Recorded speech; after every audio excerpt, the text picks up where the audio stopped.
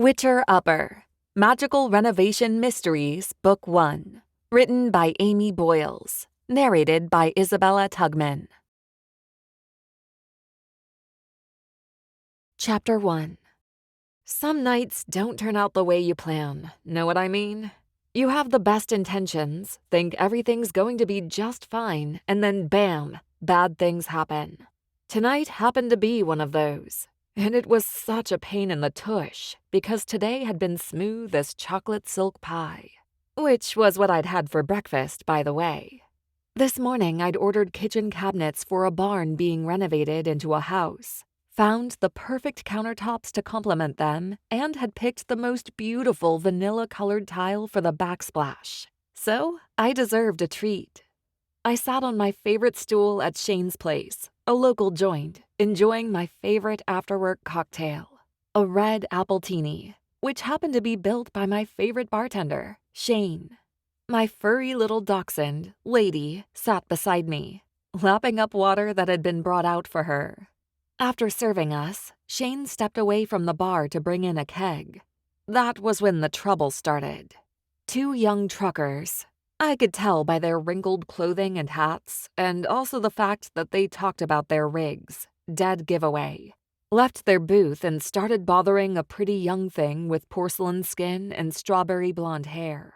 One of the two losers leaned over the table, breathing heavily in her face.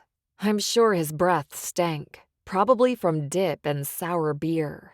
"Come on, don't you want to see my truck?" He laughed and jeered at his buddy, who sneered. I cocked an ear toward them. Sadie, my best friend, sat beside me. "Clem, you're not going to get involved, are you?" I stared into Sadie's big blue eyes.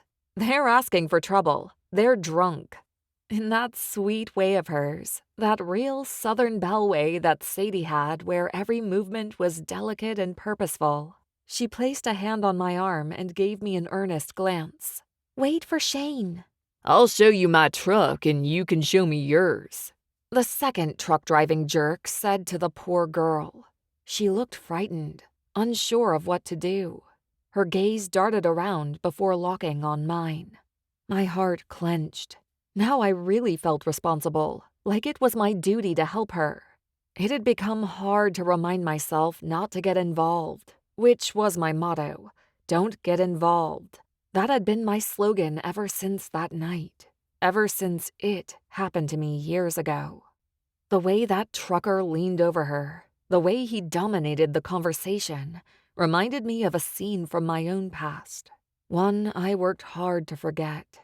Suddenly, I was that girl, and fright raced all the way to my heart. "Come with me," he had said. "Come with me and we'll have fun." I'd believed him, and believing had cost me dearly. I gritted my teeth and took another sip from my appletini. Dang, was it good. Just the right combination of sweet and sour. Shane seriously knew how to make a perfect drink. I wondered if he could teach me. Then I wouldn't have to come into the bar and listen to drunk guys hitting on solitary women.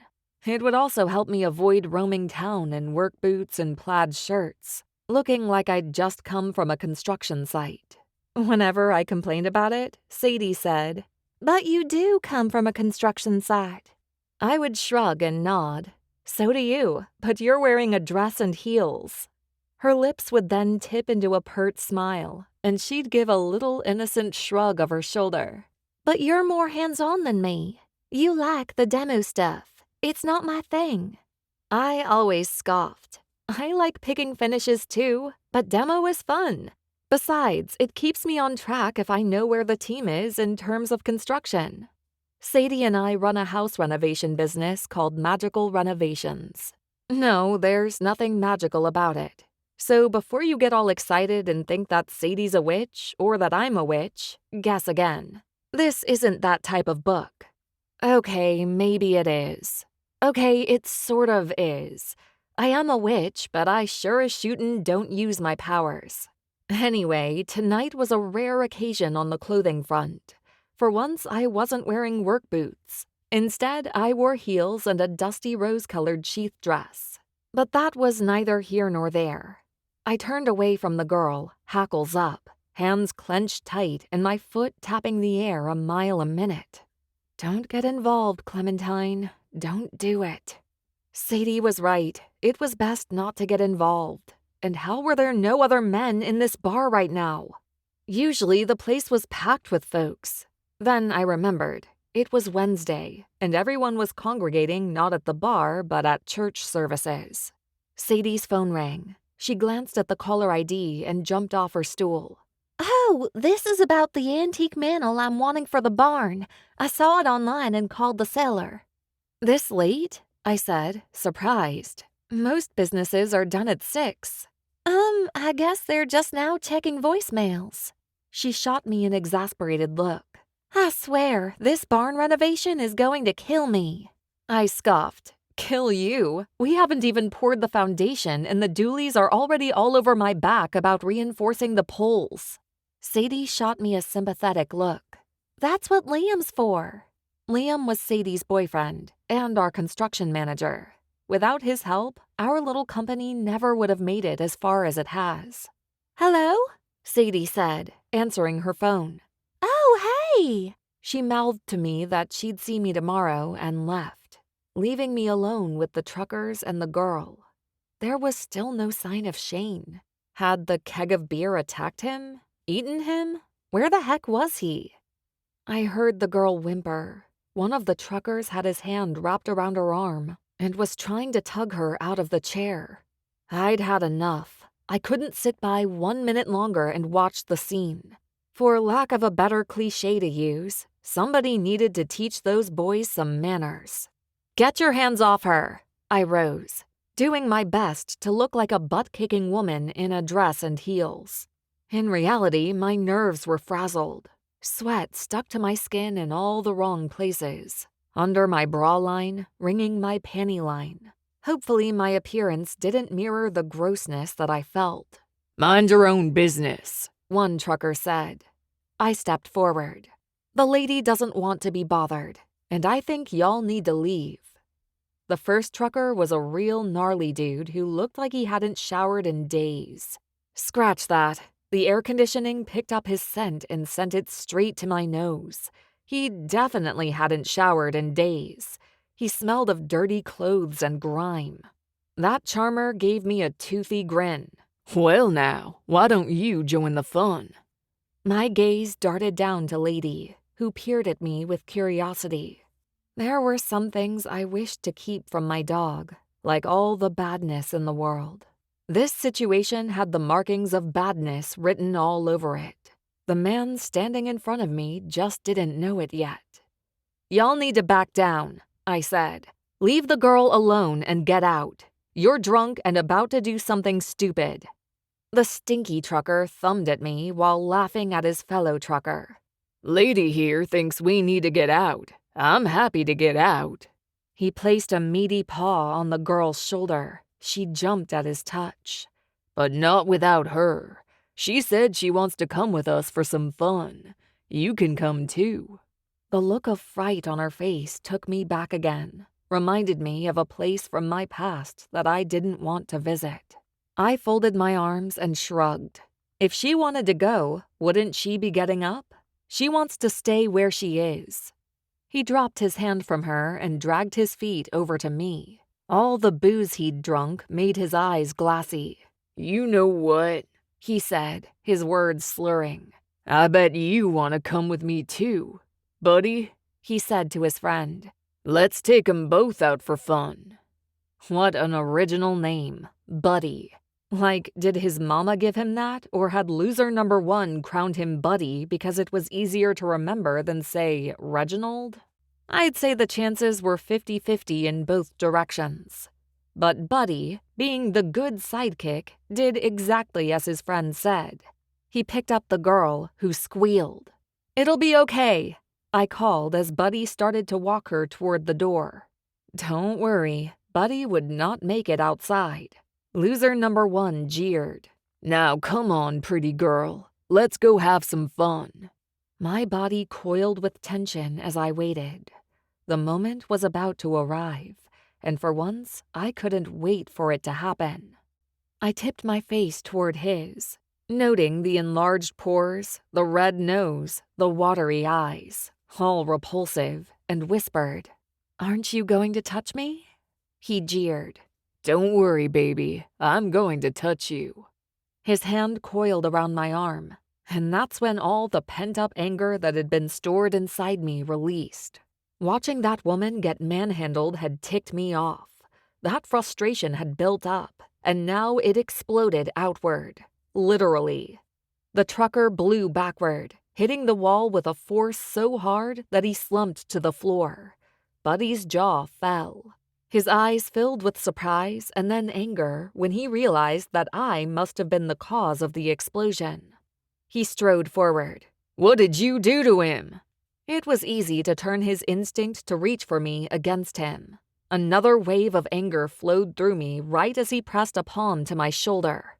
Light exploded from me, and Buddy suffered the same fate as his friend, slamming against the wall, unconscious. Lady whimpered from her spot behind my stool. I turned to her. "It's okay, girl. The bad guys won't be bothering us." The girl stared at the unconscious men before slowly lifting her gaze to me. "How did you—" I shook my head. "I don't know what you're talking about. I didn't do anything." It wouldn't be good if folks talked about things that they didn't understand.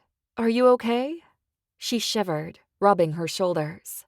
"I'm okay, I think." A timid smile quirked on her lips. "Thank you for whatever you did." The woman crossed to me and extended her arms for a hug, but then shrank back. "It's okay," I said encouragingly. "You can hug me." She started to open her arms and stopped. I just remembered I have to be someplace. Thank you, though." "Next time," I said, "don't go to a bar alone." She stared at the men. "Don't worry." She disappeared out the door before I could catch her name. Lady shuffled up beside me, her tail wagging. "Same old story, lady. We saved the day and folks run scared from us." The door to the back opened and Shane appeared, lugging in a keg. He smoothed dark hair away from his face while his piercing green eyes took in the scene. "Clem, what happened?" Shane left the keg behind the bar and rushed over. He surveyed me, his gaze raking over my body as if searching for broken bones. "Are you okay?" I nodded. "I'm fine." He crossed to the men and dropped to one knee. "What about them?" Shane pressed his fingers to Buddy's throat, checking for a pulse. "Oh, they were bothering some woman. She knocked them out with a killer right hook." Shane rose and studied me. "Well, as long as no one was hurt badly." I smiled widely. The only thing that got hurt was their pride. With that, I downed the rest of my appletini and left, leaving Shane to wonder exactly how a young woman had managed to knock out two grown men. Nobody in town knew my secret, not even Sadie, and I planned on keeping things that way. Chapter 2.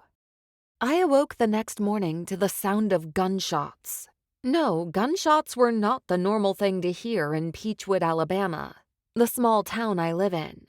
Normally, I awoke every morning to the calls of mockingbirds and blue jays, not to what sounded like a wad of buckshot being scattered down the street.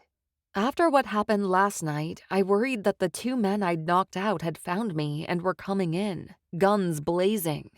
I jumped out of bed, nearly whacking Lady off her pillow. "Sorry, girl."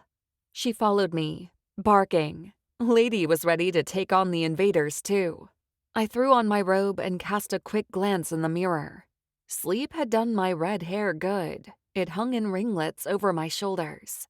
Though my skin looked fresh and rested, my brown eyes stared back at me accusingly.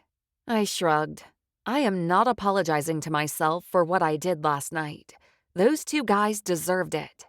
Shane had been worried about me, but I left before he could ask too many questions. It wasn't good to have folks asking a lot of questions or wondering things that they shouldn't.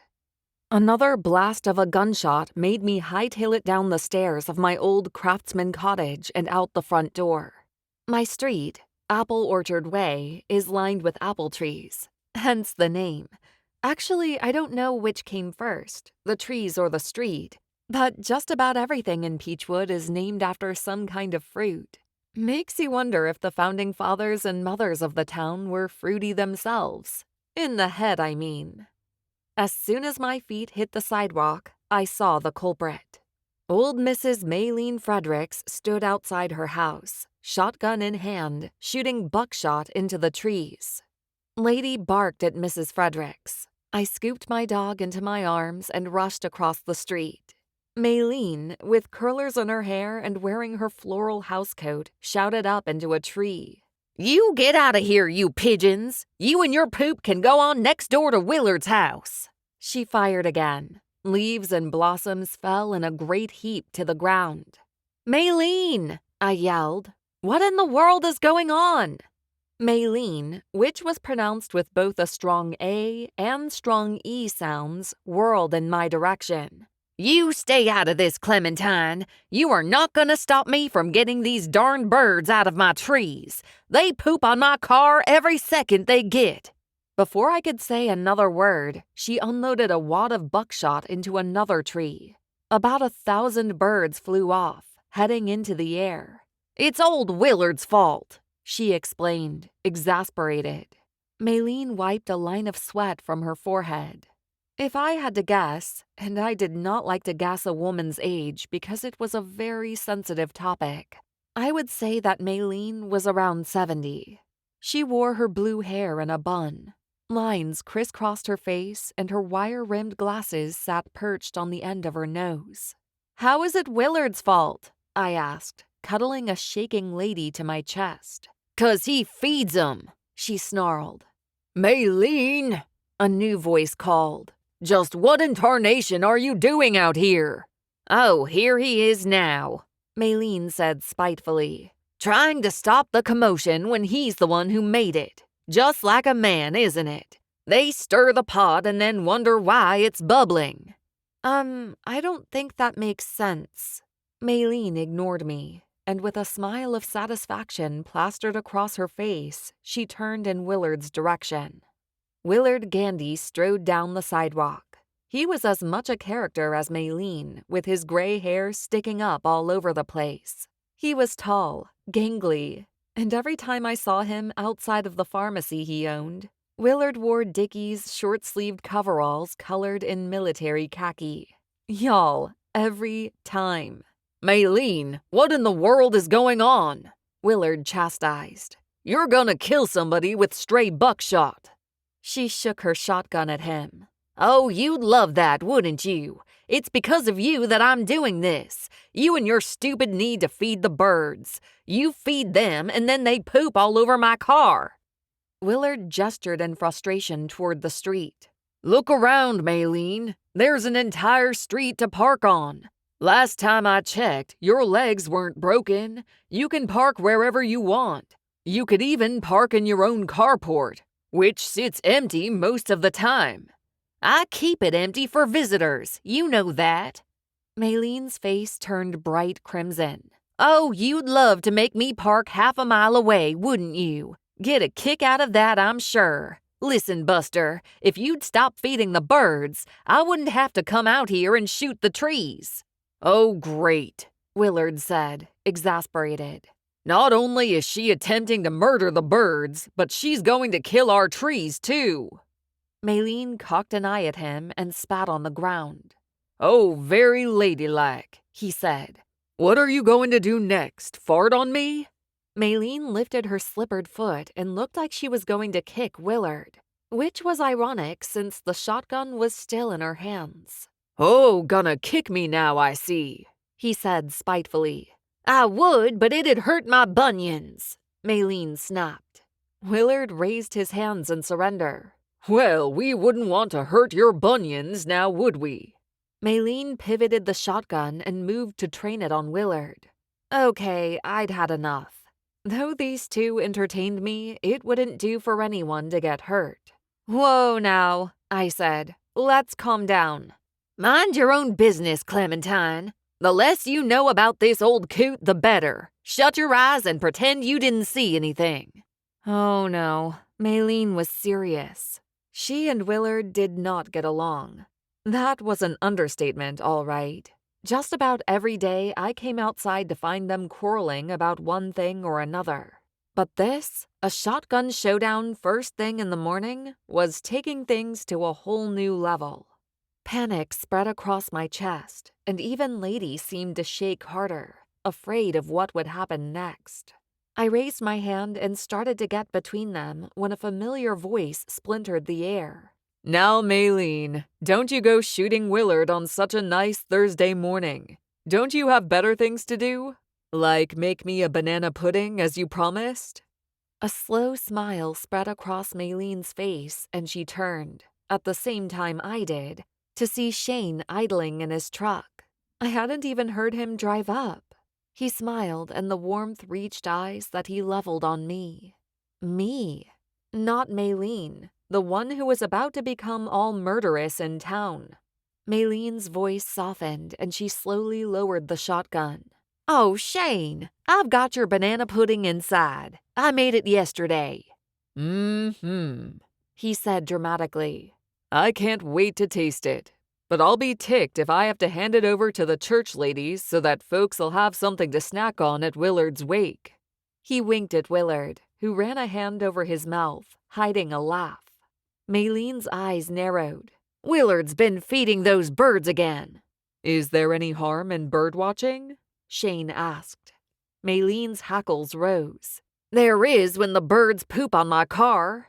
"Well," Shane said casually, as if thinking about it, "how about if Willard promised to feed the birds at the nearby trees and not yours?"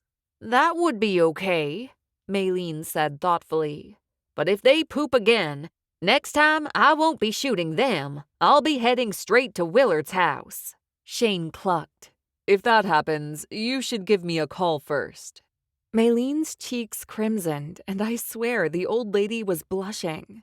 "Sure thing, Shane." "Now y'all two make up," he commanded. "You've been neighbors for too long to let a few birds get in your way."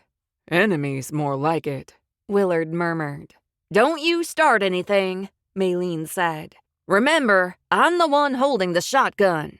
As they moved to make up, I walked over to Shane. "You arrived just in time," I said, relieved. I was trying to stop it, but things were getting out of hand. Shane tapped his steering wheel. "I heard the gunshots and figured it was Maylene mad about something." "You were right." His gaze made my cheeks hot. Heck, I was no better than Maylene, blushing in front of Shane. I'd known him since I moved to Peachwood a few years ago. We'd always been friends, but there was no denying he was handsome. A real looker. "About last night," Shane started. "You sure you're okay?" I waved away his concern. "Oh yeah, I'm fine. I'm not the one who got punched or did the punching." "Yeah," he replied, but I could tell Shane didn't completely believe me. "Look, Clem, if there's something you want to tell me." I grinned. "Nope, nothing that I can say. I've told you everything." "When those guys woke up, they didn't remember what had happened. I asked about the girl, but they were so woozy they could barely form a coherent sentence." A rare side effect of my power. Trust me, they might have been forgetful for a little while, but eventually they'd remember. It was a good thing for me that they were truck drivers. Hopefully they'd steer clear of Shane's place next time they were in town. No pun intended. I shrugged my shoulders, playing dumb. "Oh well, I'm sure they'll eventually remember her strong right hook." "Yeah." We stared at each other for a moment, and then I realized that I wore fuzzy yellow slippers and a bathrobe. "Oh, look at the time. I need to get going." Shane inhaled sharply, pinning his focus back on the road. "Yeah, me too. Maybe I'll see you around later?" "Sure," I said. Before he drove off, Maylene handed Shane a pan of banana pudding. "It's all for you," she said. He peeked under the foil. "Woo-wee, and does it look like heaven? I'll have some for lunch." "Don't eat too much," Maylene said. "I'd hate for you to lose that figure of yours." Shane smiled before driving off. He was trim, I would give him that. When I turned around, Maylene shot me a knowing smile. That's Shane, huh?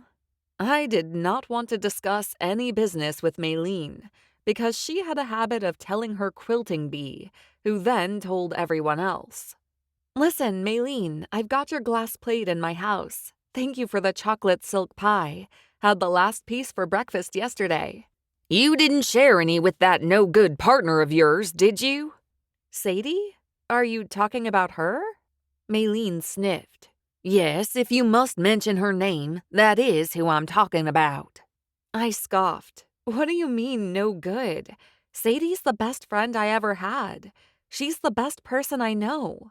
Maylene's lips pinched together. You should be more careful about who you trust, she murmured. She went inside, leaving me standing on the sidewalk, wondering what in the world she was talking about. When a breeze ticked by, flipping up my robe, I decided it was time to go home and get ready for work. Chapter 3. Have you had breakfast yet? Sadie asked when I arrived on the job site. I have not, I admitted. Being out of chocolate silk pie really put a damper on my breakfast options at the house. Sadie shot me a 1,000-watt smile before pressing a warm paper cup into my hands. Picked up a mocha for you, and an eclair. She shook a baggie at me. I graciously took both, but sipped the drink first. It was from Bender's, the local coffee shop. The place took its name from Julie Bender, the owner. She had been widowed a few years ago and, instead of hiding inside her house, decided to open a coffee shop with a bed and breakfast upstairs. Julie made the best everything, and the drink did not disappoint. There was something absolutely divine about the combination of coffee and chocolate. Thank you, I cooed at Sadie. She winked. What are best friends for? Besides, you're going to need all the help you can get. Dooley is on his way here, and he's steaming mad. I groaned. He is? I've already dealt with my fair share of drama this morning. Do I have to deal with him too? Sadie shot me a sympathetic smile. Sorry. What's he mad about this time? She nodded toward the skeletal barn sitting in the middle of a peach orchard. Says we put it in the wrong place. I shook my head. We did not put it in the wrong place. Dooley himself came out here and showed us where it was to go. Dooley Hutto had proven himself to be quite literally the most difficult client that we had ever worked with, and we'd only just started the renovation job. He first approached Sadie and me wanting us to find a barn for him to buy, which we did. Simple enough, right? It sounds simple, but Dooley would call me every hour on the hour asking about how we were going to reinforce the barn, and if it was really going to work, and was there a man on the job who would be supervising. Apparently, Dooley didn't think that Sadie and I were capable of doing any kind of construction, so we introduced him to Liam. Once we got Dooley convinced that, yes, we could renovate a barn exactly the way that he wanted, he then searched for a site.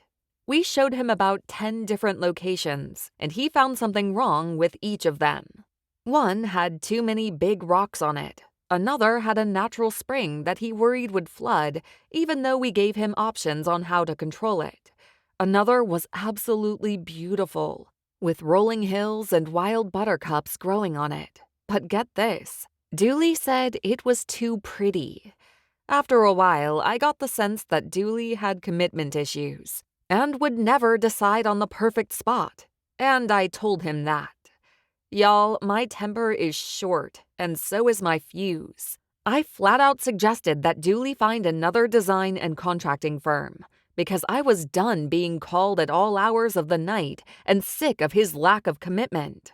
Well, I don't think anyone had ever told Dooley Hutto off in his entire life, because his face turned red as a beet and he practically begged Sadie and me not to leave the project, to give him one more chance. I found a perfect spot to house the barn, one with a field of lavender behind it. Dooley took one look and proclaimed it the most beautiful place that his money could buy. Sold. And piece by piece, we very carefully and successfully moved the barn onto the new land. After that, Dooley had calmed down, but apparently he was back on the rampage, angry about something or other, and I was going to be the person to deal with it. Why? Because Dooley always came to me when he had a problem. Oh, he told Sadie about it, but I would be the one dealing with it. Just then, the sound of a truck rumbling up the gravel path caught my attention. I took one look at the faded green pickup trolling up the path and groaned. Great, here he is.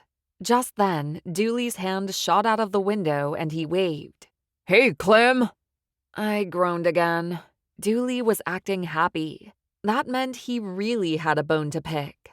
I'd noticed that the nicer the man was during the greeting process, the worse his complaint would be. Sadie pulled blueprints from a tube and spread them across the bed of my old '58 Ford pickup. Let's look busy, she said. Make him think we're working hard. I pointed to the barn where Liam and his crew were working. We are working hard, I countered. Dooley parked and hopped out of his truck. Sadie pointed to a spot on the blueprints. That living room is going to turn out great. Hey, Architectural Scavengers has some new lighting fixtures, she said about a store downtown. Can you go check them out today? See which ones you think will work for the main room? Sure, right after I deal with this. Clem, Sadie, Dooley said in greeting. We've got a problem. And good morning to you, I said. Dooley was a short, bald man with a red face and thin lips that were just about always pulled into a scowl. Yeah, good morning, he said before pointing a finger at me. Clem, we need to discuss this whole foundation thing. I came up here yesterday and looked at those poles. They aren't gonna hold, Clem. Now, I thought you and your crew knew what you were doing when it came to this project, but now I'm not so sure. So, his frustration wasn't about the location, it was about the reinforcement. I shot Sadie a questioning look, and she shrugged. Conveniently, her phone rang, and she bounced up from the truck bed, flinging her brown hair over one shoulder. She snatched her phone from her purse and glanced at the number, frowning. Which reminded me, how'd it go with that mantel last night? You get it? Sadie's nose wrinkled in distaste. What? Oh, no. Look, I've got to take this. She excused herself and stepped away, leaving me and Dooley alone. Awesome sauce. I turned to him and held out my hand. Did Dottie give you any peaches for me? I asked, ignoring the frustration twisting on his face. Yeah, he grudgingly confirmed. I've got a bag in the front seat for you, but you're not getting them yet. Not until we get this settled. One of the reasons why I hadn't outright fired Dooley was because of his gem of a wife, Dottie, and the peach farm they owned down the road. Dooley, close to retirement age, had promised the farm to his son. That meant that he and his wife would retire to the country barn we were converting into a livable space. Listen, Clem. Feeling like playing with fire, I snaked my arm through Dooley's and tugged him toward the barn. He shot me a frightened look, as if he feared that I would up and steal him from Dottie. Don't look so worried, Dooley. It wouldn't kill you to escort a lady to a barn, would it? Dooley, flustered, sputtered out his next sentence. Well, I suppose it wouldn't, but don't you go telling Dottie. I don't want to deal with a jealous woman. It's not good for my home life, if you know what I mean.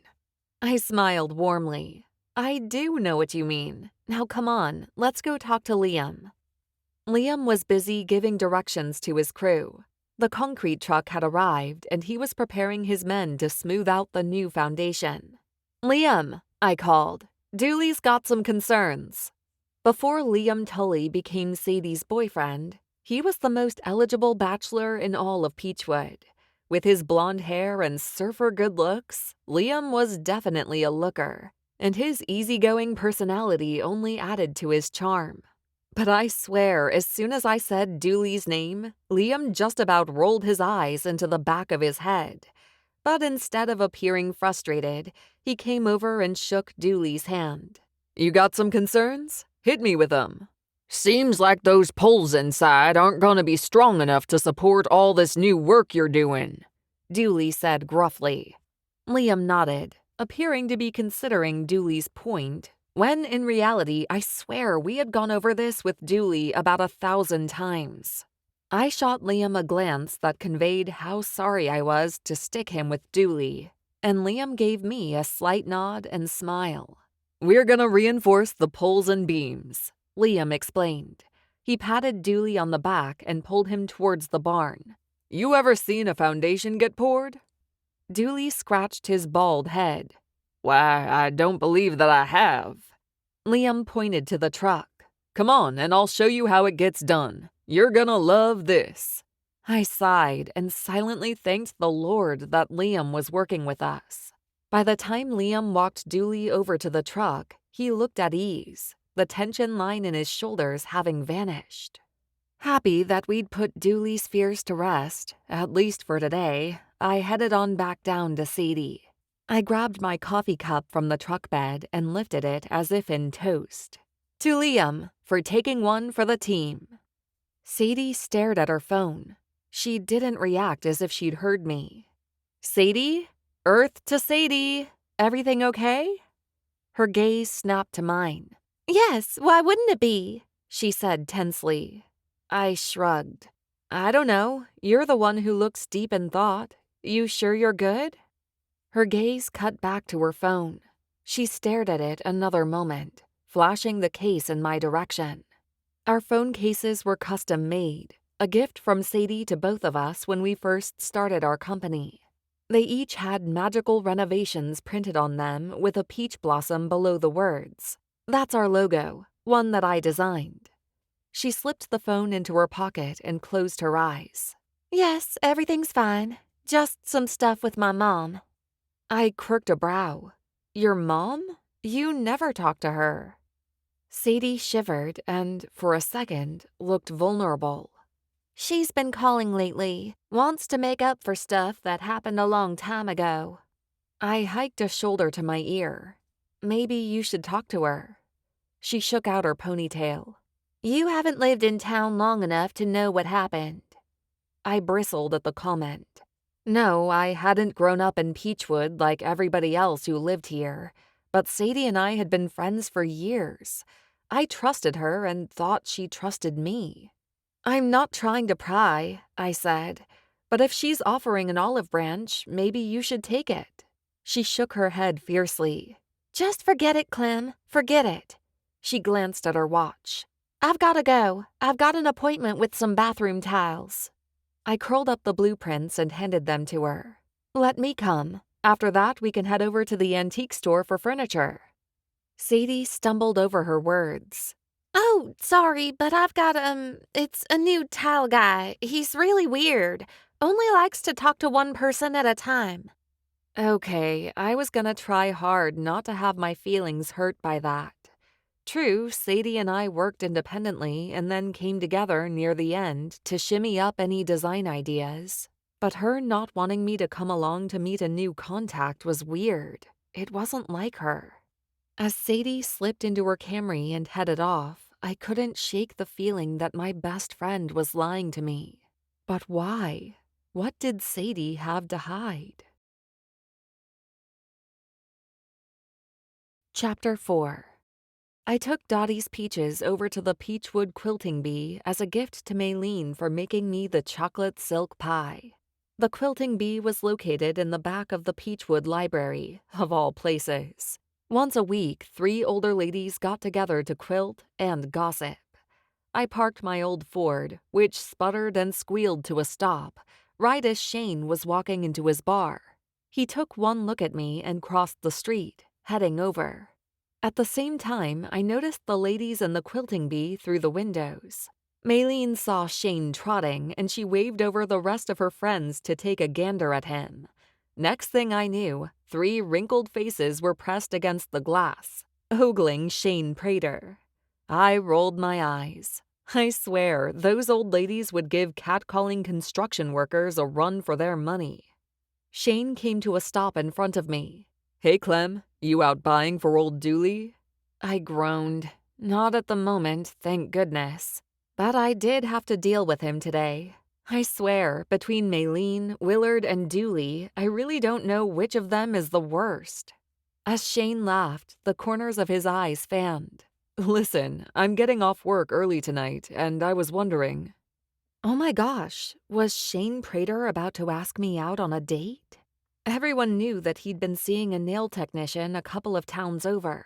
Had they broken up?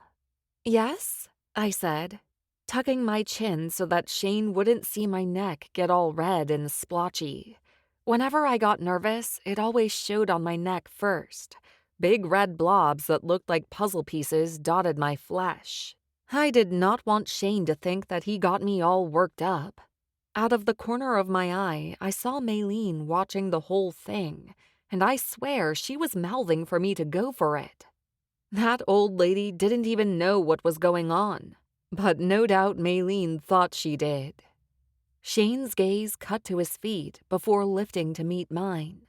I was wondering if you'd like to grab a couple of beers, make a fire, and sit in an open field and talk. You got women problems you need to chat about? I asked. Shane chuckled. No women problems. I just thought. His gaze seared into me, and I knew my neck was a splotchy mess, so I tucked my chin even farther. That it was time I got to know you better. Oh, I replied, unsure of what to say. A rapping on the window grabbed my attention. Shane and I glanced over, and Maylene shouted, "Say yes!" I raked my fingers through my hair and exhaled. Well, at least we were able to keep it quiet for never. Shane laughed again before turning away from the window and focusing on me. So, you up for it? What else was I doing tonight? Poring over color swatches? Sitting by a fire with a hot guy sounded 1,000 times better than sitting at home alone. Sure thing, I said. I'd love to. Pick you up at 7? Perfect. Shane went on his way, and I stalked toward the library, glaring at Maylene through the glass. The 3 ladies sat quietly quilting in a room off the main floor of the library. As soon as I entered, Maylene glanced up. Why, Clem, what are you doing here? Don't even try to act like you're not in trouble. I handed her the peaches. Those are from Dottie. They're thanks for the chocolate silk pie. Maylene opened the sack and inhaled. Does Dottie know you were bringing them to me? I shook my head and sat in a rocking chair. No, why?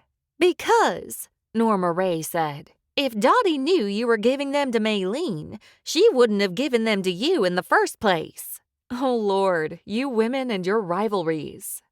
Norma Ray peered up from sewing, the square of fabric about an inch from her face. It's well known that the only reason Dottie became the Peach Queen back in '62 was because she was dating Dooley at the time. If she hadn't been dating Dooley, Maylene would have won. Now, where did I put that backing? A minute ago, it was right here. If you wore your glasses, you'd be able to find it, Maylene said snidely. I do not need glasses, Norma Ray countered. Where Maylene wore slippers everywhere she went and always had her blue hair up in a bun, Norma Ray was the complete opposite. She dressed in colors reminiscent of spring, cardigans and button-down blouses.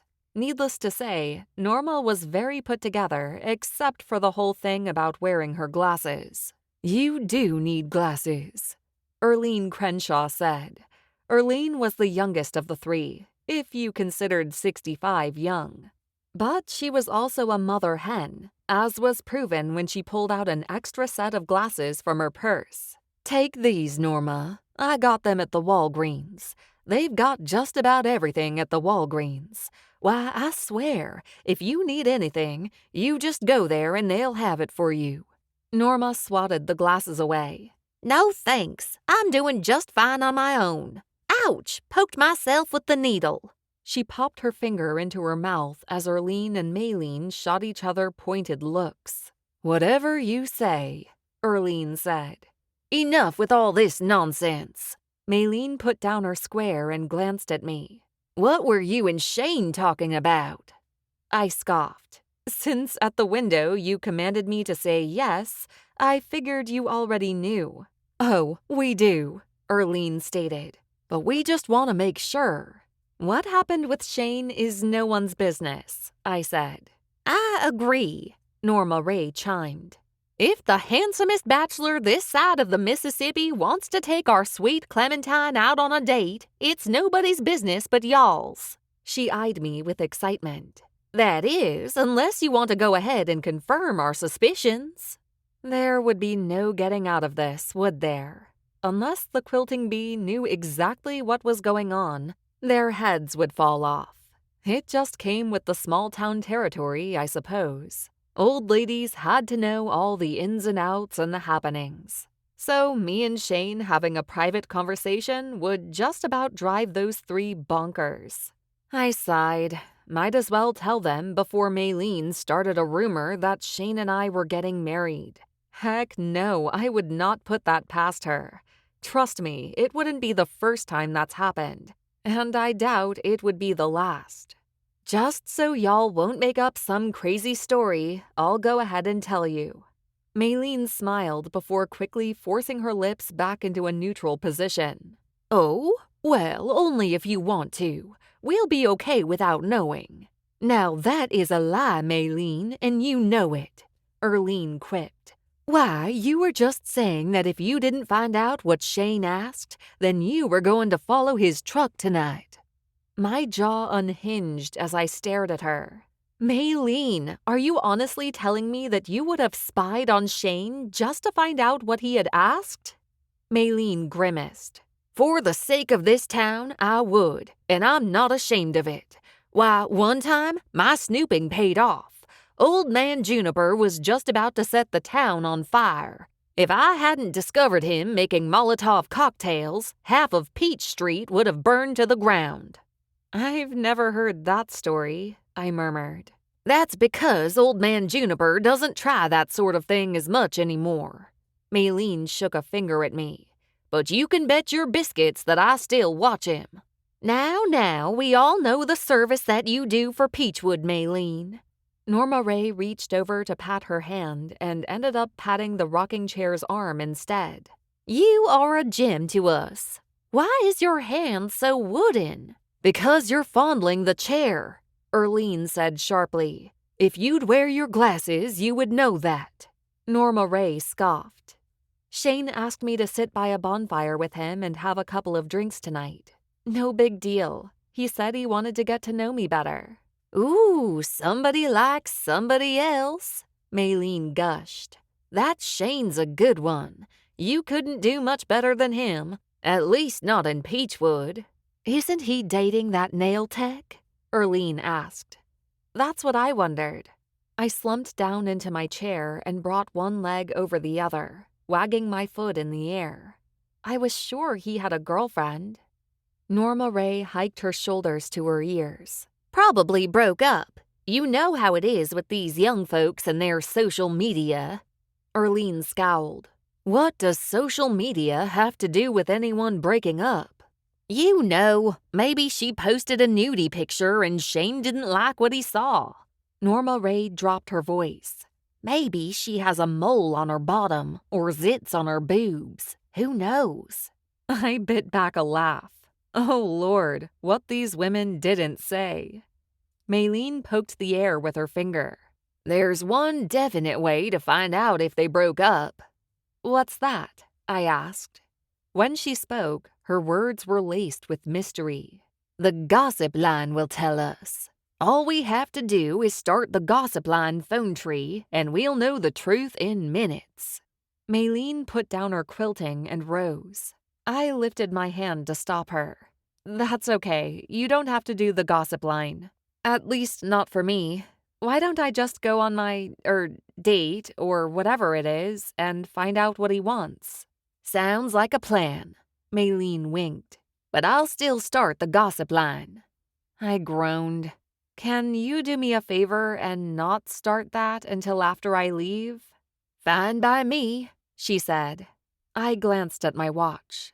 Oh, would you look at that? I need to stop by Architectural Scavengers. Rising, I shouldered my purse. I promised Sadie that I'd check out their light fixtures for Dooley Hutto's barn. Maylene pulled a face. "What?" I said. "What did I say?"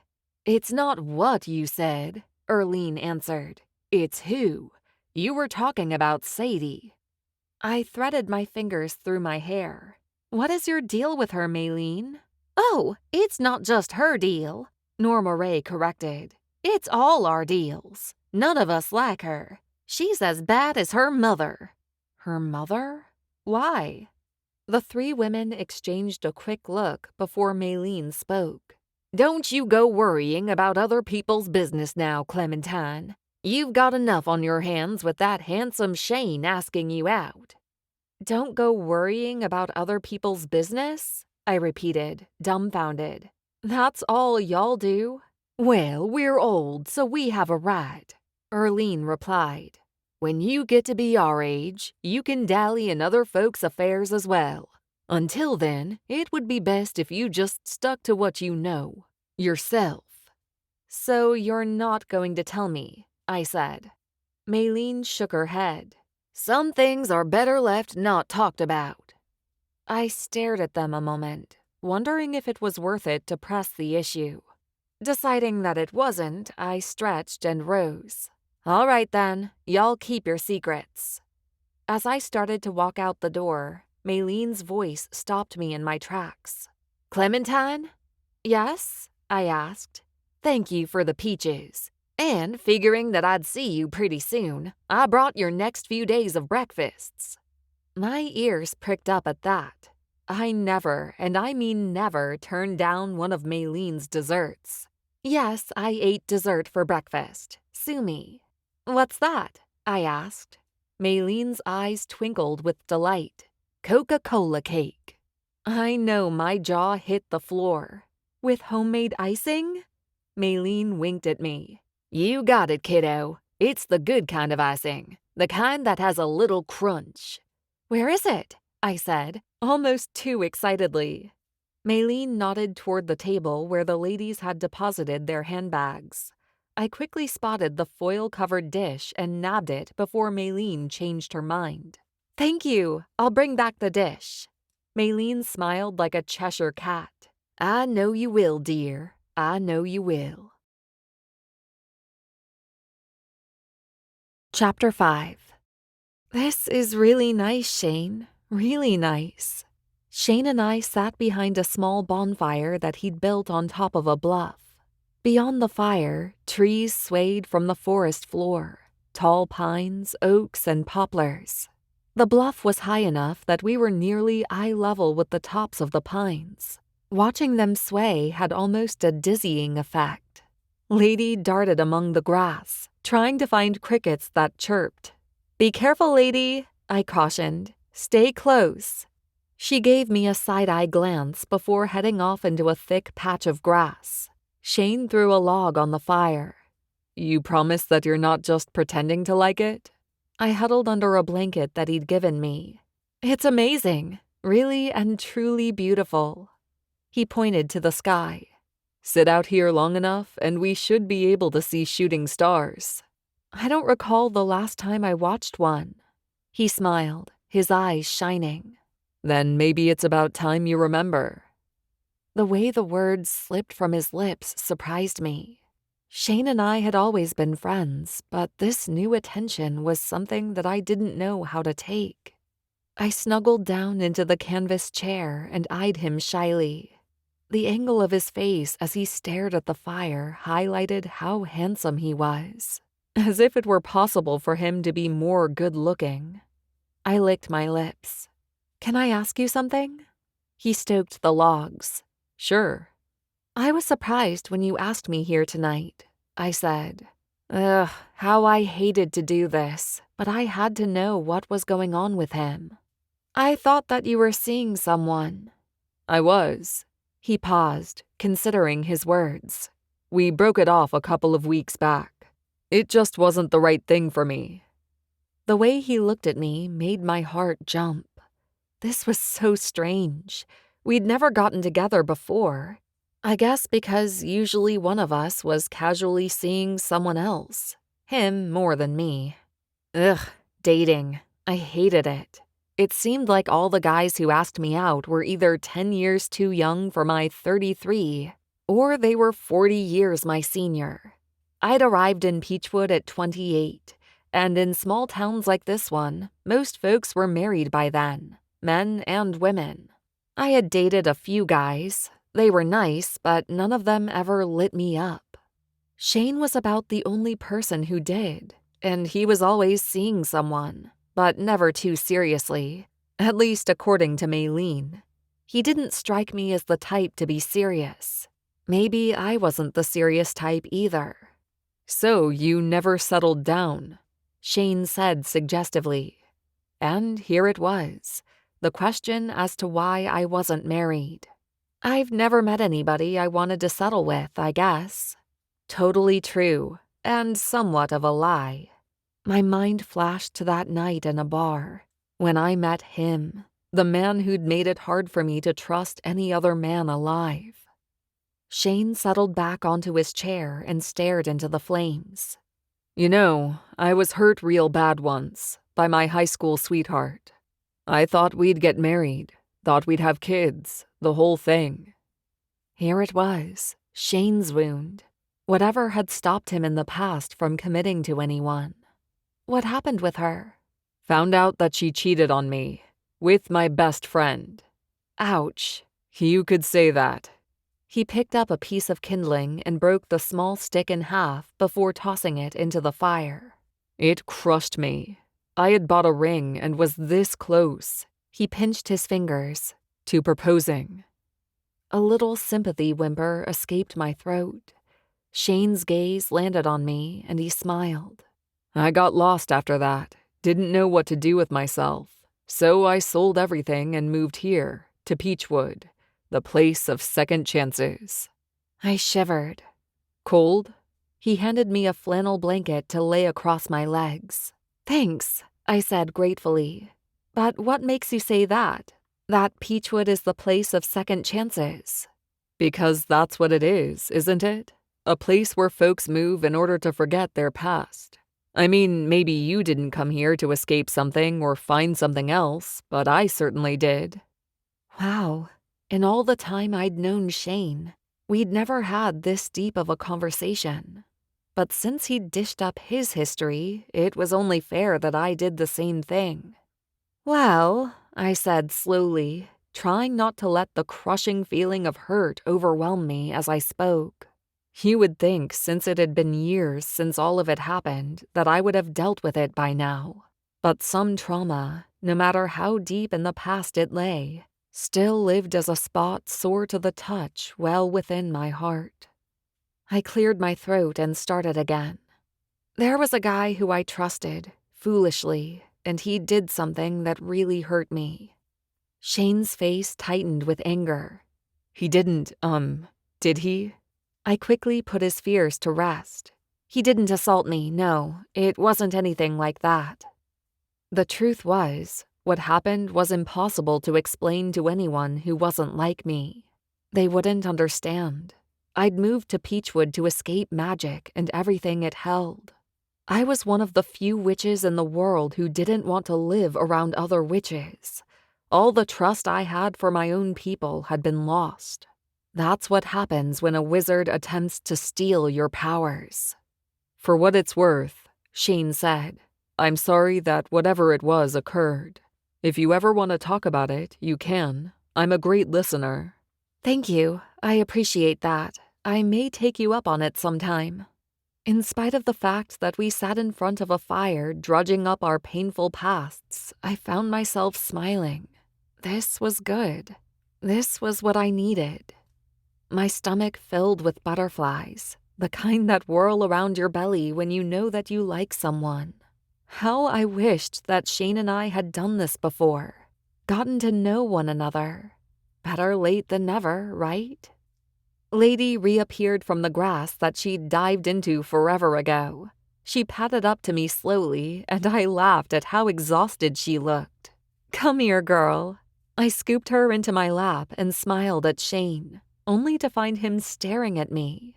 A tendril of hair had fallen onto my face, and Shane tucked it behind my ear. A shiver ran down my spine. I've had a nice time tonight. Me too, I said breathlessly. We were sitting so close. The distance hadn't seemed so small before, but now, with his fingers lightly touching my ear, I realized that really we were only a few heartbeats away from each other. He studied me, and I felt myself become heavy under the weight of his stare. We should do this again. I nodded, hypnotized by him. Yes, we should. Shane started to lean in, and here it came. The kiss. We would kiss, and it would be awesome.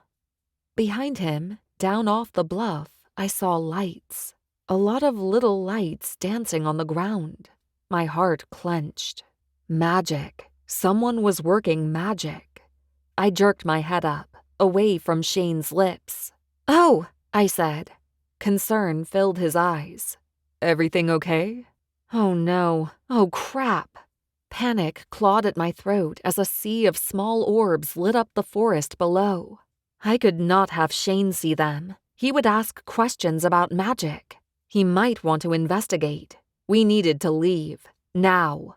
I gently put Lady on the ground and rose, folding my chair. "Listen, I just forgot that I left my oven on. How could I be so dense? I'm sorry, but we've got to go." Shane slowly rose. "Is everything okay?" "Yes, it is. I just need to get back." I handed him my chair and then folded his up. "Sorry to cut this short." He raked his fingers through his hair. "No, it's no big deal," he said, sounding super confused. I could have kicked myself in the head for being such an idiot. Left my oven on? That was the lamest excuse, ever. I handed him the chairs and kicked dirt on the fire. Shane started to turn toward the lights, but I steered him in the direction of the truck, which faced the opposite direction, thank goodness. I scooped up a snoozing lady from the ground and followed Shane back to the pickup, all the while seething. Someone was down on the other side of the bluff working magic, and it ticked me off. If some idiotic witch started shooting off her powers in a town of regular folks, they would start to ask questions. People would look at each other funny. They might look at me funny.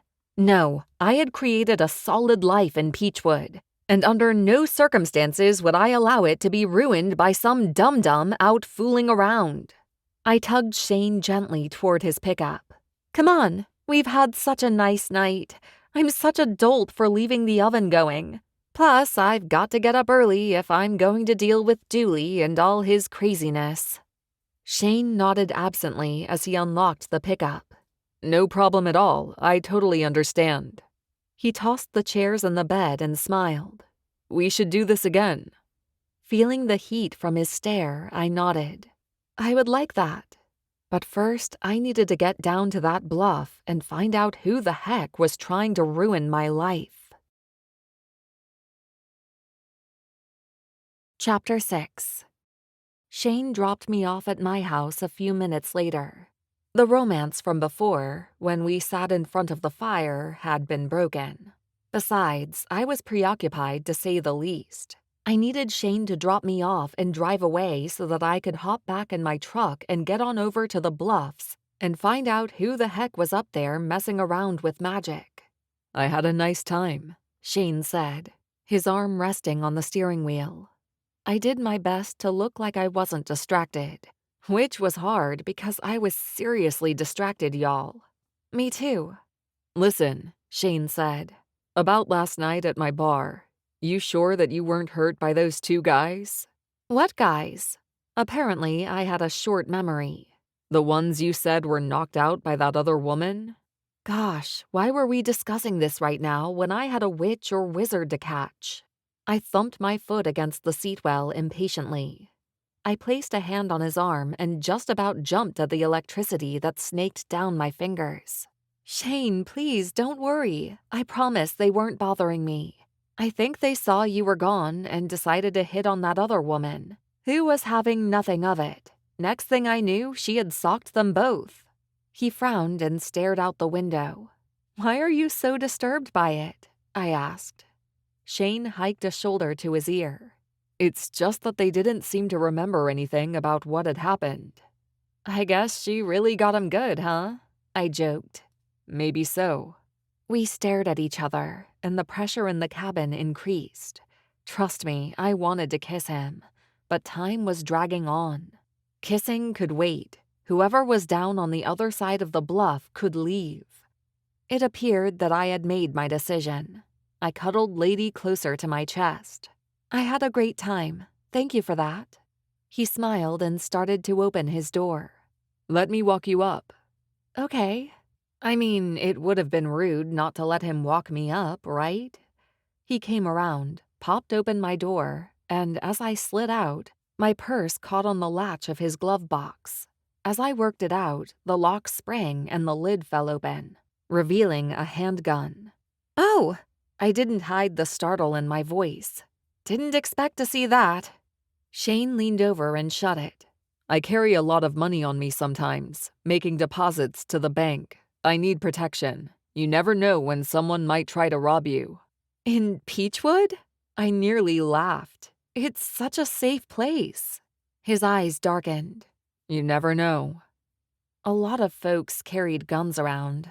It shouldn't be a big deal to see that Shane carried one too. So I shrugged it off and let him lead me up the sidewalk. I'd like to see you again, he murmured. Sounds good to me. How about this weekend?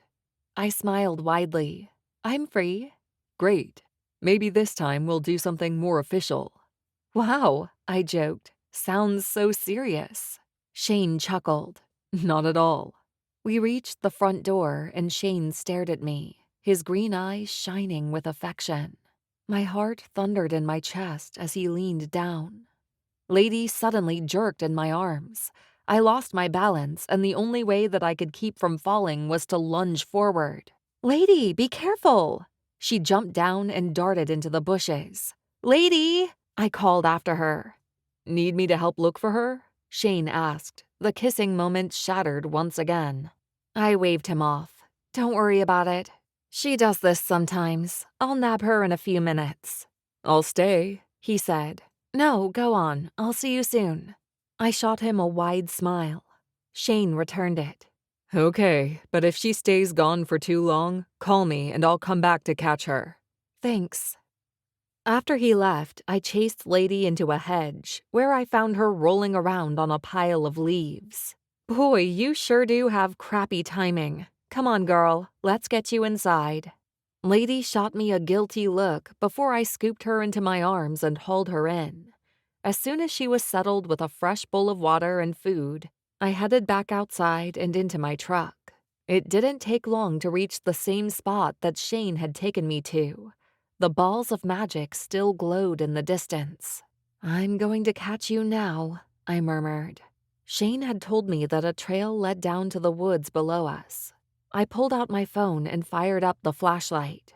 The trail was well worn, making it easy to follow. When I reached the bottom, I paused, watching. A person stood in shadow, surrounded by orbs of all hues. They drifted about, flashing to different colors.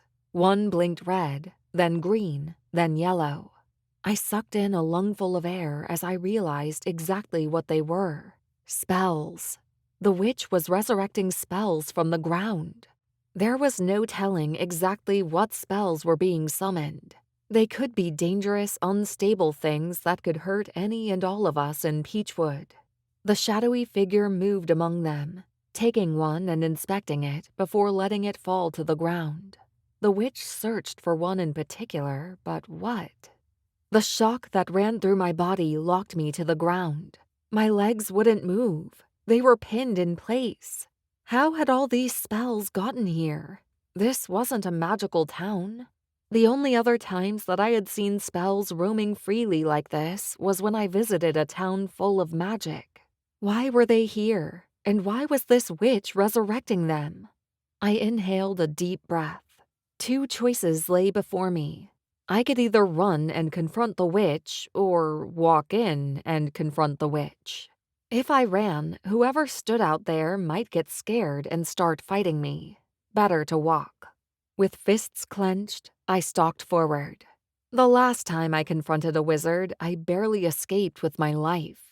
I could feel it now, his magic wrapped around me, trying to drain all the power from me. My skin crawled at the thought. I stopped, my breath coming in staggered clumps. I could not let this undo me. After all, Clementine Cooke was a survivor, not a scaredy cat. Magic surged at my fingertips, reminding me that my power waited to be used.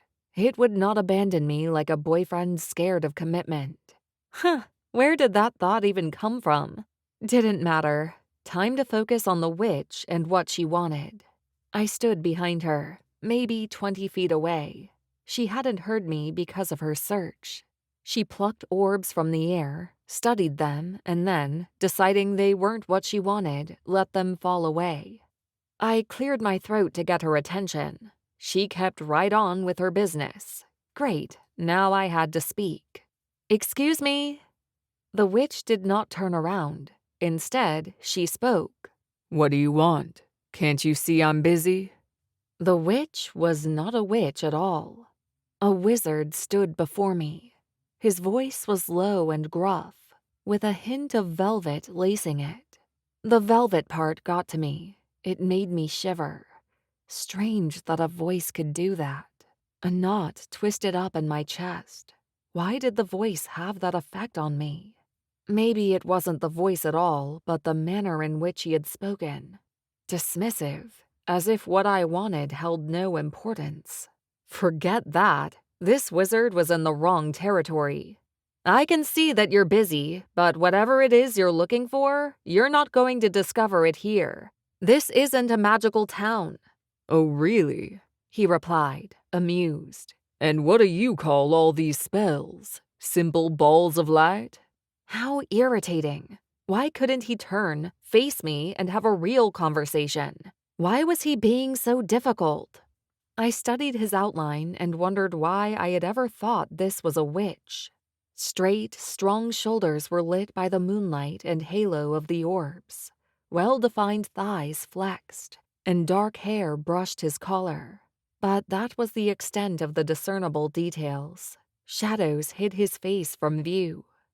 In answer to his sarcastic question, I said, "Of course they're not simple balls of light, but no one in this town works magic. They don't know about them." "Then what are they doing here? Some traveling wizard stopped by and dropped them off?" He plucked one from the air, a golden orb, and studied it. "No, you're not right either." "Listen, you need to leave. One human nearly saw you tonight." "But he didn't because you stopped him, right?" I bristled. "I didn't say that." "Of course you did. If you're so worried that some human will see me, you would make sure that they wouldn't. Hence, you didn't let him get a look." Heat flared on my cheeks. Oh my gosh, this wizard was so irritating. Why the devil couldn't he just leave? And what was with his weird verbiage? Like, who used the word hence? Apparently he did. That doesn't mean that someone else won't see you and come down. His spine straightened and his head rose. Of course, he still faced the opposite direction, so I couldn't make out his features. "Then I suppose you'll have to help me, now won't you?" I am not helping you. I wasn't about to offer my services to some cocky wizard in the middle of the night. There was no telling what spell he searched for. It could have been a spell to bind me. He sighed dramatically. "If you help me, this will go faster. I assure you that I want out of your hair as quickly as you want me gone from your territory." "I doubt that," I murmured. "Now I'm searching for a particular spell." "Why are you searching here?" I tapped my foot impatiently. "There are plenty of other actual magical towns where you can find what you're looking for." "I don't know any others. I found this place." I scoffed. Unbelievable. A wizard who doesn't know where there are other magical towns? What? Were you just born into being a wizard today? "Something like that," he muttered. "Well, you can unwizard yourself from my town and leave." I took a menacing step forward. "Now." He tutted, and it was very annoying because I had magic. A lot of magic that could seriously screw him up, but this guy didn't care. He said in a sing-song voice, "The sooner you help me, the sooner I can go. Besides, I don't buy your whole belief that your little town isn't full of magic." He palmed a blue orb. "This right here proves that there is magic nearby, and a lot of it." Whatever. I nearly cursed under my breath, but managed to stop myself. Boy, I could really do with a chocolate bar right now. Or, better yet, a chunk of that Coca-Cola cake Maylene had made me. Yes, I could absolutely sink my teeth into a square of that. As soon as I got home, that's what I would do. It would be my reward for helping this wizard before I blasted him into the sky. Okay, so I wouldn't blast him because that would cause much too much of a spectacle. Once again, someone would see. Deciding that my only option was to help, I shoved up my sleeves and moved closer. "All right, I'll help, but as soon as you discover the spell you want, you leave. Got it?" He nodded. "Trust me, I don't want to be standing in the forest with you either. You're not particularly pleasant." I cackled. "You don't know the half of it. Now, what am I looking for?" He touched a pink orb and shook his head. I still couldn't get a good peek at his face, and I started to fantasize about what he looked like. Did a handsome face go with that husky yet refined voice of his? Oh my gosh, what was wrong with me? I'd just gone on a date with Shane, and here I stood fantasizing about a faceless wizard. I must have hit my head somehow between my house and here, because surely I had lost my mind. "I am looking for a memory spell," he informed me. I reached for a purple orb and paused. A memory spell. What sort of memory spell? He sighed, annoyed with my question. "When one looks for a memory spell, I would think it would be fairly obvious that one needs to regain a memory." I scoffed. Don't be rude. I was only asking. "Apologies, but if you were in the situation that I currently find myself, your fuse would be short as well." Okay, I said slowly, trying to digest what he was saying. So, do you only need a small memory spell or a large one? When one loses their entire memory, I would think a large one would be required to fix it. You've lost your entire memory. As in, you have amnesia? "Yes," He said, annoyed. "I've lost my entire memory, so I suppose the correct diagnosis would be amnesia." How horrible. Suddenly, I felt sorry for this brusque man. I inspected a green orb and found it to be an enchantment spell, so I dropped it. What happened? If you don't mind me asking, that is. "I don't mind, because I don't actually know." He took a few steps forward and stopped in a patch of moonlight that fully illuminated him. Yes, my initial survey of him had been correct. Straight, muscular shoulders, taut thighs. He wore leather. No, that hadn't been in my initial observation, but I noted it now. You don't know what happened? He shook his head. "I only know that I found myself not far from here, in a cornfield. Seeing as cornfields and men in leather pants do not go together, I left until I found this place." Did you walk? Again, no memory.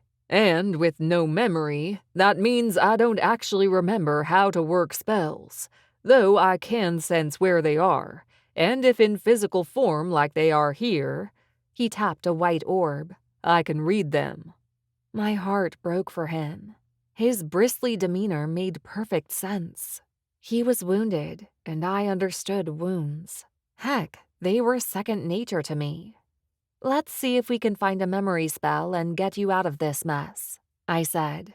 That would be most kind. I'm sorry, I don't know your name. I saw no reason not to tell him. After all, he wasn't here to harm me. Clementine Cooke. Clementine Cooke. The words on his lips sent a fissure of electricity running down my spine. I would tell you mine, but of course I can't remember it. He turned around. giving me a perfect look at him. His skin was luminescent under the moonlight, which highlighted a strong brow, dark, glittering eyes, and refined features. In his eyes lived a world of sorrow, a depth that I didn't recall seeing the last time that I had gazed into his face. My gut clenched and my chest constricted so hard I thought it might squeeze my heart to a standstill. Before me stood the man who had taken me that night, long ago. This was the same wizard who had tried and failed to steal my magic. He had attempted to drain every drop of magic from me. My chest tightened. It constricted so hard that I thought it would cut off my breathing. I inhaled slowly and stared at him, the fear I'd felt shifting into anger. He might not remember who he was, but I did. His name was Rufus Mays, and right now, I only cared about one thing: revenge. Chapter 7. I strode up to Rufus and pressed my arm to his. The look of shock on his face was no match for the wave of anger that flew from me and knocked him on his back. Surprise and fear filled his eyes. Good. I wanted him to be afraid. I swore that if I ever saw him again, he would pay for what he had stolen from me. My security. Wait, He called out, hands raised. I'm sorry, whatever I did. Turned around too quickly, scared you? I apologize. Please, I only want my memory, not to bother or hurt you. That's all I want.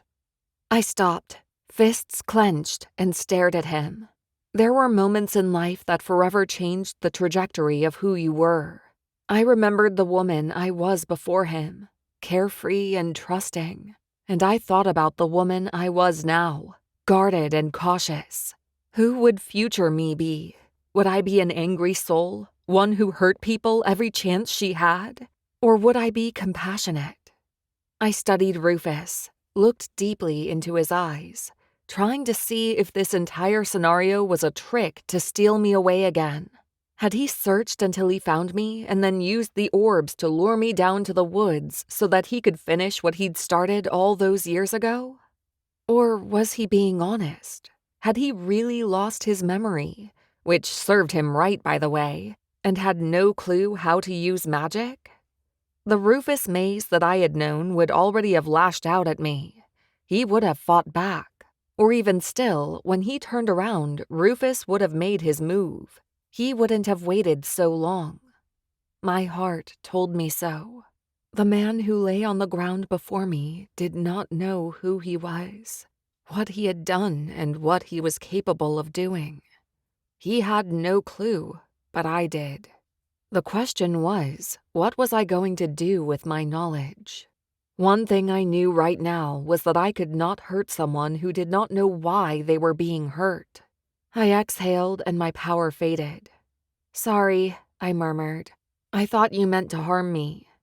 Rufus rose, brushing himself off. He started to scowl but then smoothed his hair, an embarrassed smile quirking his lips. I suppose if I saw a wizard in a field plucking spells from the earth and he moved suddenly, I would have reacted the same way. Yes, I murmured. I'm sure you would have. Rest assured, all I want is my memory, nothing more. I watched him openly, making sure that he wasn't going to make any swift movements and do anything funny. But he simply returned to searching the spells. When we made eye contact, there was no hint of recognition on his face. He didn't look at me and flinch. His lids didn't flare. The only thing that filled his eyes when our gazes met was blankness. He did not know me. He did not remember what he had done. For now. What would happen when he did? Would Rufus immediately grab me by the hair and try to get me back to his house to steal my powers? Once evil, always evil, I say. No, he hadn't changed, and I had to make sure that he never returned to be what he once was. The world needed protecting from Rufus Mays, and I was the person to do it. If you don't remember how to work magic, I said, how can you know what to do with a spell when you find the right one? He smiled, and I noticed, not for the first time, how terribly handsome he was. His good looks had been what ensnared me years ago. I nearly slapped myself for noticing that. What was wrong with me? I hated Rufus Mays. Hated him. I'd run from the memory of him to Peachwood. Why was I leering at him now? Well, he said casually. I think that I'll know how to use it. I'm hoping I will, at least. He paused. There are so many blasted spells in this place. How am I ever going to find it? Maybe you won't. That's not a good attitude, being negative. Call me Negative Nellie. No, I think Clementine is much prettier. I prefer to call you that. Was that a line? I shot him a harsh look that unfortunately he didn't see. What a waste of a good scowl. Anyway, he continued, I believe I'll know how to use it to restore my memory. After all, I can see these spells and read them. He moved forward and I followed, keeping a close eye on him. What are you going to do if you don't find it here? Rufus gave me a sidelong glance. Oh, I'm sure I'll find it here. There's too much magic around not to. If I do and still can't figure out how to work it, I suppose I'll either ask you or someone in town to help me. I bristled. Someone in town? No one there is magical. His lips curled into a whimsical smile. Are you sure about that? Yes, I am very sure about that. Well then, I suppose you'll be the lucky person to help me, seeing as you're the only other magical being I know. He wagged a finger at me and smiled. That was an impressive trick you did back there. How did you do it? I rubbed my arms, feeling the remnants of power work their way like electricity over my flesh. I'd told this to Rufus once before, so repeating it was an experience in déjà vu. My magic builds up inside me. If you don't use it, he murmured as he plucked an orb from the air and inspected it. Right, if I don't use it. I wondered what was going on in his head. Was he already thinking of how to take my powers? Since he had no memory, Rufus didn't know what he had been like before. Perhaps he would be different now. I've never heard of such a thing, being supercharged with magic as you are, he remarked casually. It's rare. Leaves crunched under my feet as I followed a dancing blue orb that flitted like a firefly over the long grasses. Very few people have that magical gift. My power builds and I can release it slowly. Or all at once, like you did to me, he said with a pointed look. Though his expression was serious, humor danced in his eyes. It's a good way to protect yourself. Being a woman, I'm sure you need lots of protection. I don't need anything from you, I snapped. No, you don't, do you? I'm the one who needs things from you, like your help, tonight, for instance. The words flowed quietly from him, full of sorrow and regret.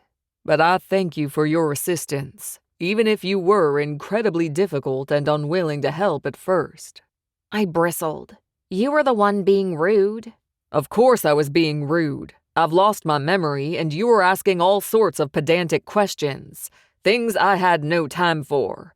All I want to know is who I am.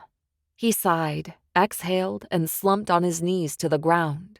I apologize. Apparently, I don't take to amnesia quite so well. I don't suppose many people do. I stared at Rufus, who looked defeated. The evil villain that I had once met was gone, disappeared into the recesses of himself. Something in my chest stirred. Was that sympathy? No, of course it wasn't sympathy. There was no way in Hades that I would ever feel sympathy for him. How rare is it to find a memory spell? I asked. He stared at the few dancing orbs that were left. I suppose 1 in a million, like searching for a rare fish in the ocean. He pointed to the spells. None of these are what I'm looking for. I shrugged. Guess you'll just have to keep looking, huh? Yes, he said, deflated. The last of the spells fizzled away, disappearing into the night. What will you do now? I asked. He shrugged. I'm resourceful. I'll find the right spell. I know I will. Like you said, since no one in your town is magical, I suppose I'll have to be moving on to the next one. Wait, moving on to the next town? Rufus Mays would leave, taking his evil self away to harm someone else? Okay, so the harming part I wasn't completely convinced of, but how could I, in good conscience, let him leave? To go out into the night? What if his memory returned and he came back for me? Worse, what if I released him and he harmed someone the way he had me? I would be directly responsible for his reign of terror continuing. My gut clenched and dryness filled my mouth. I was as parched as Rufus's soul. Against all good judgment, I exhaled a relenting sigh. Come on, I know a place you can stay, at least for tonight. Until I figured out what to do with him, that was. He straightened. You know a place? Yes, and before you go thanking me, there's not much to it. In fact, it isn't any better than this, really. He stared at the constellated sky. To sleep under the stars would be welcome. Who the heck was he? You might get cold, and I don't have a blanket. I'll be fine. We stared at each other, and his lip curled slightly, as if amused that I had to help him even when I didn't want to. I owe you, he said. Don't say that until you see where you're sleeping. I'm following you. I watched Rufus as we got into my truck and kept a side glance on him while I drove. I cursed myself silently, wondering what had gotten into me. Why was I helping my enemy? Because he's not acting like it, maybe? Because he's wounded just like you, unsure of who he is and where he belongs? Shut up, I told myself. We drove a little ways until we reached the old barn that we were converting for Dooley. My, Rufus said as the truck tires rumbled over the gravel. This will be a beauty when it's finished. My jaw dropped. When it's finished? It's being renovated, right? How do you know that? He winked. I can see the freshly poured foundation from here, and the lumber. Is it yours? I cleared my throat, annoyed with his question. No, but my company is the one doing it. So you're a businesswoman. I slammed on the brake and threw the stick into first and yanked the emergency brake. That's none of your concern. Now come on, let me show you where to sleep. It'll be perfect. Rufus said nothing as he followed me from the truck. I remembered a walk long ago, one where I followed him instead of the other way around. But that was a younger, naive me, not the confident woman I was now. Then I realized that I had my back to him, and I whirled around. His gaze met mine with surprise. Yes, I'm still here, he said. Was all I replied. You look as if you don't trust me. I've never met you. More the reason not to trust me then, he said, sidling up to me. I doubt I'd trust me either. A man shows up claiming not to know who he is? Sounds suspicious. This whole scenario had me screwed up and pinched in such a way that I didn't know up from down. Just come on, I said hotly. You don't have to help me, he said gently. Too gently. I know that, but what was I going to say? That I wanted to? Total lie. The only thing I wanted was to keep Rufus from hurting anyone else. But your sense of Southern hospitality demanded that you assist a wounded wizard? Is that it? He teased me, and I wanted to punch him. But when I glanced over, I didn't see the amusement in his eyes that I expected. Instead, I saw sorrow in them. Yes, I said numbly. It's because of my sense of hospitality or something. His gaze cut back to the barn. I like what you've done so far. It's barely even begun, I remarked. And since when did the leather-wearing Dr. Frankenstein wizard know anything about barn renovations? The patch of hay is around back. That's where you can sleep.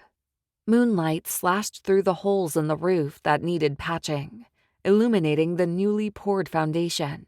It gleamed under its celestial bath, suggesting that spots of it were still wet. I started to walk around the barn when Rufus grabbed my arm. I instinctively yanked away. He flinched but didn't comment on my action. Wait, He murmured, staring into the barn. what's that? Foundation, I replied caustically.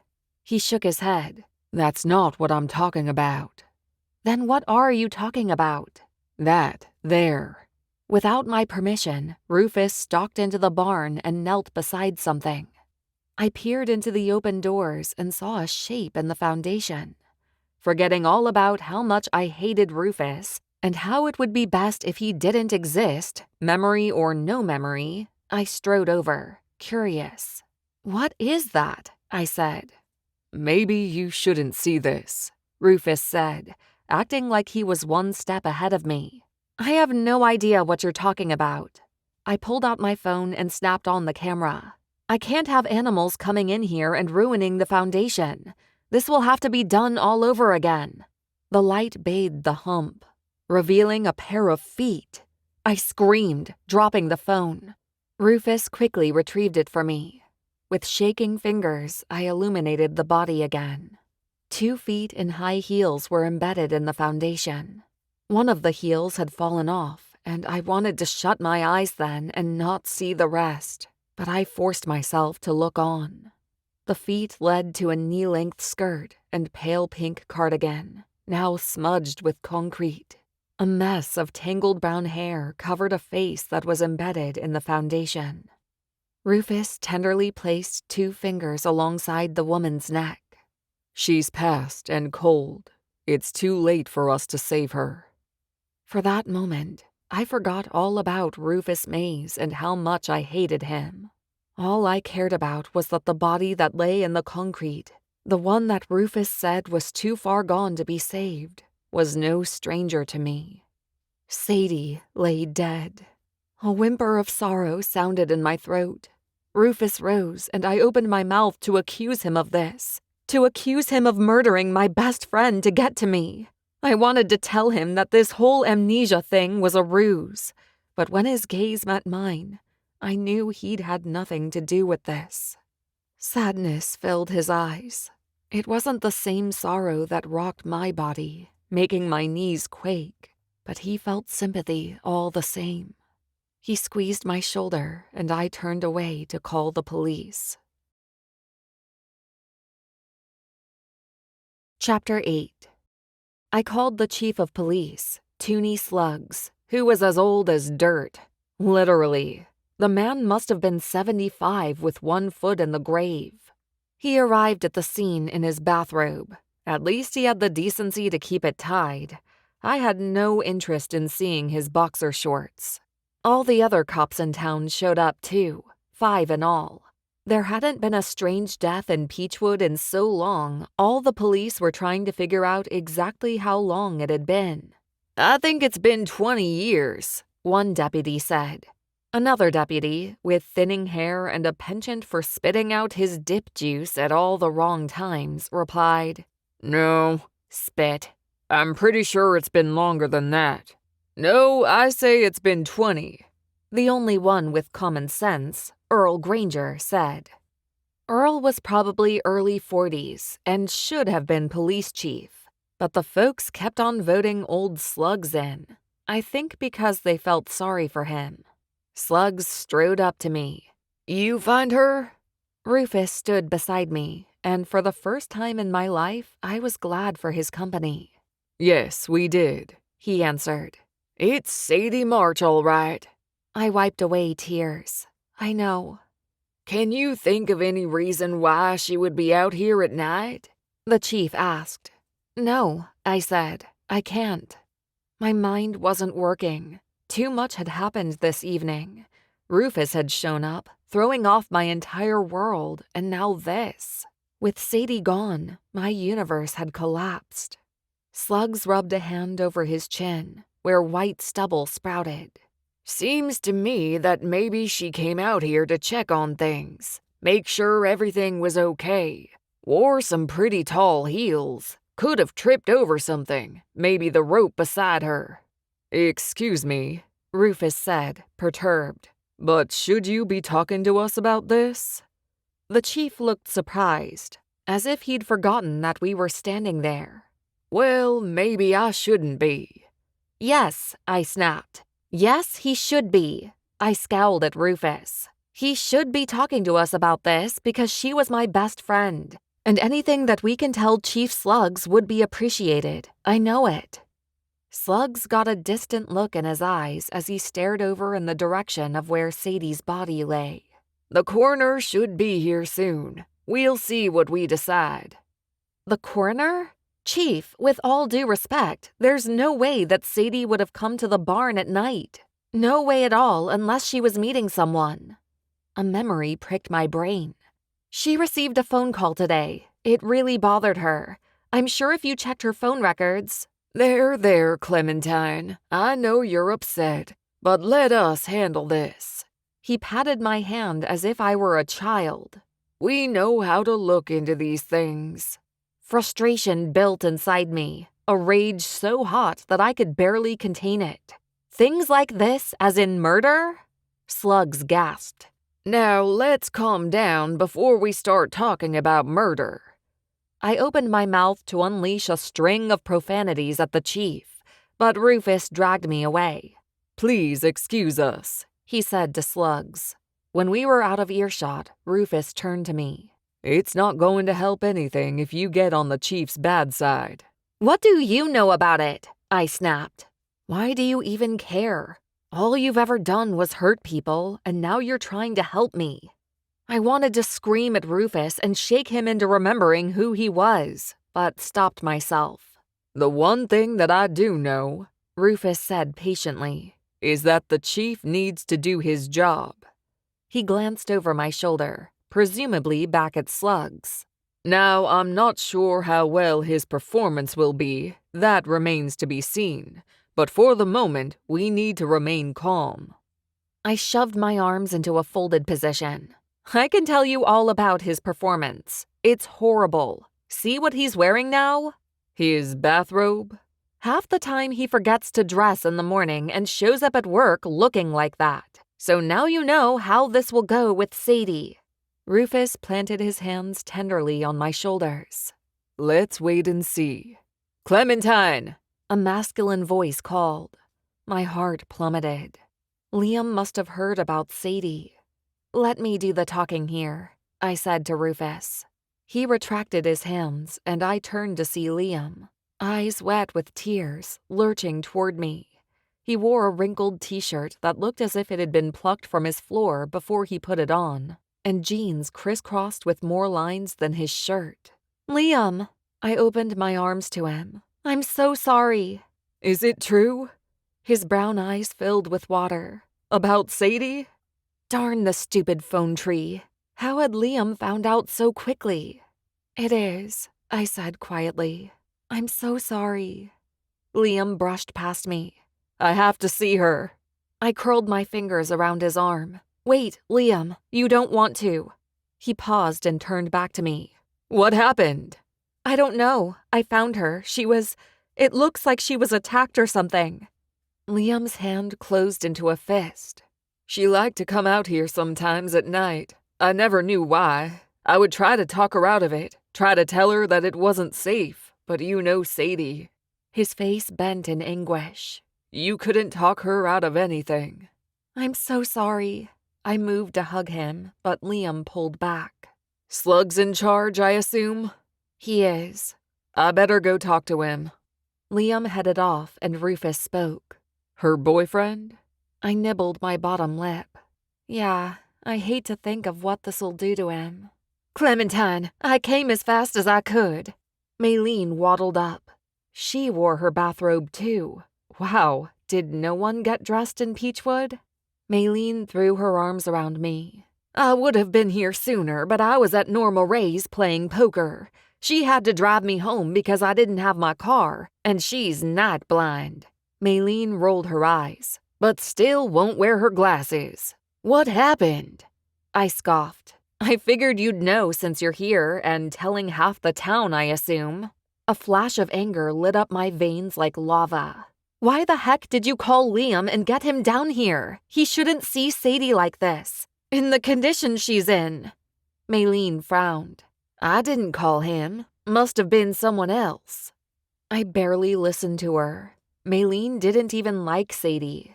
Why are you here, Maylene? To get the latest gossip about the woman you didn't like? Maylene looked wounded. I did not come for that. I came because I knew that you'd be hurting. When Norma Ray and I found out what happened and that you were down here, I came to make sure that you were okay. She exhaled a sharp breath. But I see that my worries have been placed on the wrong person. My frustration and anger were worse than I thought. Maylene had been nothing but kind to me, and here I was accusing her of being a gossiping opportunist. Oh, she was, but maybe even Maylene had boundaries, borders that she wouldn't cross. Who is this? She said, eyeing Rufus. Before I could say no one, Rufus stepped forward, the flat of his hand to his chest. I would love to say that I know, but I'm afraid that I'm suffering from a touch of amnesia.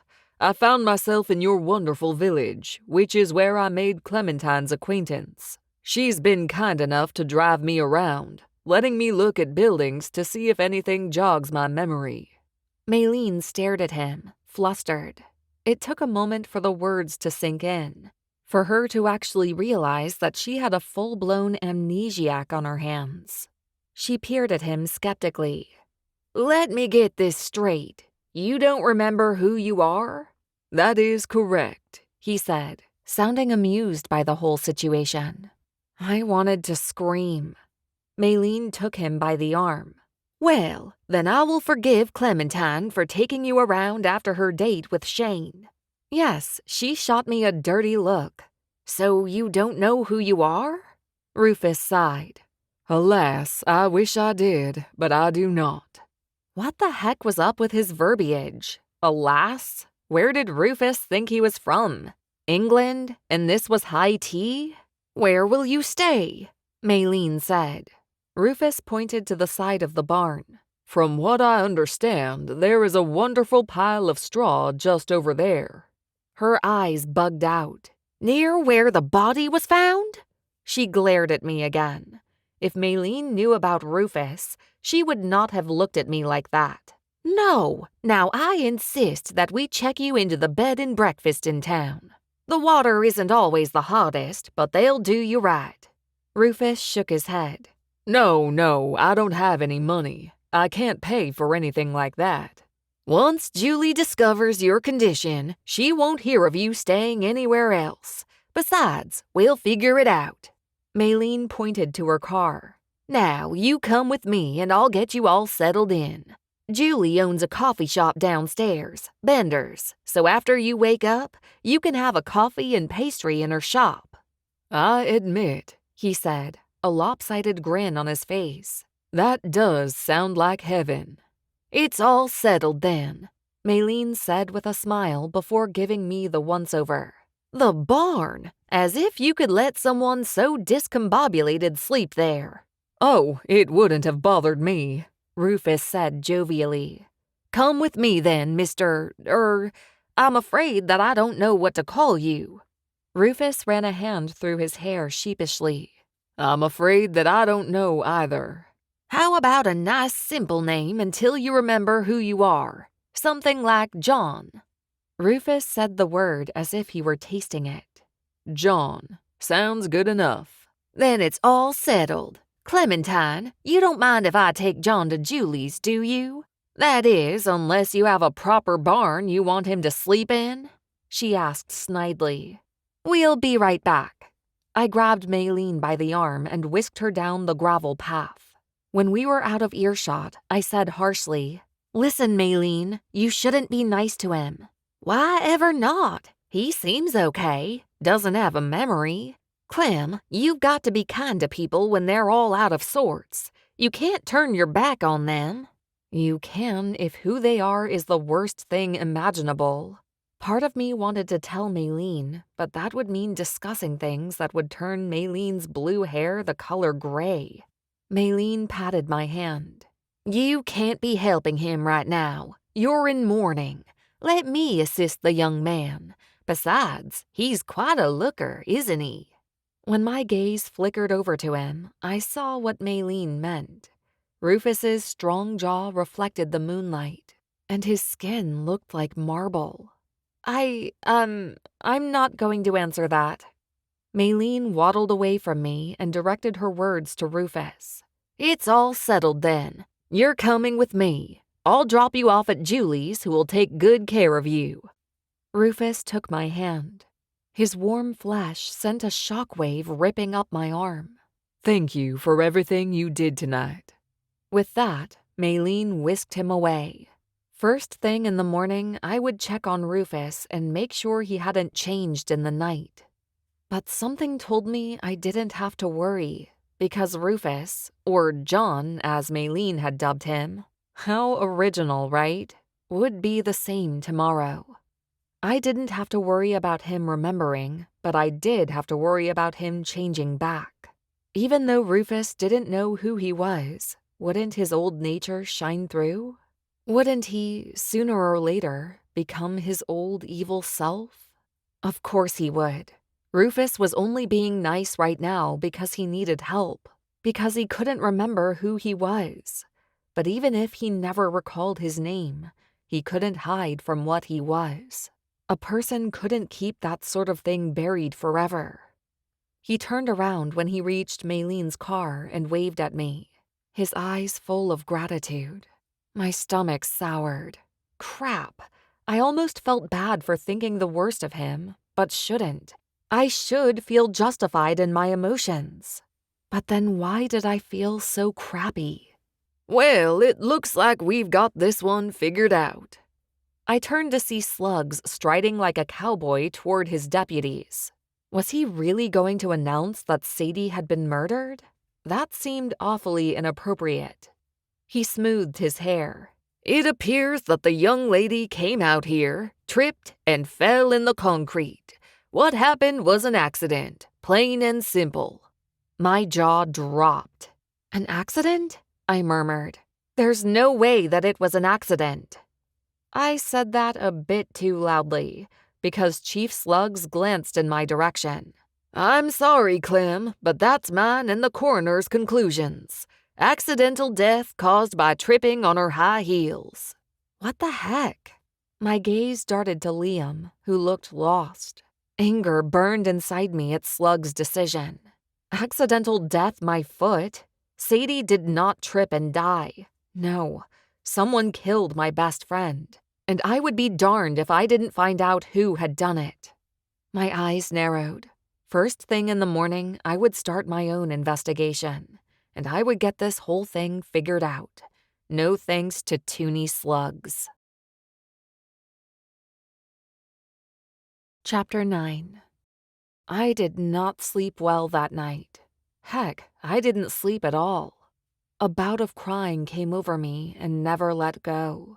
Tears streamed down my face every time I thought about Sadie and what had happened. Then anger would fill me when I thought about how incompetent Toony was. How could he honestly have ruled Sadie's death an accident? He and his deputies hadn't even been at the scene long enough to determine that. Shouldn't there have been an autopsy? Something? 30-year-old women do not just up and die in wet foundation. By midnight, I'd made the decision that I would head to the police station and talk to someone. Earl Granger, maybe. He had a head of smarts on him, or at least he appeared to. I'd discuss my concerns with him and see if at least someone would listen. But then there was Rufus. What was I going to do with him? Obviously, it was impossible to watch him 24/7, not with the barn to renovate and Sadie being gone. Clutching my pillow, I buried my face in it, hoping that would dissolve some of the pain that riddled my body, but no luck.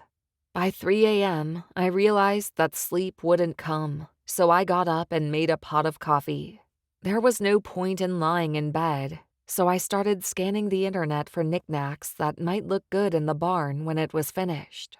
It soothed me to shop, even if the idea of butting heads with Dooley Hutto made me want to punch him in the face.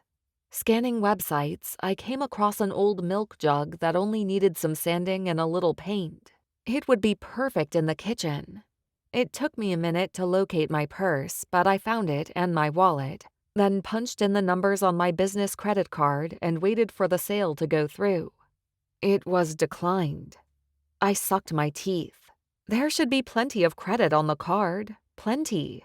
Sadie always kept great track of our spending, and she would let me know when we got close to our limit and would pay it off. That's how we did things.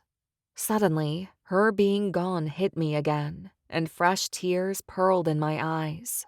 After a draining cry that lasted a good 10 minutes and left me with a throbbing head, I returned to my computer and pulled up my bank account to see what had happened. When I logged into the credit card part of the site, my jaw dropped. The card was maxed out. I stared at the transactions and saw lots of purchases at a store called Frank's. What the heck was Frank's? There wasn't a store in town with the name, not that I knew of.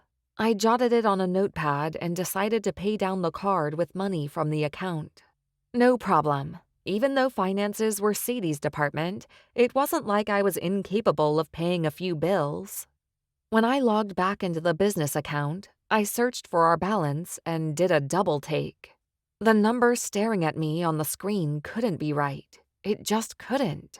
There was no way that we only had $100 to the business's name. What transactions had taken place? It took a moment to find the right tab to search. Note to self, learn how to maneuver the bank's website. But I eventually did and clicked it. 3 large checks had been written, checks that I hadn't authorized. There was one for $5,000, another for $3,000, and the last was for a whopping $8,000. Fiddlesticks. No wonder the account was empty. That was all we had in the bank total. Who the heck could Sadie have paid? Liam and his crew weren't scheduled for paychecks until today. I took a deep breath and calmed the panic working its way up my chest.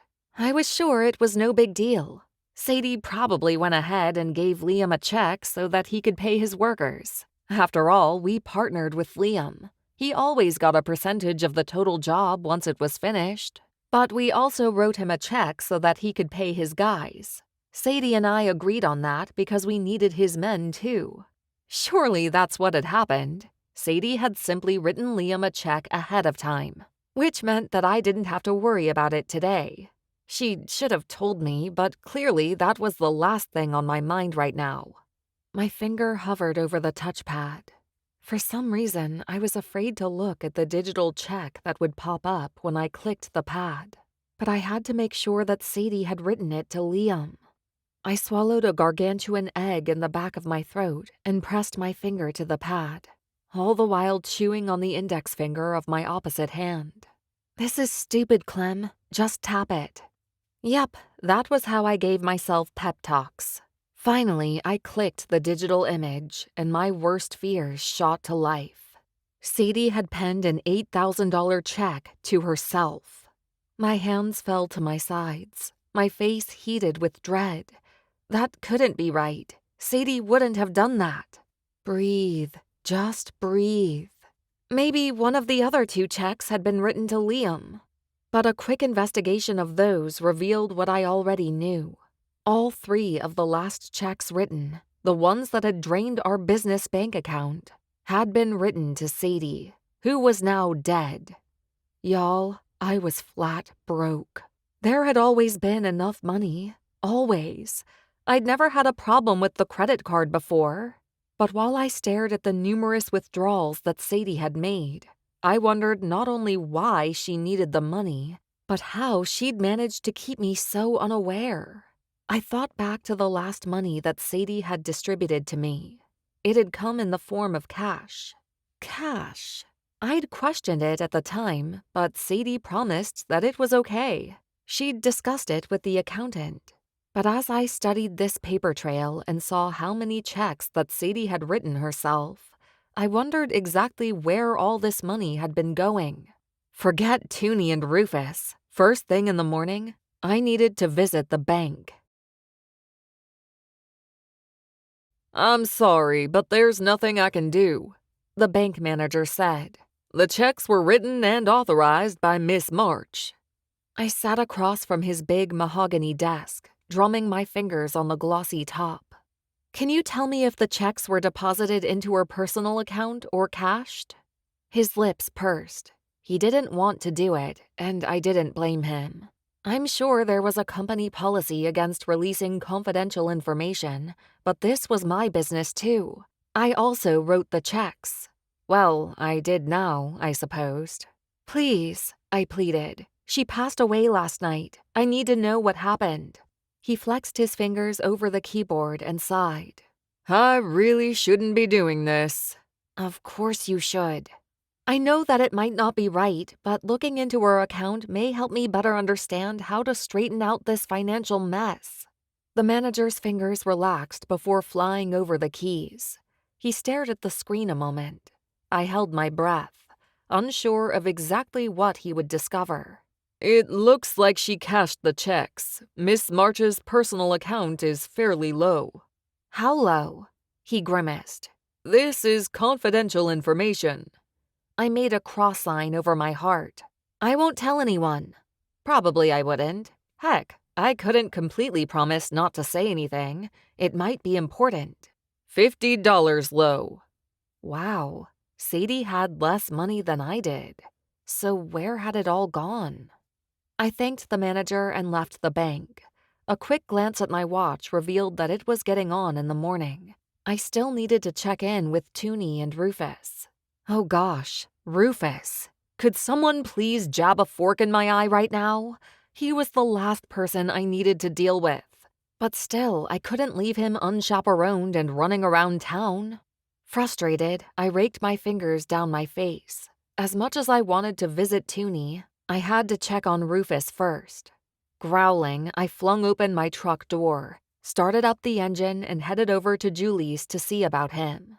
Hopefully, he hadn't strayed too far away from the coffee shop. When I reached Bender's, I threw the truck into park and went inside. So, Peachwood had an adorable main street called Peach Street. The light poles were painted a pretty peach hue, and the awnings of the stores were fun spring-like colors. Robin's egg blue, lemon yellow, coral. It was simply a picturesque scene. Bender's sat slap in the middle of the street. The bed and breakfast rested atop the store. Colorful paint stripes ran straight down the brick face, making the business look whimsical. I had just tugged on the front door when I heard a shout, something between a scream and a yell. Oh no, Rufus had remembered his true identity and he had attacked Julie. That was my first thought, so I rushed inside, arms raised, ready and willing to take out the amnesiac wizard. But when I got inside, breathless and absolutely panic-stricken, I discovered Rufus standing in the middle of the shop, a gaggle of children and their mothers surrounding him. His arms were raised, and a sneer twisted his face. Fear rose in me, and I had my arm out, ready to touch him with a burst of magic. To heck with my secret being discovered. It didn't matter if anyone knew. I had never even told Sadie.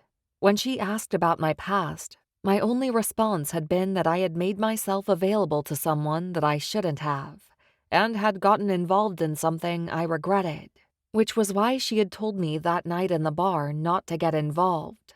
But as I prepared to attack Rufus, he growled at the children and they giggled? That was when the hairy monster, he explained, got a horrible thorn in his foot. Do you know what happened next? One of the boys shouted, "He got a tummy ache." A little girl said, "His foot hurt." Rufus pointed at her. That's right, his foot hurt. I stared, stunned.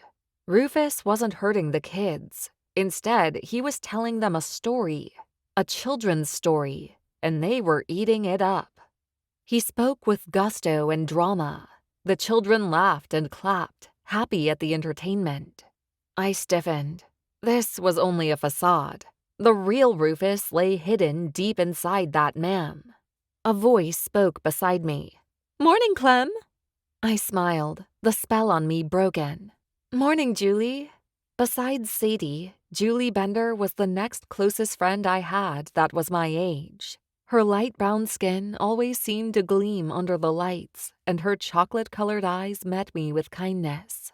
She handed me a paper cup. Here's your mocha. Chocolate, breakfast of champions. I tipped my head. Thank you. What do I owe you? Nothing. She nodded to Rufus appreciatively. He's been entertainment and help enough. My jaw dropped. John? She nodded. Yep, helped me serve the customers this morning, and now he's entertaining the kids. Look at how they're smiling. They all love him. I glared at Rufus. Yes, they loved him, but they didn't know the real man behind the face. Underneath that skin lay a stone-cold villain, one that I had to keep the town safe from. Chapter 10. I eyed Rufus as he finished up the story. The children, bless them, loved him. The moms, naive as all get out, loved Rufus as well. Several approached after he finished, batting eyelashes and touching his arm gingerly. Rufus, for what it was worth, glanced up and met my gaze. Hopefully he enjoyed the glare I threw him, thanks to the deep hatred that I felt in my heart. As one of the mothers spoke to him, he nodded absently, his gaze lingering on me. A tightness in my chest uncoiled, and heat rushed to my cheeks. I glanced away, annoyed. You might have a hard time getting John away from all those women, Julie said. I'm sure they've heard of his predicament and how he's lost his memory.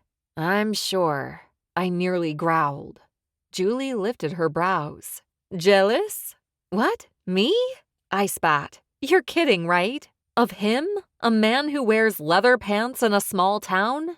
She winked. Very rock star, don't you think? I sputtered, annoyed that I'd even mentioned it. Clem, I'm glad I found you. Shane Prater strode up, concern washing over his face. Before I could greet him, he wrapped me in a hug. It took all my balance to keep from sloshing hot mocha on him. Ooh, I said. He crushed me against his rock-hard body. Wow. I heard about Sadie. Are you okay? My heart felt like it would explode. I'm dealing with it. Shane released me from the hug. It's just so unexpected. An accident?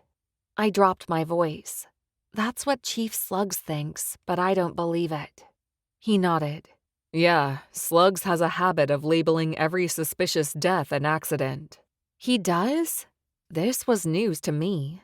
You're kidding. Shane scrubbed a hand down his cheek. Wish I was, but he's known for doing that. And he still gets reelected? I asked, incredulous.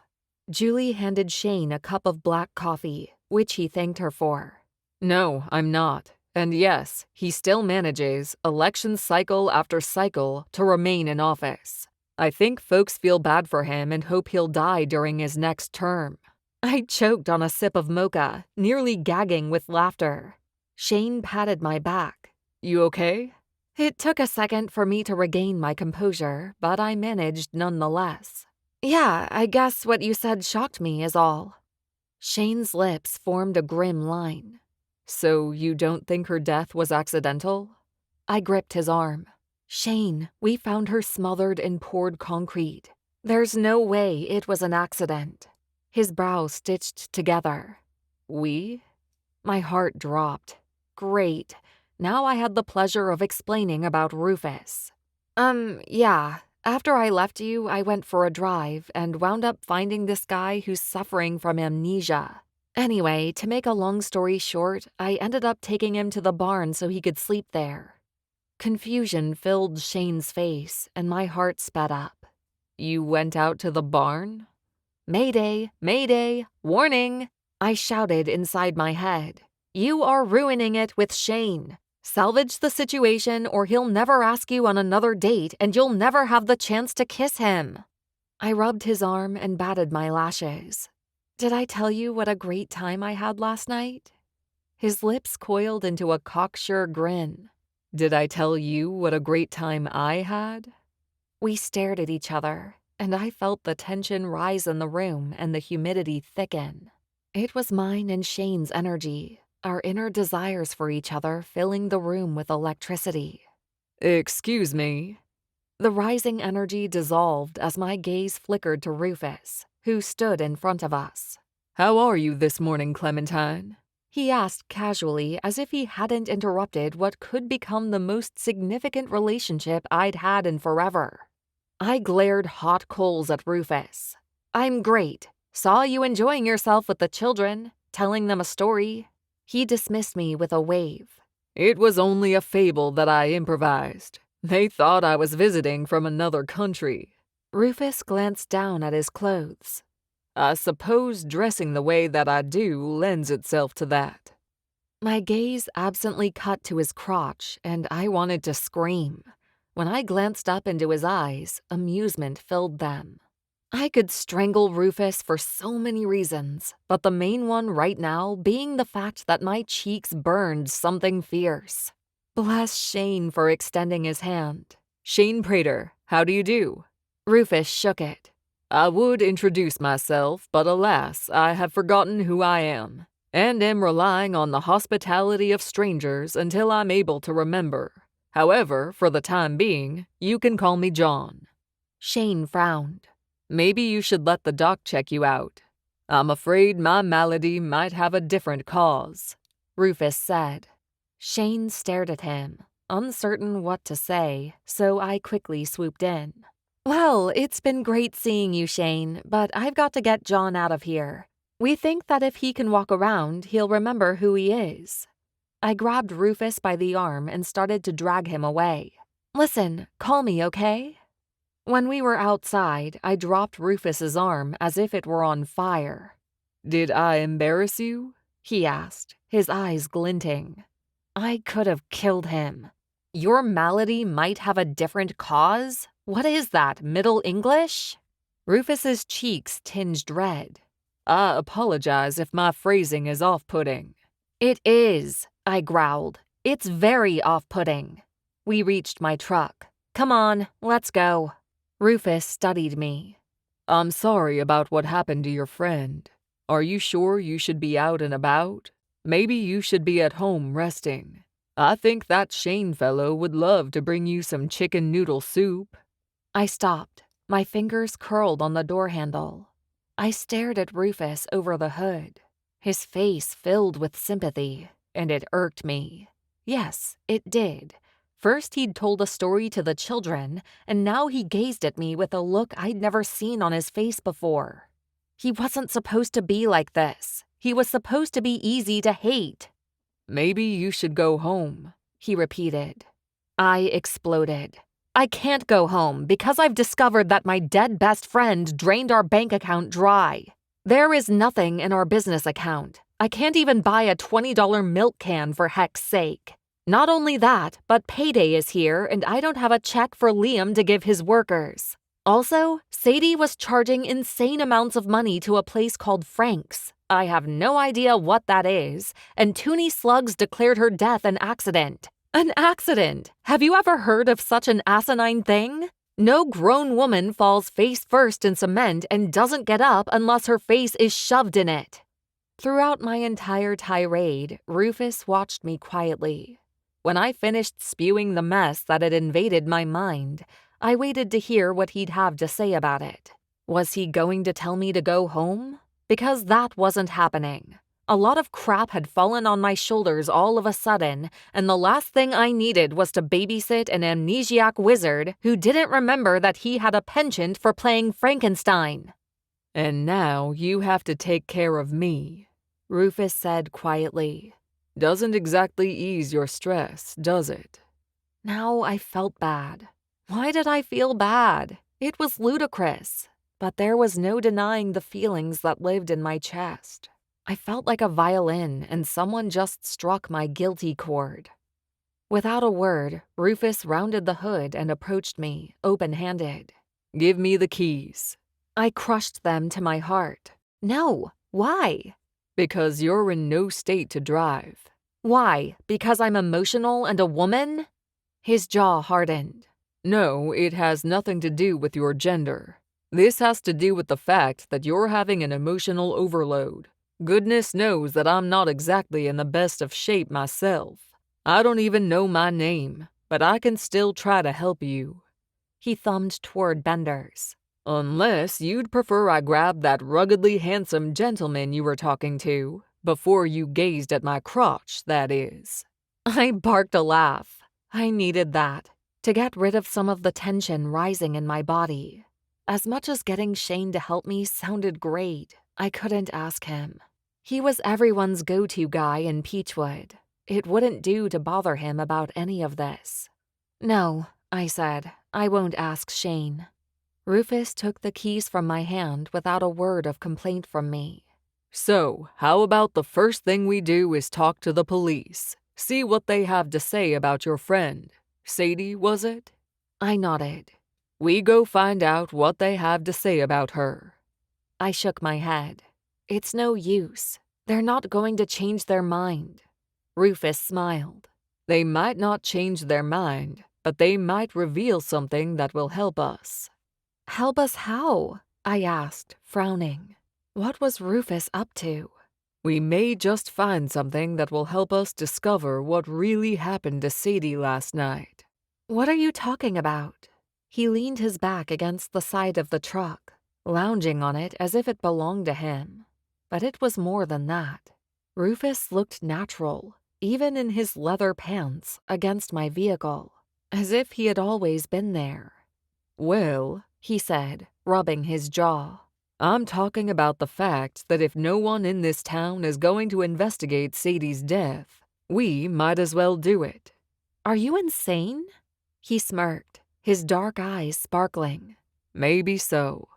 He opened his arms and let them fall to his thighs. After all, I don't know who I am, so there's nothing pressing on me. As far as I'm concerned, I have all the time in the world. Also, he wagged a finger, I have the distinct feeling I've done something like this before. What, lost your mind? He chuckled. No, what I mean is, I believe that I've looked into things, searched for the truth. He touched his hair and glanced at the ground, embarrassed. I know it sounds silly, but I have a feeling that this is part of who I am.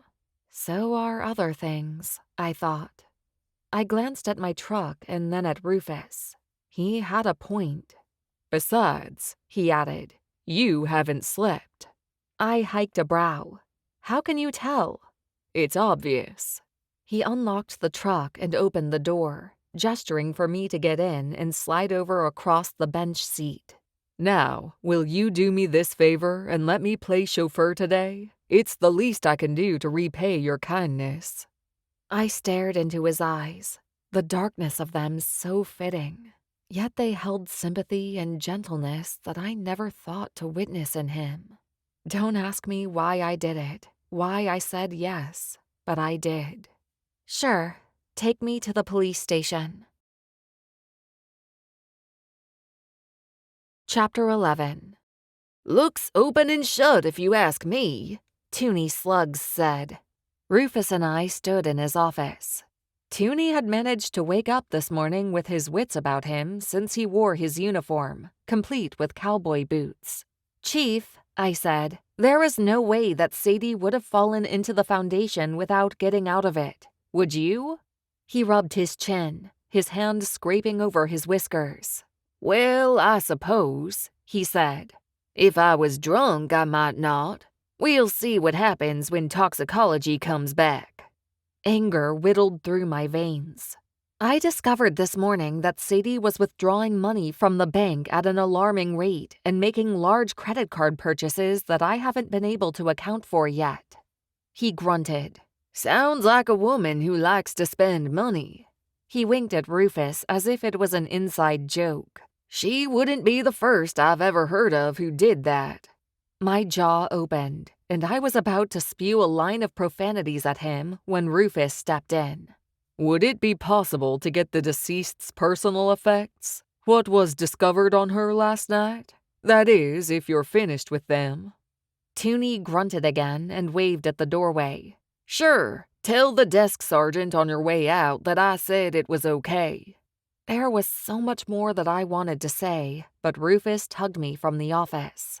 But I wasn't finished with him yet, I snarled. You were, he said in my ear, his breath tickling my flesh. If you'd spent one more minute with him, your head would have exploded. I scoffed. That wouldn't have happened. He stopped and shot me a pointed look.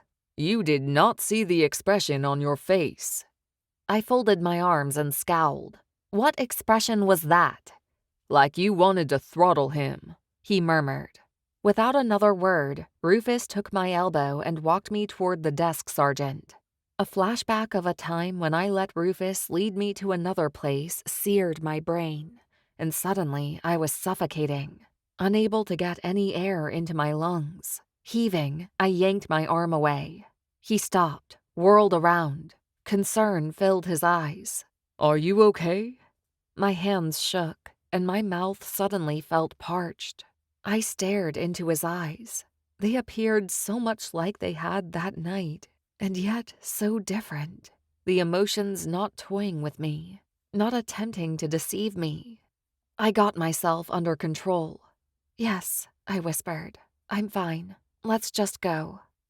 It took a couple of minutes for the sergeant to get Sadie's things, but when he returned to the desk, he handed me a gallon-sized plastic bag filled with cement-caked clothes and Sadie's small purse that she used after business hours, when she didn't have to haul swatches and samples. I immediately opened the bag and unsnapped the purse, looking for her cell phone. But the only things I found were keys, a tube of lipstick, a mirror, and a tampon. Not exactly what I was looking for. My gaze cut to the sergeant. Where's her phone? Is Slugs keeping it for evidence? The sergeant glanced down at a sheet of paper that listed all the contents that the police had collected. There's no phone on here. None was found. My brows stitched together. That's impossible. Sadie always had her phone on her. But then I remembered that I hadn't seen Sadie's car parked at the barn. And did you find her car? He nodded. It was discovered down the road a ways. Must have been parked where we couldn't see it last night. Was the phone in there? The sergeant shook his head. If we'd have found it, it would be in that bag. Sorry, but that's all I've got. I thanked him and left, Rufus leading the way. Did you get her keys? He asked as soon as we were out the door. Yes, they're here. Good, he murmured. That means we can check her house, see if the phone is there. My eyes widened. You really are good at this. Red dotted his cheeks again, and he glanced away.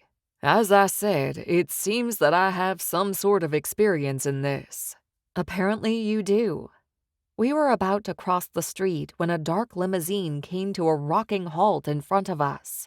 I stepped away from the curb to let whoever was inside out. Wait a minute. What was a limousine doing in Peachwood? This wasn't exactly the sort of town where limos rolled down the street. The door swung open, and a young man with a chubby, cherubic face and dark curly hair appeared. He looked to be 16. "Get in," he commanded. I glanced at Rufus, thinking that clearly this was about him. The wizard had probably tried to steal this guy's powers too. I gestured to Rufus. "You heard the man. He wants you inside." Rufus looked at me, surprised. Oh no, I'm fairly certain that you're the one he wants. He was pointing to you. No, he wasn't. Yes, he was.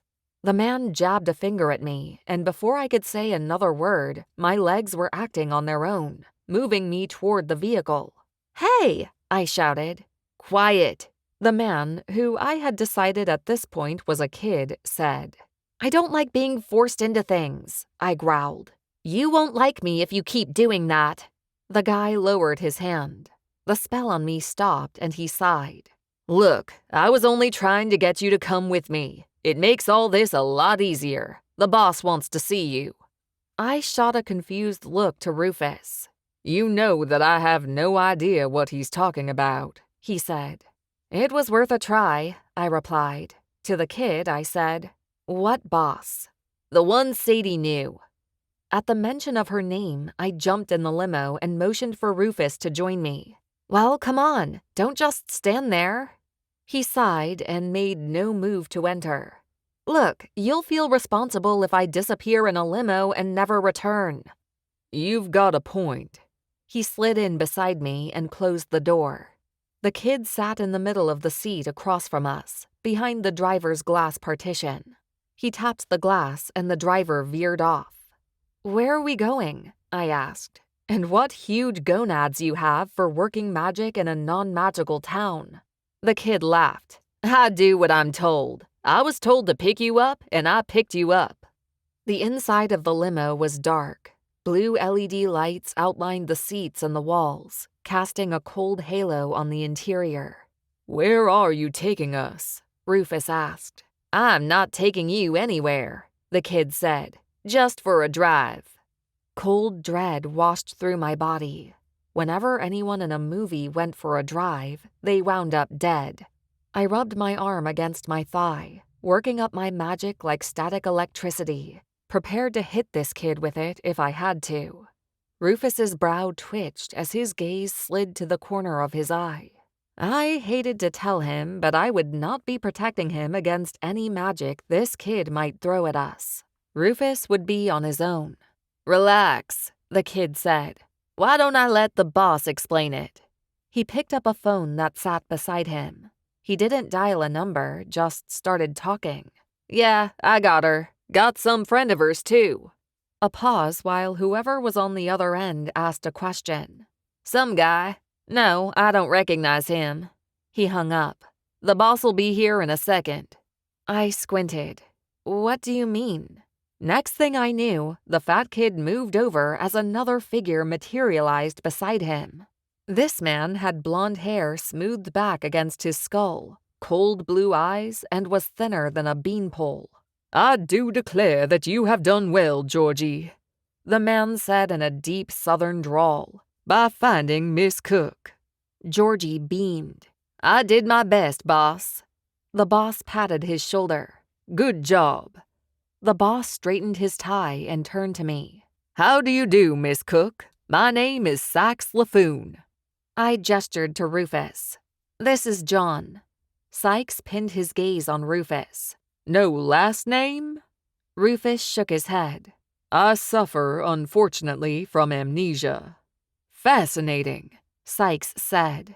He opened his palm, revealing a silver case holding several long brown cigarettes. "Would either of you like one?" Where had he been for the past 20 years? Smoking kills. "No, thank you," I said. "Apparently, I'm at a disadvantage. You know about me, but I know nothing of you. And you also knew Sadie?" Just the mention of her name and tears pricked my eyes. I forced them back down because this man held a certain sort of menace that set me on edge. Sykes LaFoon was not my friend. Sykes lit his cigarette, and I expected the acrid smell of smoke to fill the cabin. But much to my surprise, I smelled nothing. He must have read the shock on my face because Sykes said, "Magic. You should try using yours sometime." I winced. In case you hadn't noticed, this is a non-magical town. I prefer to live low-key. Laughter danced in his eyes. "Is that right? Well, perhaps you should let others know that." Not understanding what he meant, I chose to press forward. "Listen, I appreciate y'all giving us a ride in the limo, but I don't have all day to be driven around. I've got work to do, so I would appreciate it if you would stop with the innuendos and side comments and just tell me what the heck you want." Sykes laughed. "Men in my business generally don't have to tell anyone what we want. You should already know. But seeing as how your associate apparently did not inform you of her habits, I will explain." "What are you talking about?" Georgie glanced down at his watch. 10 minutes, boss." Sykes nodded slightly. "Your friend, if you still wish to call her that after I tell you this, owed me money." I scoffed. You and me both. If this guy could see my bank account, he'd know what I meant. His lips formed a thin line. "You don't seem to understand. She owed me a sum and put your business up against it." Sweat sprouted on my forehead. "She put the business against it?" Sykes nodded. "That's correct. She was late paying. My associates and I do not like it when bills become overdue." Then it started to click. This guy, when he talked about associates, was really referencing a type of organization. Heck, he must have been some sort of wizard mafia or something. Was that even a thing? Wizard mafia? And what had Sadie been doing getting involved with them? "So," I said slowly, "what are you saying?" "I believe the gentleman wants his money," Rufus offered. "That is correct, John," Sykes said, laughter hiding in the recesses of his voice. "That's exactly what I want." He spoke to me. "You see, Sadie had been making payments, but as of 2 days ago, she owed us a large sum. If we don't receive our money, then we will act on the collateral that Sadie had offered to us. Your business." My heart fell to the floor. Magical renovations? You can't take my business. Sykes pulled a folded slip of paper from his breast pocket. "I'm afraid that I can." He opened it and showed me where Sadie had signed her name. The page reminded me of a contract with the devil, one so unbinding there was no way out. I sucked my teeth. "So let me get this straight. Sadie borrowed money from you and your associates, and now she's dead and you're coming to me explaining that if you don't get your money, you're going to take my business. Do I have that right?" Sykes slapped his knee. "Well, I do believe we have a winner. Yes, that's exactly right. You got it." I relaxed in the seat, wedging my back into the cushion. Oh, I had it all right. I had this whole thing figured out. "I have a few questions." "Oh no," Rufus whispered. I stared at him, shocked. What does that mean? "It means your questions might get us into trouble." Frustration flowed through my veins. Are you kidding me right now? Georgie over there forced us into the limo, and Sykes is saying that he's going to steal my business. "Legally," Sykes reminded me in a sing-song voice. I about rolled my eyes and punched him at the same time. But instead, I directed my words back to Rufus. Given all of that, yes, I have a few questions. "Ask on," Sykes said. "I'll answer whatever I can." Georgie tapped his watch. 5 minutes, boss." Sykes nodded but said nothing, and I wondered what happened in 5 minutes. Did the world explode? It better not. I had this crap to sort out about Sadie first. "Okay," I said, smoothing my hands down my thighs. Suddenly, I was very, very sweaty. The limo, though big, felt cramped, and of course I was nervous, too nervous. My first question is, what was Sadie doing with all the money that she borrowed from y'all? "Our policy is not to ask what the loans are for. She came to us needing money, and we gave it. She made some payments, like I said, but the sum she owed was much more." I nibbled my bottom lip. She wouldn't have happened to pay by credit card, would she? It seemed ridiculous that Sadie would pay a debt by credit card, but so did the entire idea of a wizard mafia. That made even less sense than the former. The corners of Sykes' eyes tightened, and I explained. I found several payments to a place named Frank's. As far as I know, we've never bought supplies from there before. Sykes exhaled a line of smoke. "That's us. We accept all forms of payment. Cash, credit, and debit." I hiked a brow. Seems to me in your line of business that you wouldn't want a paper trail. He steepled his fingers. "Let's just say that in my line of business, as you call it, we have ways of moving money." So they were the mafia. 1 minute, boss," Georgie said. "We have to wrap this up." Sykes studied me. I felt like an eel crawled over my flesh. It was so creepy. "Do you have any more questions?"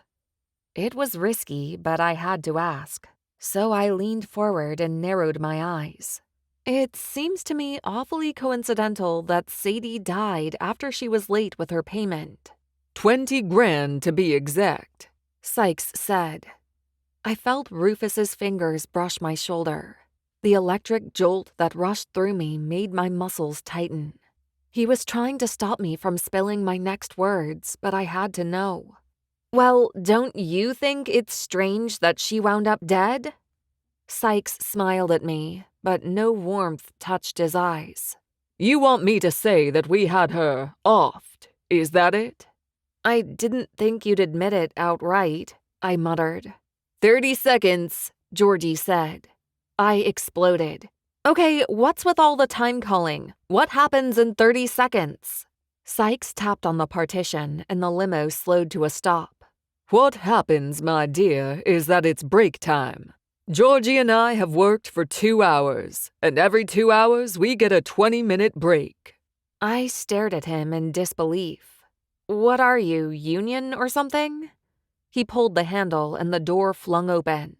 Of course we're union. You don't think I'd spend my day collecting money from delinquent payers without being protected in some way, do you? Before we unionized, we had to work all hours of the night without breaks. Sometimes I didn't even eat dinner. I'd be expected to rough someone up on an empty stomach. None of that anymore. Time's up, Georgie said. Sykes offered his hand to me, and dumb and numb from his strange explanation, I took it. Clementine, it's been wonderful meeting you. You have 1 week to bring me a sum of $20,000. If you're unable, I'm afraid I'll have to take your company. Rufus took me by the arm and gently tugged me from the limo. When I stood outside in the bright sunshine, Sykes waved. Bye-bye now, and don't forget, 1 week. Without another word, the limo door slammed shut and they drove away. Chapter 12. I stared at the limo as it pulled away, dumbfounded. $20,000. Somehow, I had to find 20 grand or the unionized wizard mafia would take my business away from me.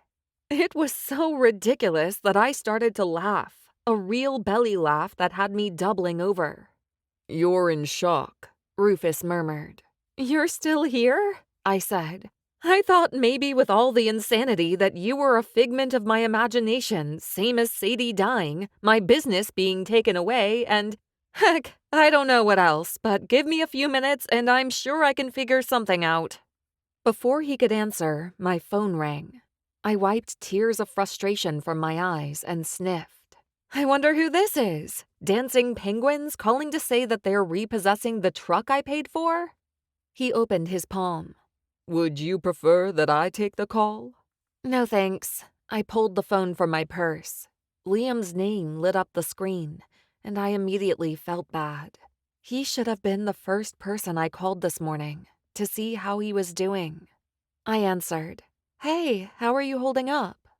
By the way his voice cracked when he spoke, I knew the answer was not good. I just can't deal with anything right now, Clem. I can't eat, I can't sleep. Oh, Liam, I understand exactly what you mean. I'm so sorry.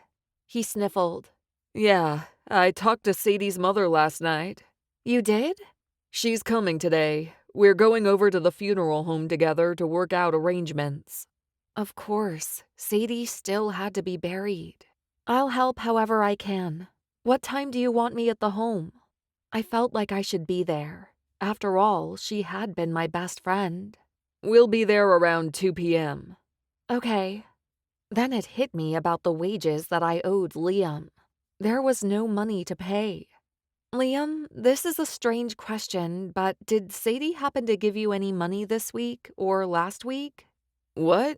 He sounded confused. No, payday's not until today. Oh, about that. Well, I hate to say it, but I'm afraid that I don't have any money in the bank to write the check. This was so embarrassing. It seems like Sadie took all the money out of the account. For what? He asked. I don't know, but honestly, there's nothing, and me personally, I've been putting every extra dollar back into the business. I don't have much in savings. Liam inhaled. You think Dooley would pay ahead some? Are you crazy? Dooley wouldn't part with a hangnail. Liam laughed bitterly. I suppose that's true. I can pay the guys, don't worry about it, but I gave them the day off. Just then, my phone dinged. I glanced at it and saw a text come through from Dooley. I don't know about this renovation anymore. That dead body gives me the creeps. No one's here working. Y'all must be thinking the same thing. Oh, crap. I could not afford for Dooley to back out now. Sadie's body had been removed last night, but that also meant the foundation would have to be fixed. My stomach tightened. My entire life was going up in flames, and fast. Liam, I'll see you at the funeral home this afternoon. Call me if you need anything. Will do, Clem, and thanks. We hung up, and my phone immediately rang again. This time it was Dooley. I groaned and grimaced. Who is it? Rufus asked. The man whose barn I'm supposed to be renovating. He's upset about the body, and he's also upset about the fact that no one's there today. I glanced up into Rufus's eyes and realized that my worst enemy was the one person I had to lean on. He opened his palm. Give me the phone. My fingers tightened around it. Are you kidding? No way. I can't have anyone making this worse. Trust me, I won't make it worse. I scowled at him. Hey, Dooley, I said, answering. Clem, I just don't know about all this, Dooley said, sounding like his mouth was full of chewing tobacco. I'm sorry about Sadie and all, but the fact that y'all found her in the foundation gives me the heebie-jeebies. I can't be living in no house where a dead body was found. Dooley, didn't your mother pass away in your own home? He paused. Yeah, but that was different. She died in bed. Exactly how is that different? It just is, he said smartly. What, are you afraid of ghosts? If there was a rule in the South, it was do not ask a Southern man if he was afraid of anything. Because the answer always came back, heck no. I couldn't see ghosts, but I knew if anything, Sadie wouldn't be haunting Dooley. She'd be haunting one of the finishing stores. My dead friend had a love for kitchen tile that you wouldn't believe. No, I ain't afraid of nothing, he practically hollered. Anyway, aren't y'all supposed to be on a deadline? So we had moved from one area of frustration to another. Liam's in mourning, Dooley. He told his men to take the day off. Well, nobody takes the day off at the peach farm. I can't tell you the last time that I took a day off. Ain't never heard of such a thing. I'm telling you right now that if you don't get moving on my renovation, I ain't gonna be forking over any more money. Not for lumber, not for nothing. Okay, I said quickly. I'm heading out to the barn now to keep things moving. I thought you weren't a licensed contractor. Truth was, I had my license, I just didn't use it, because I preferred to do other things when it came to houses and barns. I am licensed, I said through gritted teeth. It's just that Liam has the team. There's no team here now, Clementine. If you don't get out here and start making this renovation look like it's supposed to, the deal's off. I'll find someone else to do the job. I headed toward my truck. Dooley, now don't you go being all hot-headed. What would Dottie say? She'd say that I needed to stop bringing you peaches. That hurts. I opened the truck door and got inside. Listen, I'm coming right now. I'll be there ASAP, and I'll make sure everything gets done. You'd better, Dooley snapped. Or like I said, deal's off. I hung up and sat a moment, staring out the windshield at Peach Street. It was all too much. Sadie's death, the debt, and now Dooley threatening to yank his business. Losing this job was the last thing that I needed to happen. As the world crashed down on me, I pressed my head to the steering wheel. And this time, I didn't stop the tears from spilling. I let them come in great heaping waves, let them stream down my face and chin, falling onto the steering wheel. After a few minutes, they stopped. I glanced in the rearview mirror. My nose and the wells of my eyes were puffy, and I knew a headache would come on. So I opened my purse and grabbed the bottle of ibuprofen that I kept inside. I'd tossed it in there when we started working with Dooley and all the headaches he'd given me. I found an old water bottle on the floorboard. About an inch of liquid sat in the bottom. Even though it was a few days old, I didn't care. It made the pills slide down easier. I exhaled and cranked the engine, going through all the things that I needed to do before heading out to the barn. Lady had to be let out, and I needed to grab my tool belt from the house. But time was a commodity that I couldn't spare much of. A tap came from the passenger window. Rufus motioned for me to roll it down. Since my truck had been built before the invention of electric windows, I slid over and cranked it by hand. "Hey," I said. Do you need my help? He asked, raking his fingers through his hair. "Help renovating a barn? What are you going to wear? Those leather pants?" He shrugged. Until I purchase another pair, yes. "You don't have any money." Then how about I earn my keep, at least for one day? I drummed my fingers on the dash. "What are my other options?" I'm afraid there aren't any. I can continue to search for the memory spell. In fact, that's what I should be doing right now. Never mind, I rescind my offer to assist you in anything manual. Great flaming peas. "Okay," I shouted after him. "You win! Come on!" I opened the door and he slid inside, a satisfied smirk on his face. I thought you'd never ask. "I wasn't going to," I said through gritted teeth. His back sank onto the seat. Ah, but you wouldn't want me to raise a load of spells in perfect daylight. Not where people such as the fine, normal folks of this town can see them. "Exactly." He chuckled, clearly amused by what I'd said. I eased the truck onto the road. "What's so funny?" Other than the fact that I think you'll find this town more surprising than you previously believed, nothing.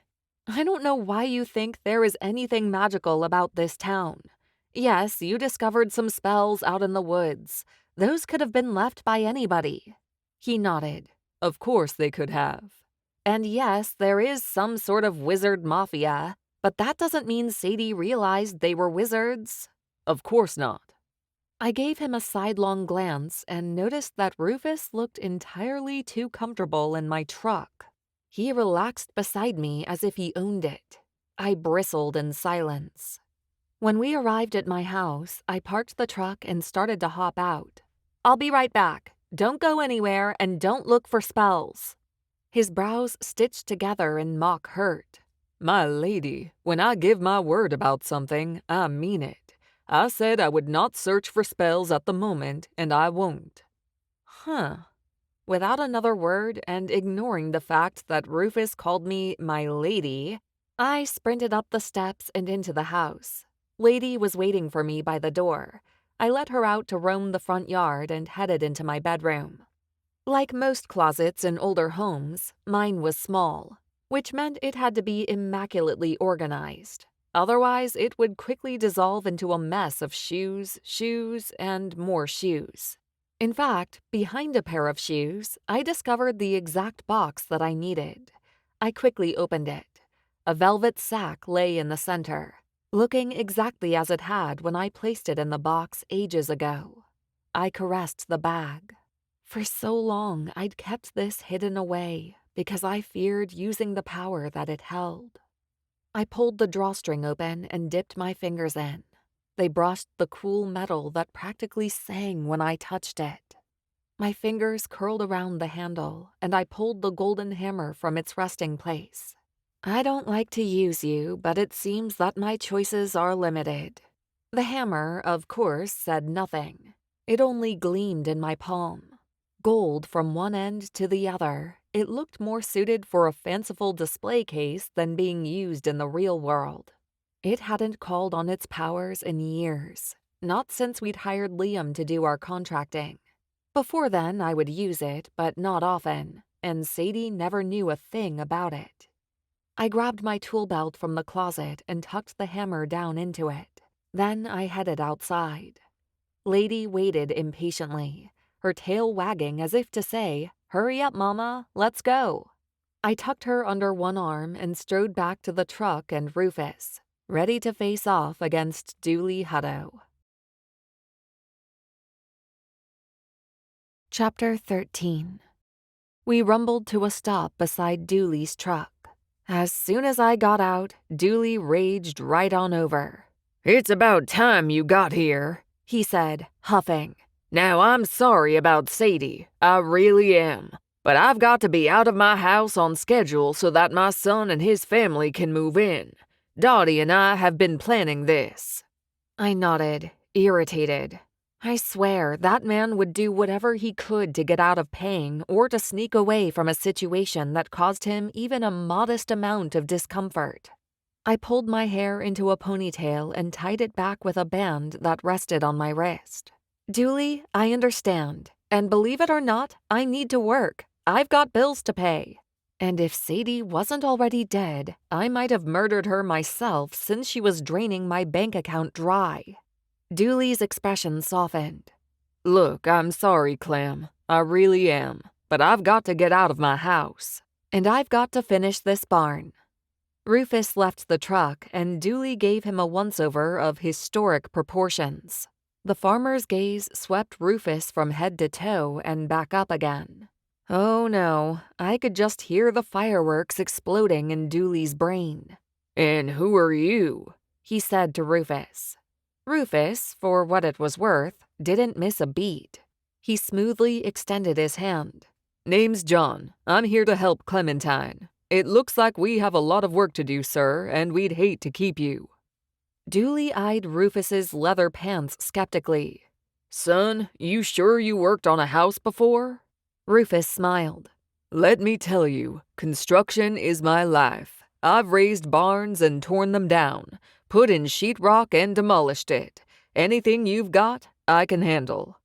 Dooley's expression remained neutral. I wasn't sure if he was convinced that Rufus could do the job, and to be honest, it didn't matter. I cleared my throat. "Dooley, we've got a lot of work ahead of us, so if you don't mind, we need to get to it." Dooley nodded. "I'll see you soon, Clem." He stared at the building. "This needs to get done soon, or else I'll find another company to finish it." As he drove away, I murmured, "The sooner we finish, the sooner I get paid." Rufus strode up to me. "I see you brought your magic hammer." My face flushed. "We may need it. After all, you don't have any tools, and you don't remember how to use magic in order to get them." Rufus glanced around. "I'm sure there are tools around here somewhere." I pointed to the barn. "Liam has a box inside that should help us, but the first thing we have to do is fix the foundation, and for that, we'll need this." I lifted the hammer from my belt. Lady scampered by, chasing a butterfly. Oh, how I wished to be chasing butterflies instead of living in the nightmare I'd woken up to. As I strode toward the barn, Rufus followed. "And why is it that you own a magical hammer that I'm sure you don't use?" I cocked a brow. "What makes you think I don't use it?" "Everything about you makes me think that." I bristled. "Since when did you learn everything about me?" I stopped walking to glare at him. "Listen, you know absolutely nothing about me. Because if you did, you would try to hurt me." "I know that you're wounded," he replied, sorrow filling his eyes. I stalked off, anger wafting from me. "I'm not talking to you about any of that." "I didn't ask you to. All I'm saying is that a witch who denies the magic around her is suffering from wounds." I whirled and pointed the hammer at him. "You can stop right there talking about my suffering. If you're going to yammer on, you can just start walking down that road and disappear. Forever." He stiffened. "I promised to help, and I'll keep my word." I had no comment for that, because the last time Rufus promised to help me, he forever changed me. We walked to the place where Sadie's body had been discovered. A wave of anguish rocked me before I got a hold of myself. Tears dripped from my eyes, and I wiped them on my sleeve. I bent and hovered the hammer over the spot. I don't use the hammer because it's persnickety, if you must know. I'm sure you can guess what it does. "Turns everything it touches to gold?" Rufus asked with a glint of humor in his eyes. I tried not to smile and mostly succeeded. "No, it doesn't turn things into gold. It was gifted to me years ago by a witch who trained me. It had been given to her and so on. I lifted the golden hammer so that Rufus could get an eyeful of it. This fixes things, which is great, so all I have to do is tap this foundation and you'll never know that Sadie was found here. Rufus tutted. But it can't be that simple, or else you would use the hammer every day of the week. Knowing you, you'd use it on your heart to fix whatever happened to you there. I bristled. It doesn't work on people. You're right, it's not as simple as that.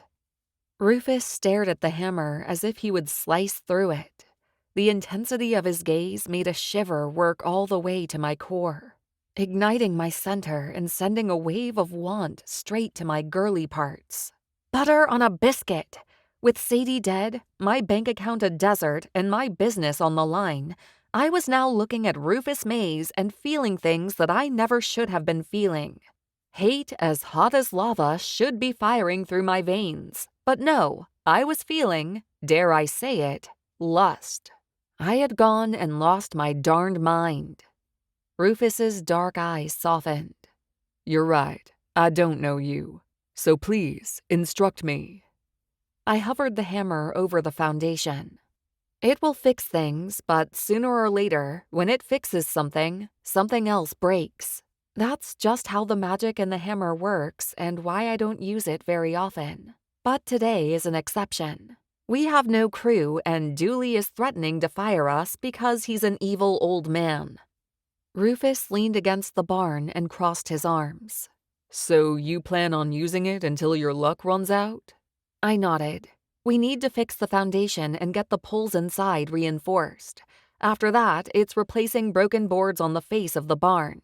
If we can get a lot of that done today, Dooley will calm down. And then maybe I can convince the unionized wizard mafia, or whatever, that I'll have their money to them soon enough. He rubbed his hands together. Well, what are we waiting for then? Let's get started. I took a deep breath and tapped the hammer over the foundation. In a blink, the broken concrete was smooth and dry. I exhaled and rose. One thing down and several more to go.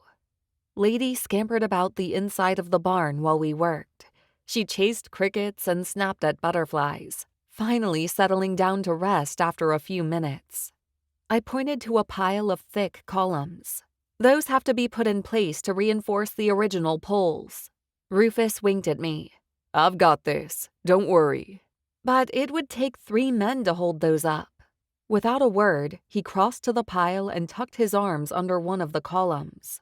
With a great heave, he hoisted it from the stack.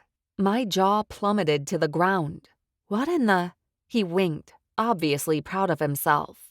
I don't remember the fundamentals of magic, but in the past few minutes, I've worked a few things out.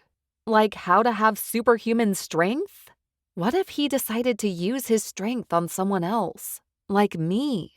It's not strength, he said. It's levitation.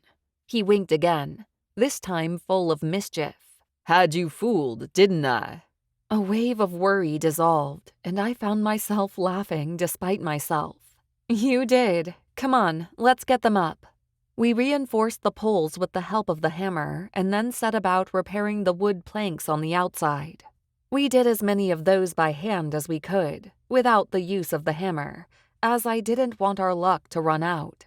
Rufus surprised me. He whistled while he worked, asking for my lead in things, but generally he listened to a little bit of direction and took off. He worked on his own, which I liked. We repaired a lot of the facade. One last thing that I wanted to accomplish was transforming the front sliding doors into glass French doors. Feeling confident, I figured Rufus and I could frame them out. With the help of my hammer, that was. Are you sure about that? Rufus asked. Your luck's been good. I scoffed. I have the feeling we can get one more good fix out of this. If you say so, he murmured. His tone suggested that he doubted it, but I ignored him. The framing on these needs to be completed. If we can show Dooley that we're ready for the French doors to come in, he'll be super impressed. Rufus studied the area. I'm sure he will be. He said it without confidence. Well, I'd show him. It was my turn to have the upper hand between us. I took a 2x4 and placed it to the barn, nail in hand. Okay, we just need to finish framing this. I lifted the hammer and gave the nail one good whack. Next thing I knew, the frame was finished. I brushed my hands and stared at Rufus, proud. Looks like we did it. He nodded. Looks like. Let's get out of here. I called Lady, who was scratching her back against the floor. At the sound of her name, she jumped up and padded over. I tossed the tools into the back of the pickup and slid behind the wheel. All right, let's get you back to the bed and breakfast. I could use a shower, he said. And a change of clothes. Well, you never know. Maybe Maylene dropped something off while you were out. That would be nice. Leather is great, but what I wouldn't give for cotton. Now that would be fantastic. Understanding the feeling, I smiled. Hey, I loved soft fabric as much as the next gal. Let's get out of here then. I plugged the key into the ignition and turned. But nothing happened. Hoping this was no more than a coincidence, I turned the key again, but still nothing. The engine didn't turn over. It didn't even sputter. My truck was dead. Thank you, Golden Hammer. It's broken, Rufus said. Irritation raced through me. This day had been absolute crap. Growling, I pushed out of the truck and slammed the door. Now I would need a tow. One glance at my phone told me that it was dead too. Super awesome. The Golden Hammer had delivered a double whammy. See, this was why I only used it in extreme circumstances. Rufus exited the truck. Any way of calling anyone? I shook my head. We'll have to walk back into town. He picked up Lady and put her on his shoulders. I wanted to argue, to tell him to put my dog down, but I let it go. This day had wrung me out to dry. We'd only walked a few steps when I felt the first raindrop on the top of my head. Rufus glanced over at me. Looks like we'd better hurry before we get drenched. I grabbed my tool belt from the back of the pickup and quietly cursed the hammer. That's the last time I use you. Chapter 14. The first store we came to, Rufus and I ducked inside. Honestly, it could have been a museum of the weird and fantastical, and I wouldn't have cared. All that mattered was getting out of the rain. We stepped into Willard's Pharmacy, a place straight from the past. On one side of the business stood the practical end, the actual pharmacy part. And on the other sat an old-fashioned soda shop with a dining counter where you could buy not only mixed fountain drinks, but also order a cheeseburger and fries. Yup, Willard's was a unique place. He spotted us when we entered, looking like drenched rats, I'm sure. Clementine, Willard called from behind the pharmacist counter. What happened to you? Got caught in the rain, I said, flinging water off my hands. Concern lined his face. Hold on right there and I'll get you a towel.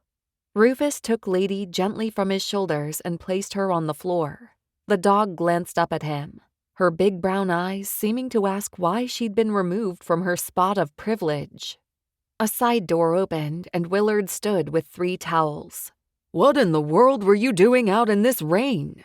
I wiped at my arms, but the towel only appeared to be spreading the water instead of mopping it up. We got stuck. My truck broke down and my phone died, so we couldn't call a tow. Where's the truck? Willard asked. Back at the new Dooley place, the barn I'm working on. Willard's face filled with sorrow. I'm sorry about Sadie, Clem. I hated to hear it. I wrung out my hair and handed Willard the towel. I hated to hear it too, especially after what I've been discovering today. Willard extended his hand to Rufus. Name's Willard Gandy. This is my pharmacy, and you must be John, the man suffering from amnesia. Yes, that's correct. Willard crossed his arms and appraised Rufus. Have you been to a doctor? Rufus shook his head. No, I'm afraid my malady can only be treated a different way. Willard cocked his eye at Rufus, studying him. Then, a second later, he wagged his finger. Y'all two sit, and I'll get some burgers and fries made up for you. Oh, and I'll call a tow and get your truck in, Clem. Willard, you are a lifesaver. He pressed a finger to his mouth to shush me. Don't go telling Maylene. The knowledge might give her a heart attack. I laughed as Willard moved to the front door. He locked it and put the out to lunch sign up. I was just about to take a break anyway. My techs are out, and it seems I can spare a few minutes to chat with the two of y'all. Rufus and I sat at the counter while Lady lay at my feet. Willard brought her a bowl of water and started chatting with us from the rectangular cutout that joined the kitchen with the shop. Where's all your help? I mean, the cooks. I had the feeling that I was about to be needed, so I sent them all to lunch.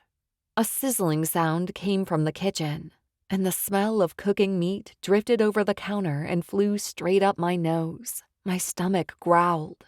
Rufus cocked a brow, and I hugged my belly, wishing my stomach would remain silent. You sent all of them? Rufus asked, his lips tugging into a sly grin. Because you had a feeling? I rolled my eyes, knowing exactly what Rufus was hinting at.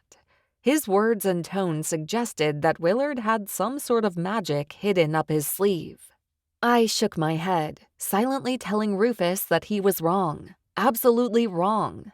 Sometimes I have feelings, Willard said between flipping burgers. Like today, I knew that a wizard would be stopping by. What I didn't know was that Clem would bring him with her.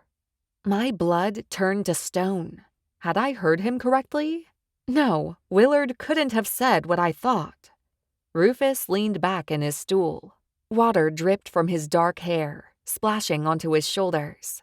He leveled his gaze on mine, his dark eyes laughing at me. I've been telling Clementine that there is magic all around her in this town, but she refuses to believe me, Rufus said. Willard came around the partition with 2 plates in his hand. Cheeseburgers sat surrounded by a moat of French fries. Here you go.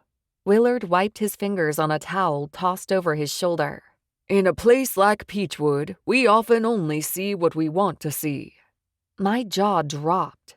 Willard, what is going on? Peachwood doesn't have magic.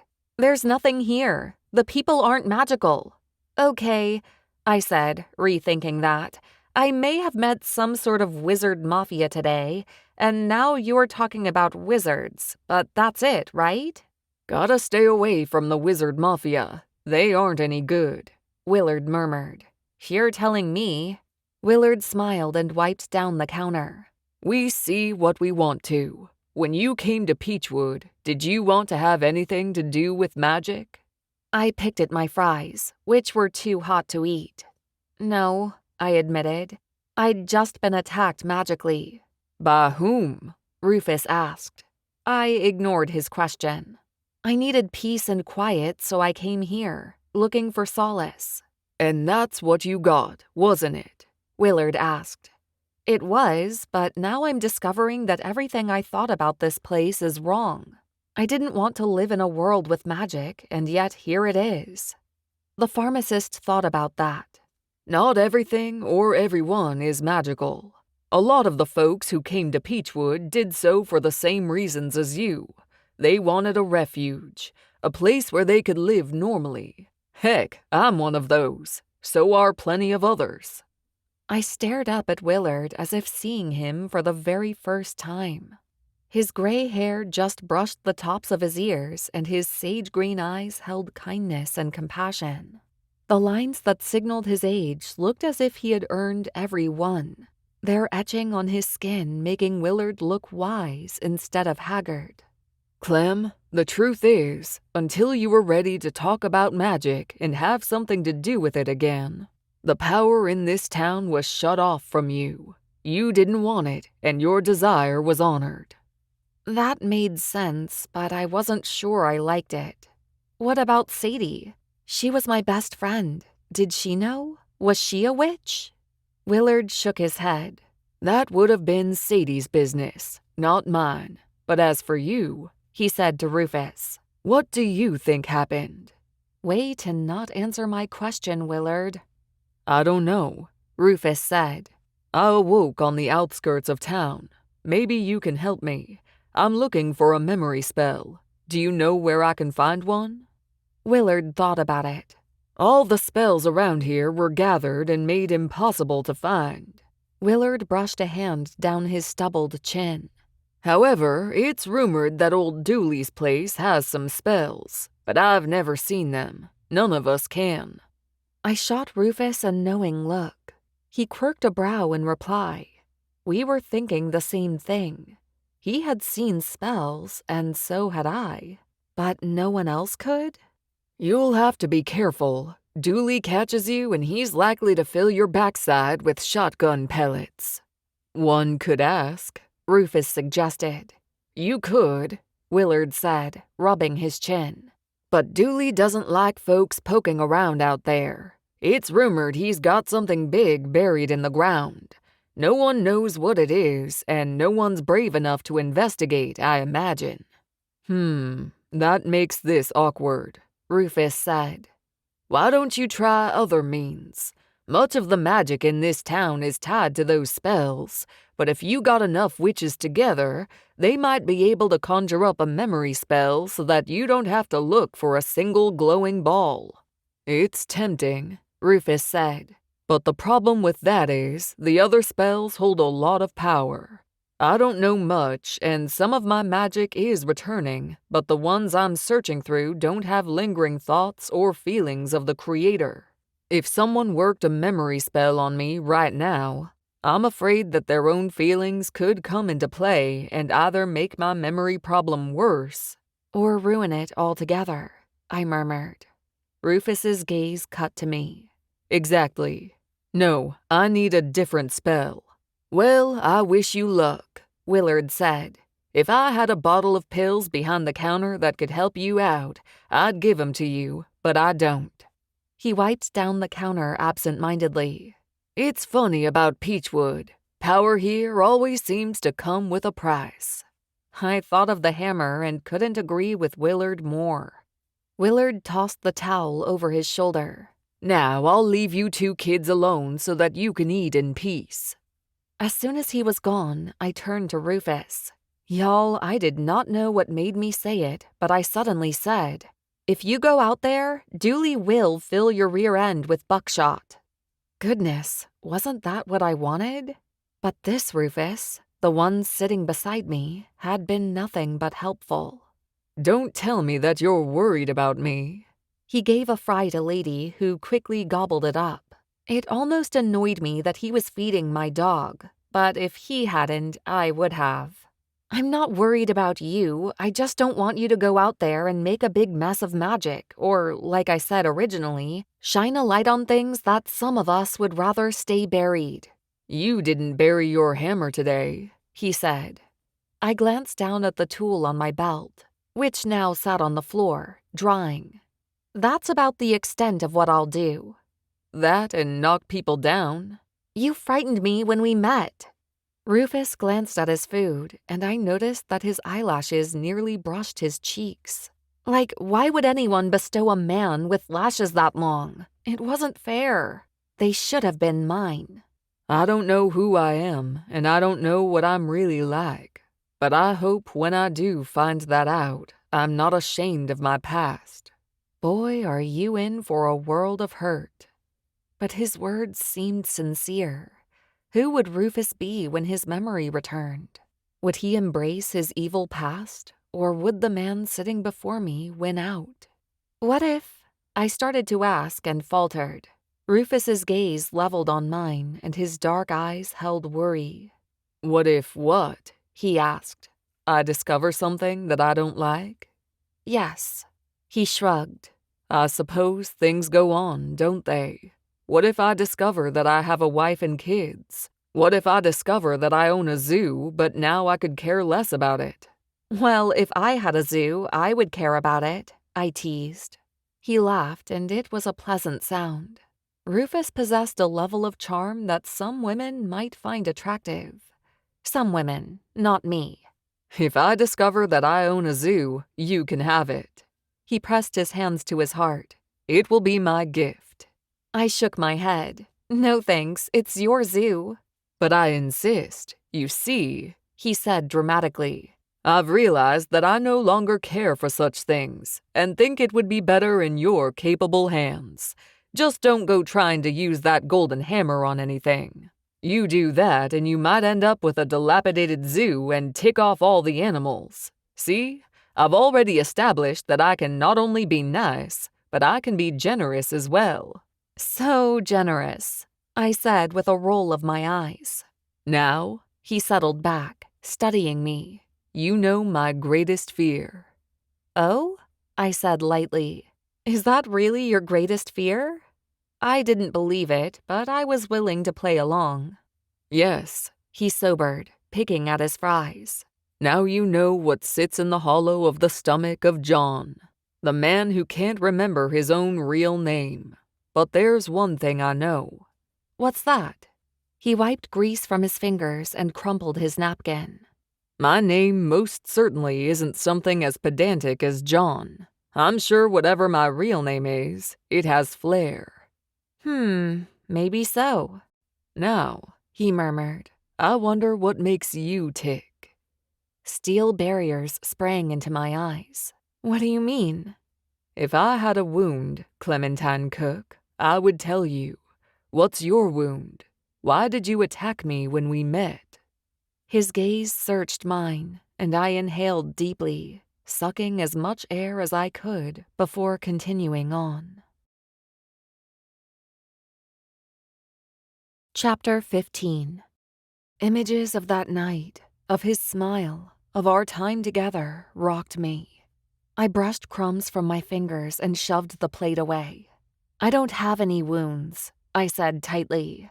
I explained why I did that. You were out at night, it was late, and I was surprised. That's all. A girl has to stay safe. He nodded but didn't buy my story. Rufus wouldn't press me, and that was fine. Press me too hard, and not only would I bite, but I also punched. The sound of a bolt unlocking grabbed my attention. Willard opened the front door with a flourish. The rain had stopped, and out front sat my truck behind a towing vehicle. Look what's back, he said with a wink. I'm guessing that if you try it now, your old truck'll start right up. I grabbed my purse. What do we owe you for lunch? He shook his hand.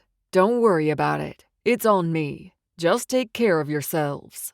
Rufus thanked Willard and we stepped outside.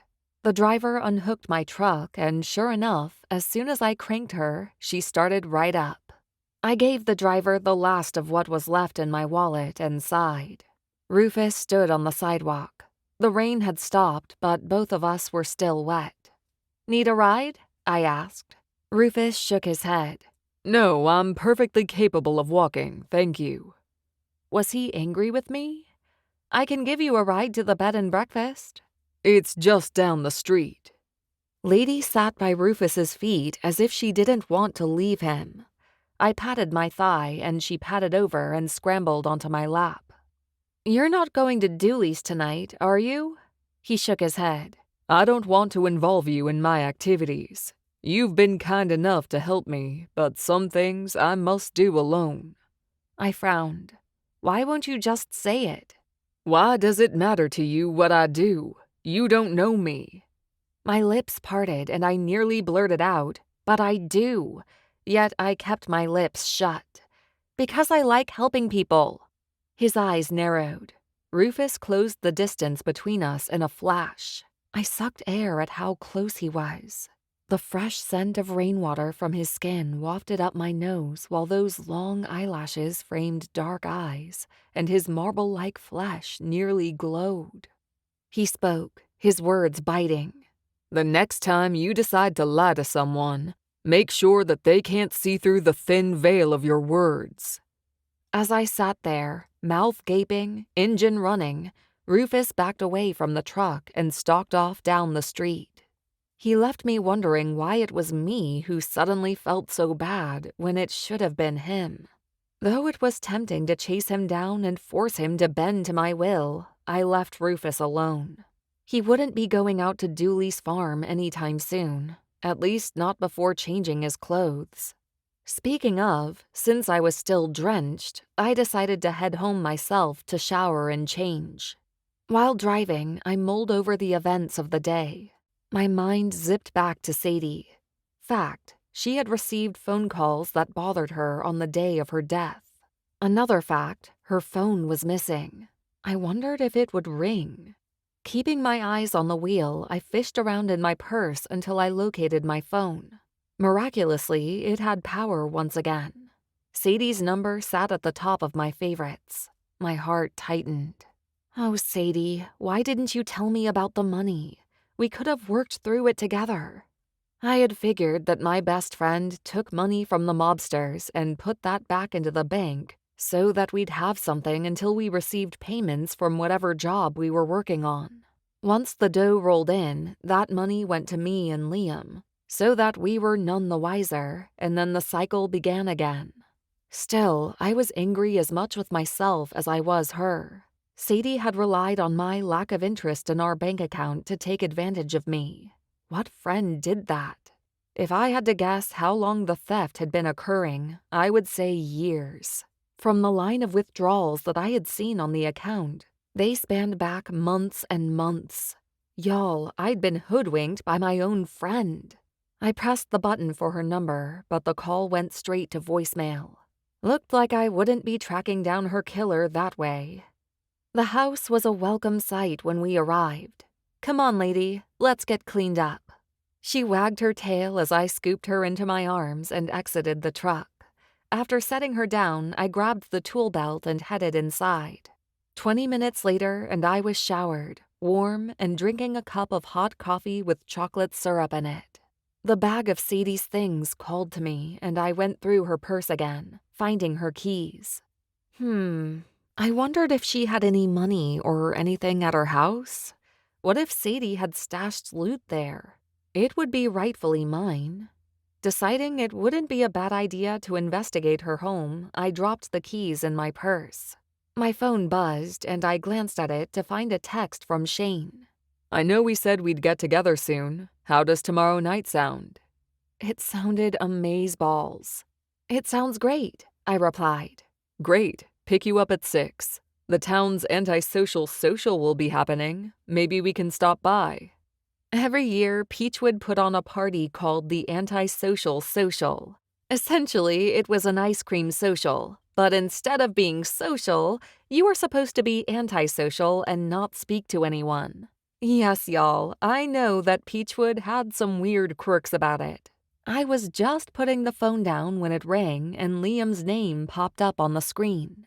Then I remembered I was supposed to be at the funeral home. Jumping Jehoshaphat. Liam, I'm on my way, I said, shouldering my bag. I'm so sorry, I had Dooley to deal with, and today's just been a mess. It's okay, Clem, Liam said, lifeless.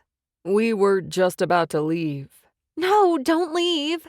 I ran out my door and slammed it behind me, locking it quickly. This was my chance to meet Sadie's mom and talk to her, find out if she knew anything about her daughter's spending habits.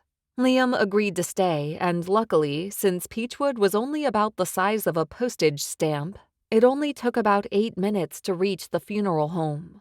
I aimed for a parking spot right up front and hit the brakes. My truck rumbled to a stop just as Liam exited the front door beside a tall, lithe blonde woman with deep lines in her face. Smoker's lines, or lines from living a hard life. Liam saw me and pointed. Boy, did he look rough. My heart lurched at the sight of him. Red, puffy eyes, a red nose, rumpled shirt and pants. As soon as I exited the truck, I wrapped him in a hug. Oh, Liam, I'm so sorry about today. He shook his head. It's okay. Clem, meet Hannah, Sadie's mom. I shook her hand. It was as cold as the look in her eyes. How do you do? I asked. She shrugged. Not well. If you ever lose a daughter, you'll understand. Wow, I had said the wrong thing before, plenty of times, but I never expected the first meeting with Sadie's mom to go so horribly wrong. I rubbed my arm nervously. It was a stupid thing to say. Sorry. She sniffed. I apologize. This isn't something that I ever expected to be dealing with. I knew that Sadie and her mother had a tenuous relationship. Had her mother gotten angry about something and pushed Sadie in that concrete? Let's face facts. I had no idea who had killed Sadie. So, in my opinion, just about everyone looked like a suspect. Liam glanced off into the distance, his eyes seeing but not seeing. She looks beautiful. It's going to be a nice funeral. I ached to speak to Liam about everything that I'd learned about Sadie so far, but he wasn't in any shape to deal with it. His socks didn't even match. Liam, why don't you go home and get some rest? I'll take care of Mrs. March. Call me Hannah, she insisted. Liam looked at her. Guilt was etched all over his face. I hate to abandon you. Nonsense, she replied, smiling now. I'll be in perfectly capable hands with Clementine. Liam got into his pickup and drove off, leaving us alone. Would you like to grab a cup of coffee? I asked her. Hannah snorted. You don't get lines on your face like mine from drinking coffee. She arched a brow. Know of any bars that are open? I smiled. Well, in fact, I do. A few minutes later, Hannah and I sat in a booth at Shane's. Shane was serving that afternoon, and he shot me a quirked brow when I entered. I waved. I know it's early for me. He winked. You come in whenever you want. He built my appletini just the way I liked it, while Hannah ordered a Jameson whiskey neat with a water back. We sat, and Hannah immediately started talking. I suppose you thought that you'd never meet me. I nearly snorted appletini out of my nose. I grabbed a few napkins and dabbed my face. I'm sorry? She smirked. Don't think that I don't know what Sadie said about me. Truth is, she never said anything about you.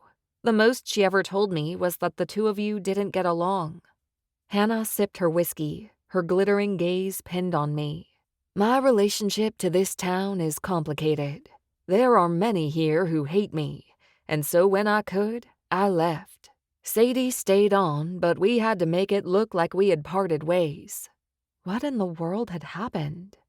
I'm not gonna pretend that I understand a lick of what you're saying. She folded her hands.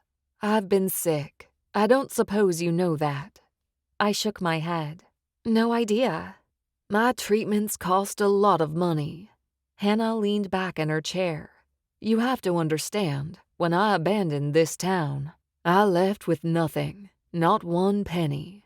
I think that was the beginning of my illness. That's when it started, but it didn't progress for years. It lay dormant, and when the doctors discovered the cancer, they told me it would be expensive to treat. Hannah stared at the wall behind me, her eyes taking on a faraway look. I told Sadie, of course, and she took it upon herself to do whatever she could to take the extra stress from my life. Now the pieces started snapping into place. She gave you the money. My money, I wanted to say. Well, technically our money, but at this point I considered it mine. Hannah nodded. And a lot of it, too. I needed more than I ever could have imagined, and Sadie always helped me out. I would ask where she got it from, and she just said that she had taken out a loan. I said. Hannah's face pinched with sadness. I hated the idea that my own child had taken out a loan for me, but I couldn't stop her from doing it, you know? I licked my lips. I'm afraid that Sadie wasn't completely honest with you. No? She was taking out a loan, but it wasn't from a bank. She found, let's just say, some shady men who don't like it when the bills aren't paid. Hannah looked horror-struck. You mean she took money from the wizard mafia? Now it was my turn to look horrified. I dropped my voice to a whisper. You know about them? Of course, she snarled. Everyone does. I didn't. Hannah pursed her lips. That's because anyone can see that you don't want to have a thing to do with your magic. I resent that. And why the heck can everyone tell that about me? Hannah flicked her hand at me. Shh, keep your voice down. She sipped her whiskey and sucked on her teeth. I had no idea that Sadie had done such a foolish thing. Not only that, I added, but she put our business up against the loan. And now they want 20 grand or they're taking my business away. Hannah clutched my hand. I'm so sorry. So very, very sorry. I hate that you've gotten wrapped up in this. I hiked a shoulder to my ear. What can I do about it now? Nothing. If I had known that, I never would have taken the money. I would have come down here and handed it back. I shook my head. Please don't say that. But are you well? Her lips tipped up into a sad smile. It's the only good thing that's come out of this, that Sadie got to hear me say the words, I'm healed. Have been for a year. A year? Hannah nodded. Oh yes, that's when my treatment stopped. But Sadie had still been withdrawing money recently. Why, if Hannah was cured? Were bills still coming in? I asked. She shook her head. No, they were done, all paid for. Why was Sadie still borrowing from the mafia? I'm sorry, dear, Hannah said. If I could take it all back, I would. My heart broke for her. I'm curious. Hannah ironed a napkin flat with her fingers. About what? What did you do? I leaned in. You know, to make the entire town turn against you. Oh, There she is, Sheriff. There's the woman who attacked us. That voice, the one that interrupted Hannah, I knew it well enough that I didn't have to turn and look to see whose ugly face it belonged to. But I did so anyway. I glanced over my shoulder to see Tooney Slugs standing beside good old truck driver Buddy and his nasty friend, Buddy Jr. Buddy Jr., the first guy that I'd knocked out, pointed an oil-stained finger at me. That's the woman who attacked me. I demand you arrest her right now. Chapter 16. Tooney Slugs crossed over and wiped a hand down the stubble peppering his chin. He wore his uniform, complete with cowboy boots. There was no bathrobe and slippers today. That's her, Buddy sneered. She did something to me and my friend. Attacked us somehow. And the next thing I knew, I was knocked out. I rose. Chief Slugs, I'm afraid this is some sort of misunderstanding. I don't know what that man is talking about. Buddy Jr. stomped his boot on the floor. It was assault, plain and simple. Now arrest her. Shane came out from around the bar. Whoa, Chief. What's going on here? The chief glanced at the two men. They came into my office complaining that they were assaulted in your bar. Shane glanced from Slugs to me and back. I was here that night. So was Clementine, but from what I understand, another woman knocked both of them out. Buddy Jr. shook his head. Wasn't another woman, was her. What, did he always forget to use pronouns and speak in caveman? If I ever doubted that using my power on him had been a bad idea, all that indecision was washed away simply because Buddy Jr. couldn't even form a simple sentence. Slugs placed his hands on his hips and sighed. Clem, what have you got to say for yourself? My gaze cut to Junior. The sneer on his face mingled with the look of triumph glowing in his eyes angered me. He looked happy that he had returned to the scene of the crime and managed to catch me, a woman who had wounded his tender ego. What do I have to say? I repeated to Slugs. Shane stared at me, and I could feel his gaze boring a hole in the side of my head. Okay, so more people than I ever imagined were magical in Peachwood, but that stopped at Shane. He wasn't magical. I just knew it, and I didn't want him to know that I was. End of story. Yes, Slugs said. What do you say to these men's allegations? All of them stared at me, even Hannah from the booth. The pressure to tell the truth weighed on me, but so did the pressure to protect myself. I will tell you what I told Shane, except I'll give more details. I cleared my throat and lifted my chin defiantly. These two men started hitting on a woman in the bar. Buddy here, I pointed at him, was trying to get her to take a look at his rig, if you know what I mean. They kept pestering her, and finally she had enough and she punched them both out. Buddy shook his head. It wasn't that lady, it was you. Now, officer, he directed to Slugs. I want her arrested for assault. You don't get to go around hitting people and get away with it. Shane stepped in. Slugs, you can't be serious. You know Clem, she wouldn't do anything like that. Slugs scratched his chin. It seems to me some mighty strange things have been going on with you lately, Clem.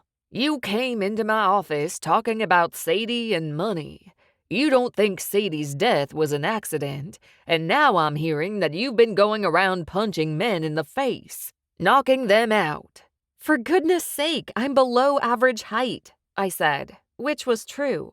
I was only 5'3" tall. Do you really think I knocked out this guy who's 6 feet?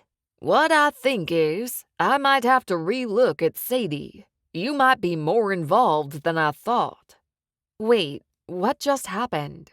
Chief Slugs was supposed to walk in here and believe me when I said that truck driver was no good. He wasn't supposed to turn around and somehow find a way to pin Sadie's murder, a fact he didn't even buy, by the way, on me. Buddy Jr. snarled. I want this woman arrested, Chief. I did not think so. This man was not about to walk into my town with that stupid look on his face and come all up in my friend's bar and think that he was about to get me arrested for assault. I folded my arms and stared at Buddy, his friend, and Slugs. No way. I am not going anywhere. First of all, Chief, you don't even believe that Sadie was murdered. You deemed her death accidental. I don't know how in the ever-living universe a grown woman falls into fresh concrete and winds up dead without the help of another person, but somehow, in Peachwood, that's what happens. Clem, Slugs started to protest, but I kept on going. I had experienced one crapstorm of a day, and I was not about to stop cutting off heads now. Not literally, obviously. And you, I turned my ire on Buddy. You walked in here the other night all full of swagger, and you hit on that poor girl and wouldn't leave her alone. You practically picked her up by the waist and was about to drag her off to your rig when I stepped in. I flared out my arms. Okay, so yes, I may have been the one who punched you. I admit it. But you deserved it. I shoved my finger close to his nose. There are words for what you were about to do to that girl. And if anyone deserves to be arrested, it's you and your sorry rear end, not me. No how, no way. I stopped talking long enough to breathe and waited for Chief Slugs to drag me down to the pokey. Instead, clapping came from behind. Hannah March sat in the booth applauding me. Well said, Clementine. If no one is going to stand up for us, we have to stand up for ourselves. Chief Slugs looked downright scared. I do not think he was used to women getting in his face.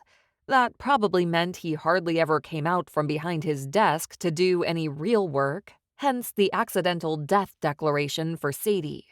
I glared at Buddy. Let me tell you, there is an army of me's in the world. An entire battalion of us ready and able to take you and your sorry rear end down any chance we get. You mess with us, and next time, you won't just get a little knocked out. You'll end up getting blown into next week. What do you think about them apples? Buddy's face paled. He opened his mouth, but no words came out. Just to make sure that he knew I wasn't a woman he wanted to tangle with, I leaned in and spoke.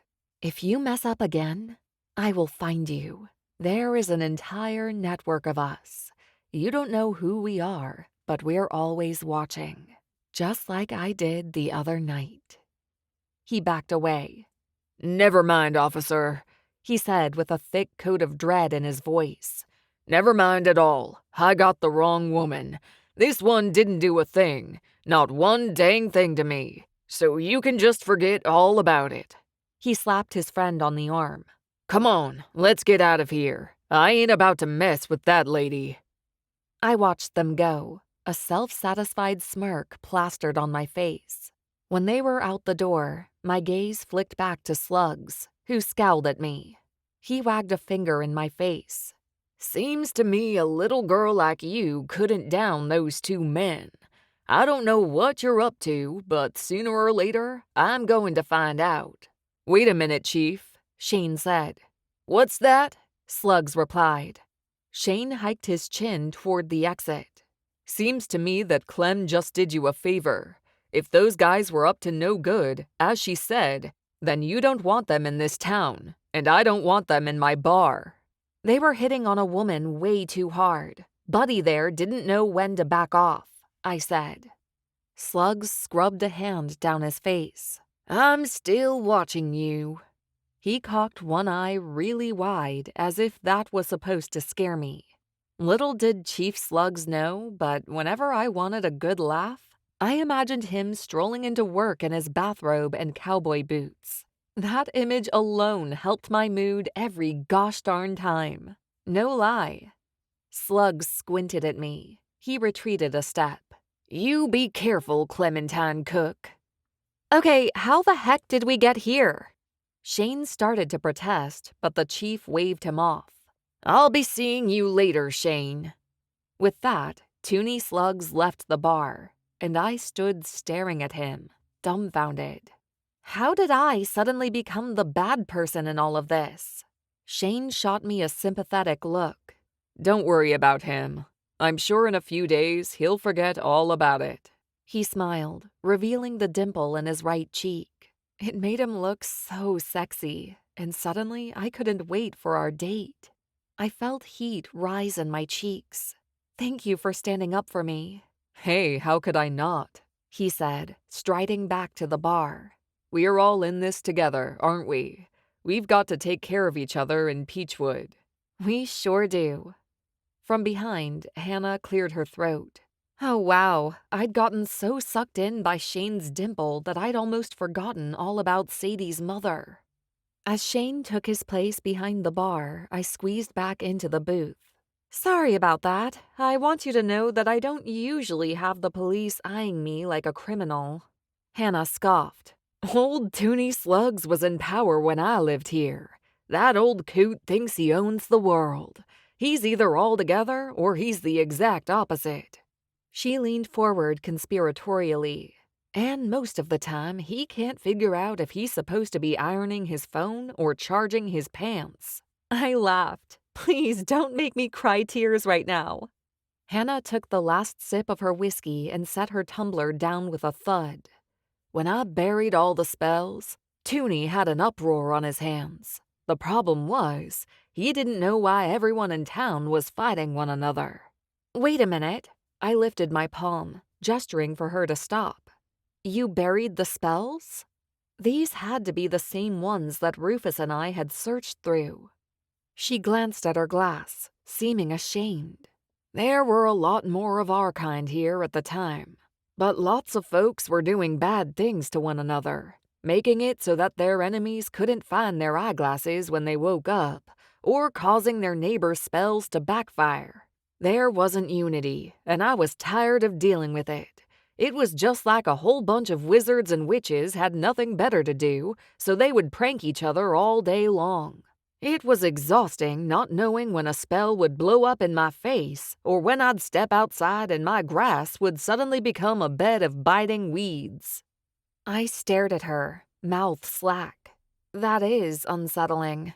She nodded. "So I hid all the spells, every single one of them. It was hard, and it took all the strength I had, but I gathered each and every one and scattered them to the outskirts of town." The spells that Rufus had found, those were the ones Hannah had sent there. And everyone got angry about it? "Because they couldn't see them. I magicked the spells so that they wouldn't be found." "But what if someone could see them?" She hiked a shoulder to her ear. "Impossible. I hampered everyone's magic so that all they could work were simple spells, nothing complicated." Ah, no wonder they were mad. I remembered Norma Ray saying that Sadie was as bad as her mother. Maylene and Earlene hadn't agreed, but they hadn't disagreed either.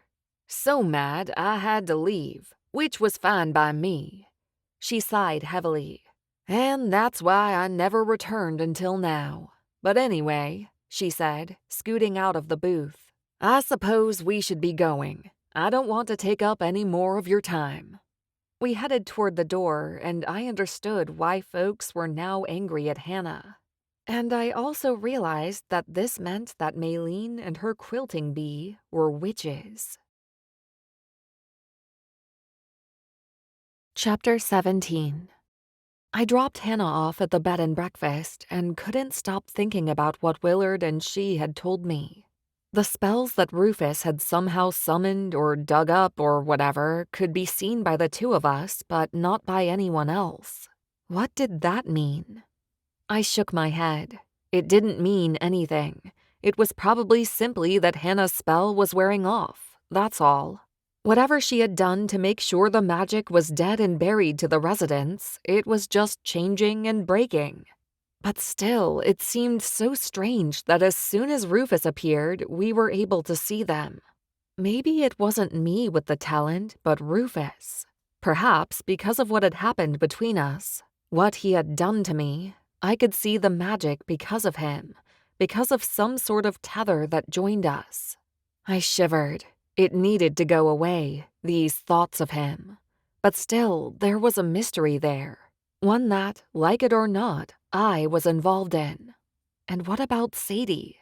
I nearly jumped in my seat. Her keys were still in my purse. If there was money hiding in her house or anything else that would help me pay off the debt to the wizard mafia, it would be there.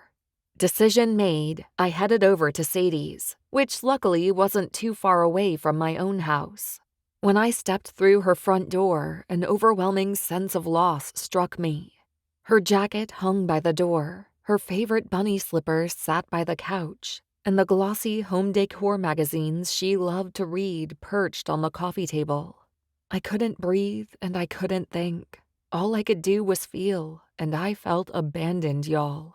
The realization that I had lost my best friend crushed me.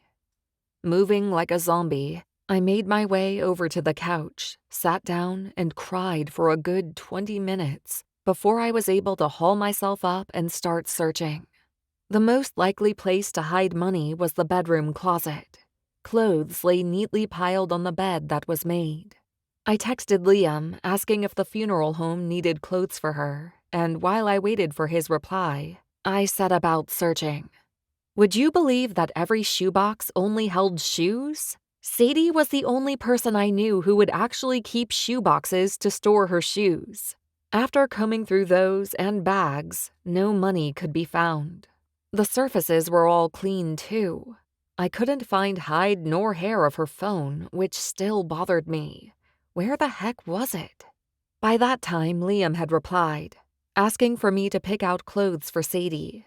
So I returned to the closet and retrieved her favorite black leather jacket and skinny jeans. There was no way Sadie would have wanted to be put in the ground wearing polyester. My girl would have wanted to be in cotton, leggings, or skinny jeans. So jeans it was.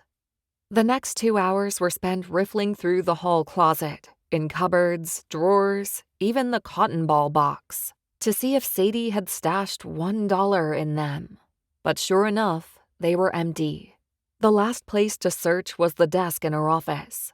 I plopped onto the chair, convinced that I would never at this point find any money, and stared at the glass-topped surface, running my fingers over the cool lid. A notepad sat to one side with a few words jotted in Sadie's handwriting. Dooley's Barn, 9 p.m. I gave it a double take. Right there in front of me was proof that Sadie had gone to meet someone. The blasted phone would tell, if only I had it. I raked my fingers down my face, letting my nails bite into my flesh.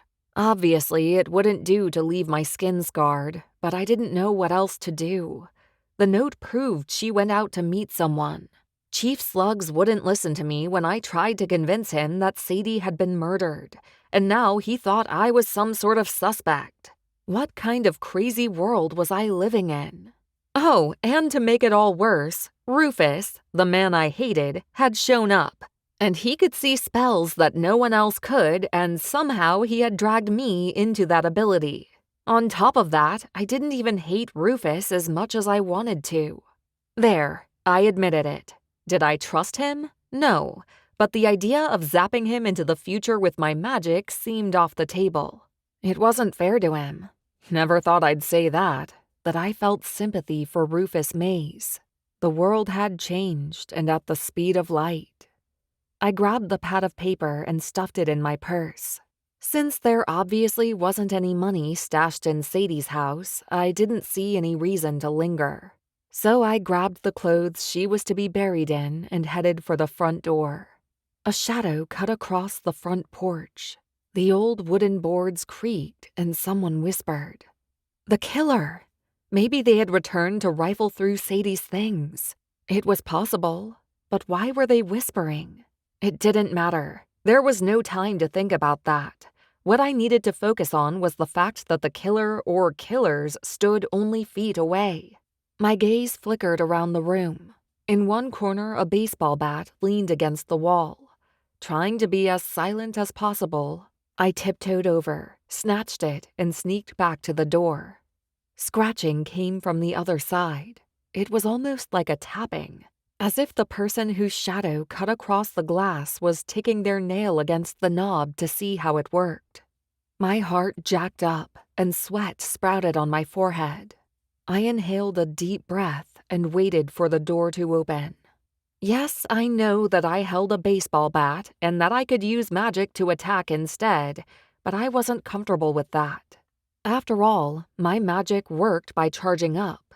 It would be risky to just throw my arm out and touch whoever stepped over the threshold. What if they sliced my arm with a knife? What if they shot me with a gun? Those were not good future events. The baseball bat felt slick in my hands. Great. I was sweating so badly that when the killer entered, the bat would probably fly right out of my grasp and go through a window. So I tightened my grip and held my breath as the knob turned. They moved slowly, whoever they were, taking their time to open the door wide. More whispers sounded from the porch. Oh no, it was probably the entire unionized wizard mafia come to the house. How could I fight so many folks? Georgie had magic, and I was certain Sykes LaFoon did too. The shadow stepped forward, and a head popped into view. I saw a flash of blue hair and glasses and exhaled sharply. Maylene heard me exhale, and her head snapped in my direction. She took one look at me holding the bat and screamed. The look on her face shocked me, and I yelled too, dropping the bat, which then hit me on the foot. My toes throbbed in pain, and I kept yelling. Then suddenly, the entire quilting bee appeared in Sadie's house with knitting needles raised and pointed at me, as if they were about to gouge out my eyes. I screeched and stumbled back, falling onto the floor. My rear end connected painfully, and sharp pain flared up my back. Maylene threw her hands out. "Everyone stop screaming!" The room quieted. Norma Ray and Erlene dropped the needles back into their purses.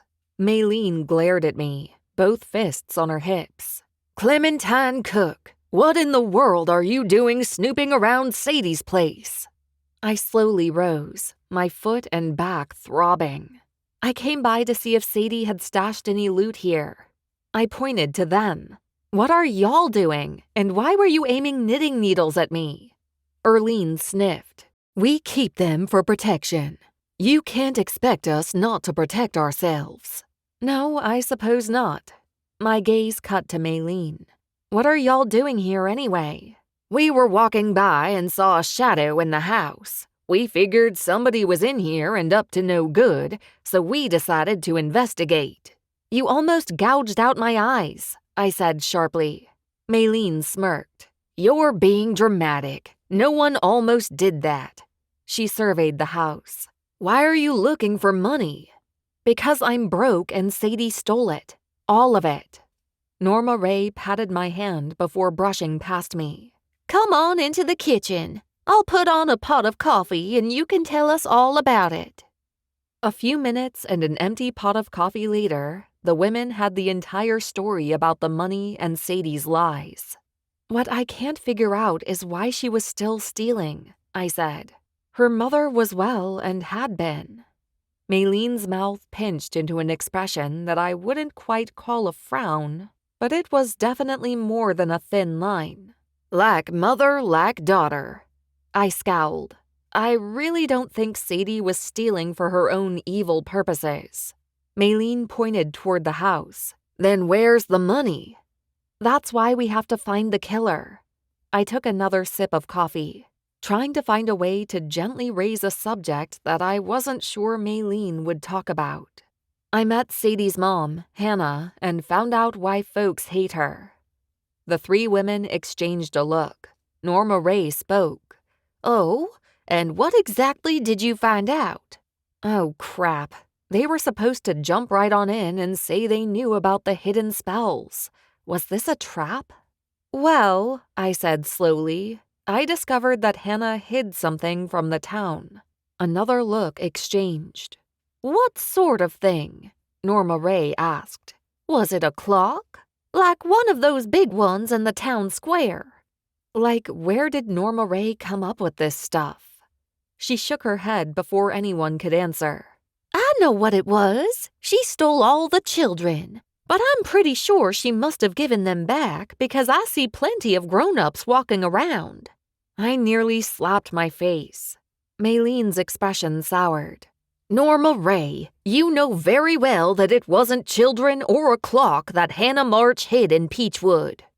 Erlene pulled a flask from her purse, unscrewed it, and poured a heavy load into the three women's cups. I hate to drink before 5, but it seems like we might need it with what we're about to discuss. Maylene sipped her coffee laced with whiskey and grimaced. That hits the spot. Tell me, Clem, what is it that Hannah hid? I sucked my teeth, worried. But at the same time, I'd already decided that the three of these women had to be witches. They just had to be. I tapped my finger on Sadie's kitchen table. Hannah told me that she hid all the complicated spells in town. She hid them away because people were being irresponsible. Maylene nodded. That's true, she did. I exhaled. So you are witches. Norma Ray shook her head. Oh dear, we're more than witches. I stared at them, shocked. Then what are y'all? Maylene pulled off her glasses and rubbed them clean with a cloth. She stared at me long and hard. The room suddenly felt stifling, and I considered opening a window while I waited for Maylene to answer. But then that would just let the humidity in, which would be worse. Finally, she spoke, and the tension disappeared. You might as well know. What Norma says is true. We're more than witches. Her eyes narrowed. We're also spell hunters. Chapter 18. You're what? I said, confused. Erlene patted my hand. We're spell hunters, dear. It's sort of an elevated witch. I don't understand. I've never heard of such a thing. Norma Ray stirred her coffee with her finger. You're entitled not to know anything about us. After all, you don't even want to be a witch. I flared out my hands. Okay, first of all, would everyone stop saying that? If the shoe fits, Norma Ray said. Don't worry about it, dear, Erlene replied. It's just that some things are obvious. I wanted to shout so loudly that I blew off the roof. Would one of y'all just please explain this without judging me and my own abilities? I'll go, Maylene said. The three of us are spell hunters, as we said. In our youth, we sought out long-lost spells, the kind that had been forgotten. How? I asked. Maylene's tone suggested it was the simplest thing in the world. Why, we looked for them. You'd be surprised at what you can find in an old field. She means along with arrowheads, Erlene added. You can also find spells, Norma Ray added. I squinted, trying to wrap my mind around this. So you used to hunt for spells. We hunted everywhere, Maylene said whimsically, her eyes glassing up. There used to be thousands out in the fields here, in fact. Just old spells that had to be raised and then used or left for the next person. She meant the orbs. Why would you hunt them? I asked. Erlene rubbed her thumb and fingers together. People pay good money for the right spell. But can't anyone read a spell? I asked, thinking of my own experience with the balls of light. They were easy to decipher. No, Erlene said flatly. It takes a certain talent. Most witches won't be able to tell a simple glamour spell from a burping curse. Strange. Anyway, Maylene continued, we were great at it until Hannah came along. She ruined our business, Norma Ray spat. She drained her cup and rose, refilling it. That woman ruined all of us. Because she hid all the spells and no one could find them anymore? I asked, piecing it together. So what Rufus and I had seen were either old spells that Maylene and them had hunted, or they were a mixture of the old spells and the ones that Hannah had hidden. My guess was that it was more the latter, a mixture of the old and not so old. But what about abuse of spells?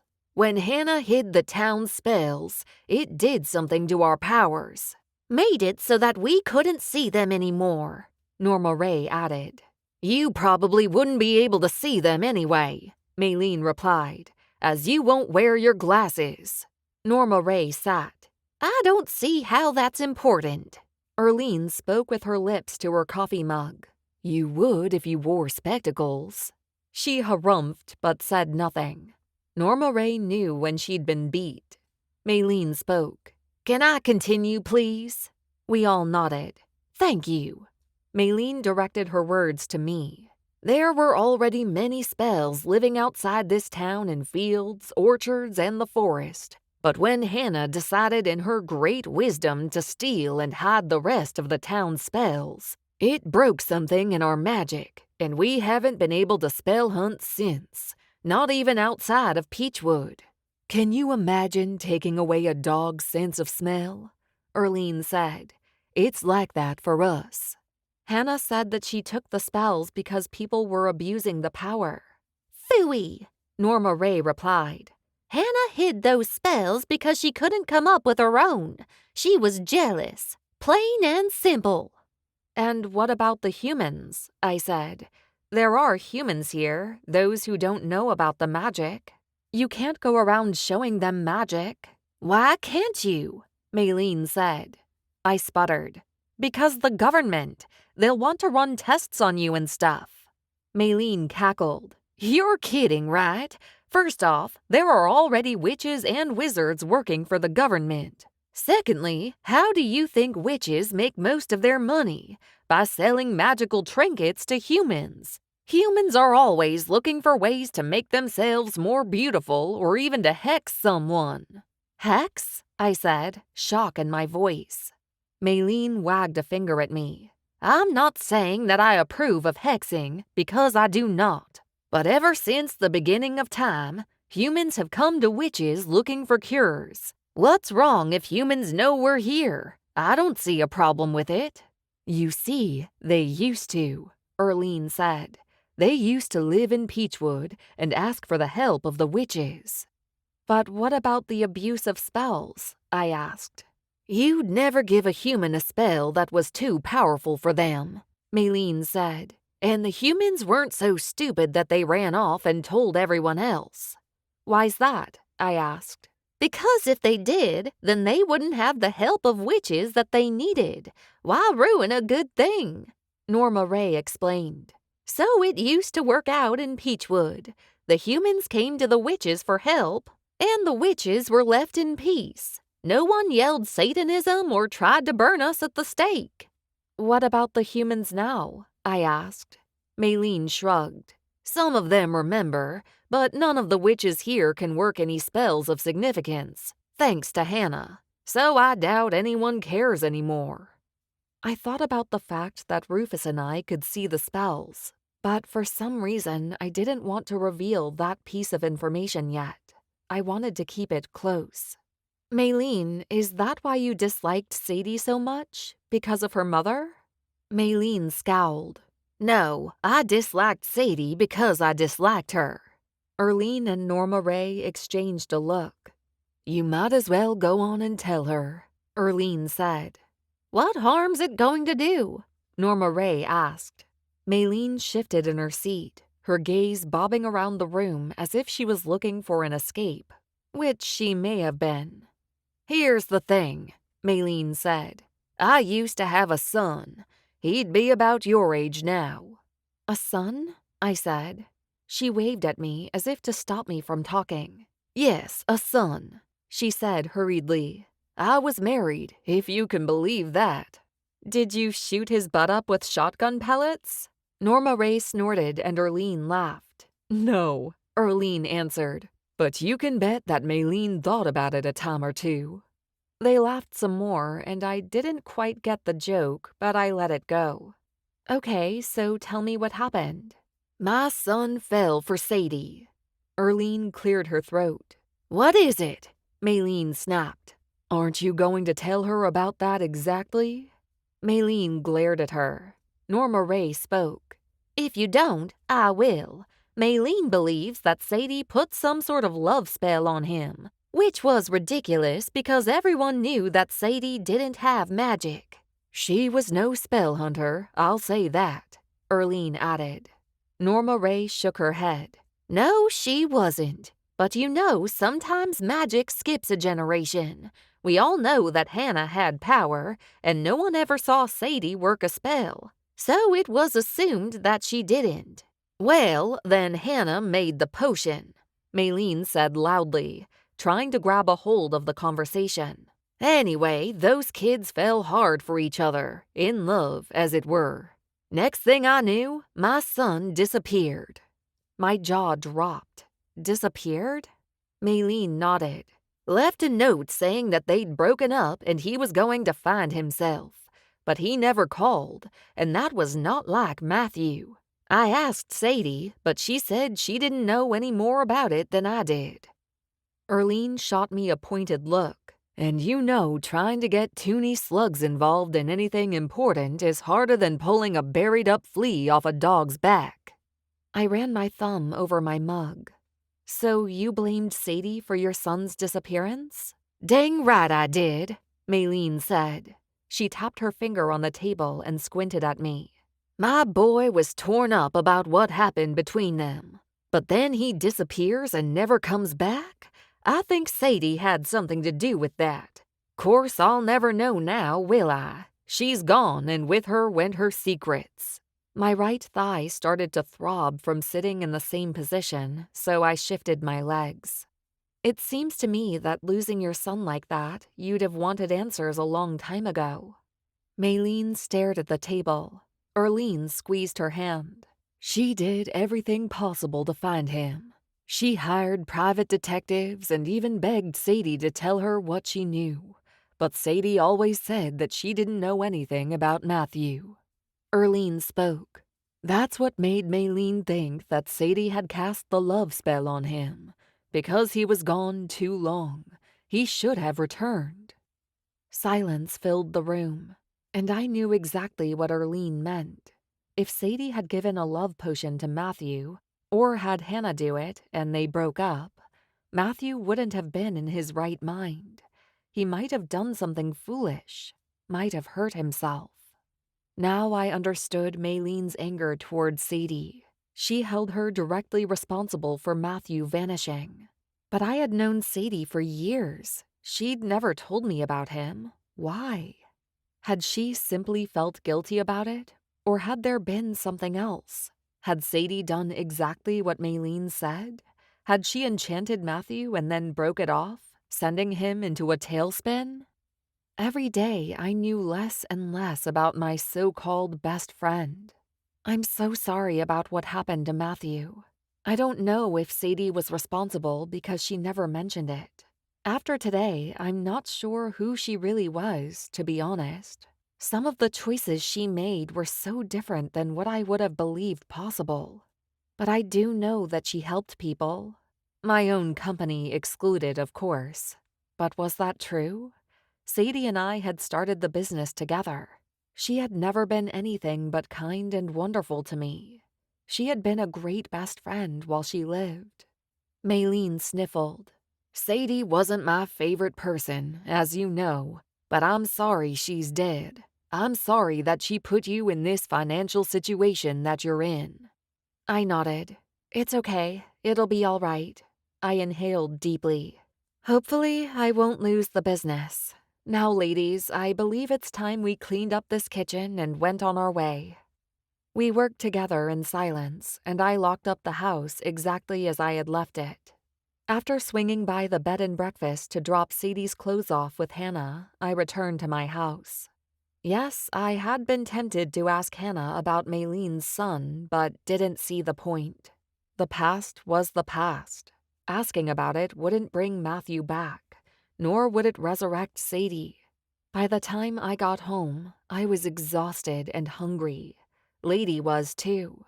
She gave me a pretty reproachful look when I entered, scratching at my jeans. I poured her a bowl of dog food, made myself a grilled cheese, and slumped onto the couch, ready to veg out on home remodeling shows. Yes, y'all, I have an addiction to remodels. But after decimating my sandwich and flicking on the television, a thought struck me. Rufus. He would go to Dooley's farm. I just knew it. Growling, I heaved myself from the couch and called Lady. She scampered toward the door. "Come on, girl. Let's go stop a wizard from remembering who he is and ruining my life for a second time." Chapter 19. The road out to Dooley's was filled with ruts. My truck bounced up and down the dirt path that stretched on for a good mile before forking. Straight led to Dooley's home, and off to the right led into the orchard and the forest beyond it. I went slowly and kept an eye glued to the left, in the direction of the house. If Dooley saw me out there, sure enough, he'd be revving up his pickup and driving out to see who was trespassing on his property. I wrapped my fingers tightly around the wheel, my knuckles becoming pale mountains. The truck lurched right and left as we hit rut after rut. Poor Lady kept getting jostled. I pulled her toward my hip, securing her against me. "It'll be okay, girl." She pressed her wet nose against my arm in response, and finally, after several minutes, we rounded a grove of trees and saw orbs. There must have been hundreds of them, all different colors and sizes. The spells in the forest had been more similar in size, but these were not. Some looked to be the size of dimes, while others were as big as peaches. And in the middle of them all stood Rufus, his back to me once again. I could just see the smirk on his face as he realized that I had come to fetch him. Or help him, I supposed. After killing the engine, I scooped up Lady and the two of us approached. Rufus slowly turned around. I had switched my beams to low and they illuminated him. I had to suck in my breath. In the lights, he cut a distinctive figure. The first night I saw him, I noticed how broad his shoulders were, but now I noticed how they narrowed into his tapered waist and strong thighs. The jeans he wore helped too. They fit him perfectly. I found myself barely able to speak above a whisper. "You got new clothes." He smiled, his gaze darting to the ground in embarrassment. Julie Bender found them for me in her husband's old things. Julie had kept her husband's clothes when he died a few years ago. She told me that she didn't have the heart to get rid of them. I could understand. "They fit you well." We stared at each other a moment as a spell floated up to me and bounced against my forehead before bobbing away. The magic reminded me of lightning bugs on a humid summer's night. "How did you get out here?" I asked. Uber, he replied. Yup, even in small towns we had Uber. Would you like to help me? I came to keep you from getting your rear end full of buckshot. I see. He opened his palm and a red spell fell onto it. Deciding it wasn't the one, he dropped his hand away. So only you and I can see them. He referenced what Willard Gandy had said earlier today. Maylene told me that she and some of her friends used to be spell hunters. They caught spells and sold them to witches, maybe humans. The good kind, I imagine, Rufus murmured. I guess. Grass crunched under my feet as I approached. Lady jumped around, snapping at spells as if they were butterflies. Lady, stop! I don't want you eating one of those. They're bad for you. She sulked away. I took a spot off from Rufus and started inspecting the orbs. But now even Maylene and her spell hunters can't see them anymore. No one can. Hannah, Sadie's mom, hid all the spells from everyone. So it's just you and me, is that right? It doesn't make any sense. Maybe it's not supposed to, he murmured. I glanced over and found Rufus studying me. Heat flared in my cheeks and I turned away. There wasn't supposed to be some sort of weird chemistry between us. I hated him, right? Didn't I? While he quietly studied spell after spell and released them back into the atmosphere, I realized that there wasn't much to hate. I hated that too. Just the thought of it made me brittle. So does that make you a spell hunter? He asked, amusement filling his voice. I've never seen any of these before, not until you showed up. He seemed to consider that. Maybe I'll take up a new line of work then, become a spell hunter. I stared at him openly. He laughed at my expression and poked a spell, sending it arrowing away. What else have I got to do? I don't know who I am or where I live, so I don't know where to go. I also need to make money, so perhaps it isn't a bad idea. I snorted. You tell Dooley Hutto that he's got spells out here and you're searching through them. He's going to want a cut of the profits. I could give the money to you. His words made my entire body stutter. What? Rufus gave me a sidelong glance before turning back to pluck a golden ball from the air. You need it more than I do. You don't even know me. But I feel like I do. I rocked back on my heels and turned my face away so that he wouldn't see the fear in my eyes. What do you mean? I just feel that I know you is all. Just one of those things, I guess. He laughed. It's silly, I know. We've only just met, but you're easy to be around. I exhaled, relieved. That was all Rufus was saying, that I was a comforting presence. He didn't suspect. There are a lot of people who are easy to be with, but I'm surprised you'd say that, given how I was a bundle of nerves today. You had a right to be. I opened my palm and a magenta-colored orb slipped into it. A talking spell. Interesting. I'd never seen one of those before. You never knew when you might need a good talking spell. I slipped it in my jean pocket. It vibrated against my groin. Great. My parents both died when I was younger, I murmured. I'm sorry to hear that, he said. My mother first, and then my dad. They were both very sick and left me when I was barely 18. Why was I telling him this? Why was I revealing my secrets to Rufus? Maybe because it was a beautiful night. The stars shone high above us, and the spells were simply delightful to behold. What did you do after? He gently prodded. Well, I went to school and got a construction and design degree, of all things. I like designing. I like building. I glanced over and smiled. I guess I just like it all. I wonder what I like, he murmured. A jolt of anguish raced up my back. Perhaps I should tell him. Just go ahead and blurt it out. You like playing Frankenstein. You once attempted to steal my powers. But now you seem like a nice person, so please don't return to those ways or else I'll have to fight you. Right, as if. He sighed. I think that's one thing I yearn for, knowing what I used to do in my old life. What do you like to do now? He tapped an orb and it spun out, flitting through the night. Apparently, I like to spend my free time searching for spells. Perhaps you are the new spell hunter. Rufus gazed at me earnestly. That would mean that both of us are. It was my turn to chuckle. I think I'm okay. I prefer to renovate buildings. As you wish. He paused. But I wonder what makes it so that we can both see these? I hesitated.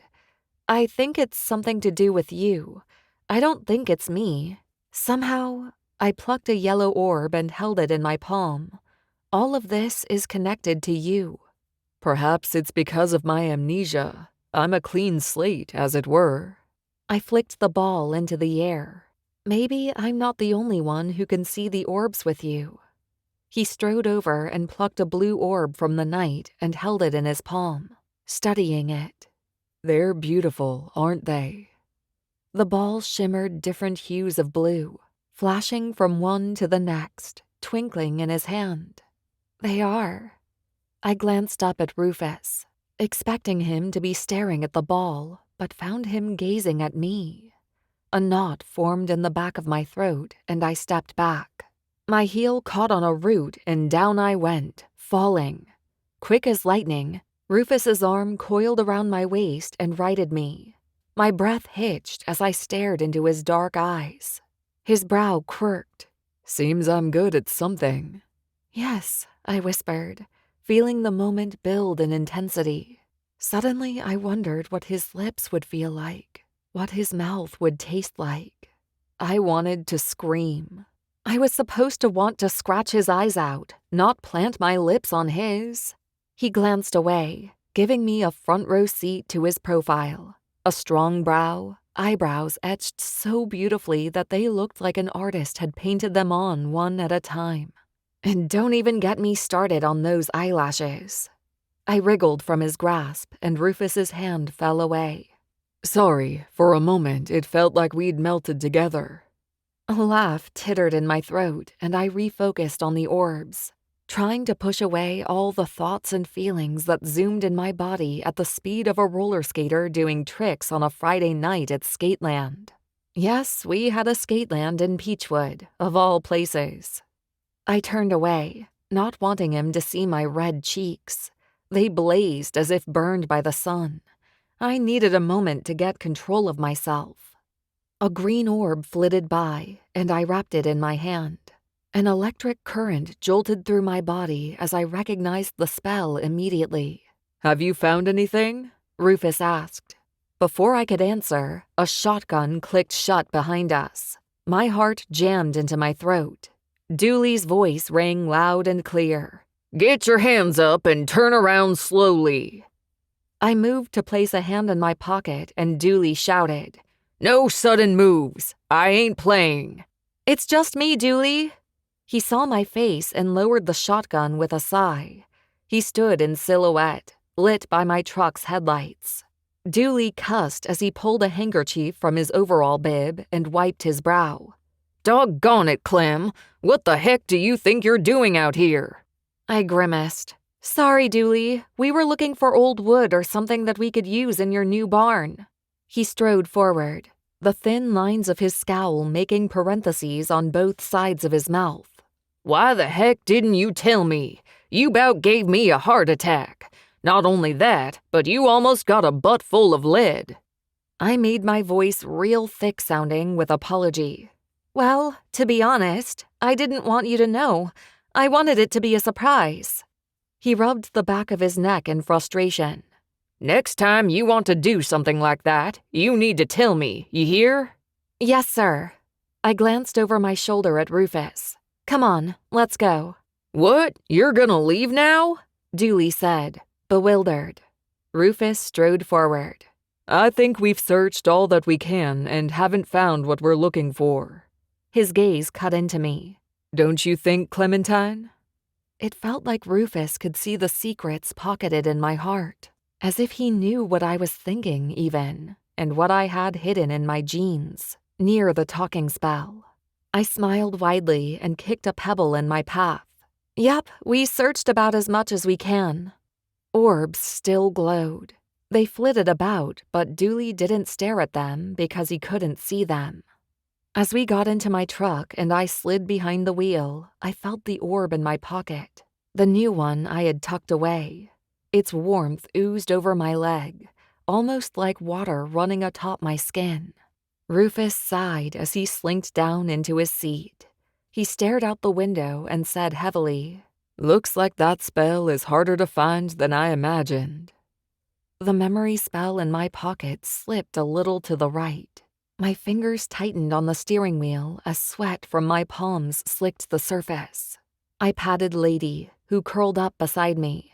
"Yep, I guess you'll just have to keep looking. You'll just have to," I repeated as we rumbled back toward the main road and away from Dooley's farm. Chapter 20. I got home late that night. Every muscle in my body ached, from my shoulders to the bottoms of my feet. Lady was tired too. As soon as I opened the front door, she scurried to the kitchen for a drink of water from her bowl, and then hopped onto my bed, ready to call it a day. My night was yet unfinished. I swear that Rufus must have thought something was up, because the orb slid from side to side in my pocket the entire drive back to the bed and breakfast. I held my breath, expecting the thing to wiggle out and fall onto the seat, where he could see it. Then he'd accuse me of keeping the memory spell from him. Boy, what a can of worms that would open. But luckily, Rufus exited my vehicle none the wiser. As I stared at my open cupboard, trying to figure out exactly the best container for the spell, I spied a couple of old mason jars that I'd received from Maylene. Once filled to the brim with homemade fig preserves, they now sat empty. Y'all will be perfect. The first one opened easily, and I stuck the talking spell in it, screwed the lid shut, and placed it on my kitchen table, figuring that I'd deal with it later. The second jar was a different story. At first, the lid didn't want to budge, but after a bit of elbow grease and running it under the tap, the hot water seemed to do the trick. The faint smell of dust drifted from the jar. I dropped the orb inside, and it bounced around from side to side. After capping it, the ball ricocheted from top to bottom, looking like a lightning bug that desperately wanted to escape. Now to hide it. Since my cabinets were never fully stocked, that would be a horrible place to store it. The jar would be seen as soon as the doors opened. I considered hiding it in my closet, but that seemed too obvious. Then it came to me. The cabinet in my bathroom, the one under the sink, was a mess. Full of curling irons with dangling cords, a box of hot rollers, hair products with crust on their lids. You know how it is. You buy a hair product, use it a few times, store it in a cabinet, and forget about it. Well, I had an entire graveyard of hair products that I never seemed to find the time to toss in the garbage. Well, now those products would help me out. The jar fit perfectly behind a box of shampoo and conditioner that I'd received as a Christmas present. After tucking the orb away, I snapped off the bathroom light, changed my clothes, and slid under the covers. Not once did I feel guilty about hiding the memory spell. Keeping Rufus Mays away from his true self was a service for all of humanity. At least, that's what I told myself as I drifted off to sleep. The next day, Lady and I ate breakfast together. She had a bowl of really good, expensive dog food, and I had a chunk of the Coca-Cola cake that Maylene had made for me. Lady had finished her bowl and stared up at me, her eyes full of hunger. "Sorry, girl, but this food is poisonous to you. Otherwise, you could have as much of it as you want." She turned away, and I could tell that she did not believe me. Well, I would never lie, not when it came to death. Since eating a chocolate breakfast would be the best part of my day, considering that I had no idea how or where to get the $20,000, I resigned myself to put on a smile and do my best.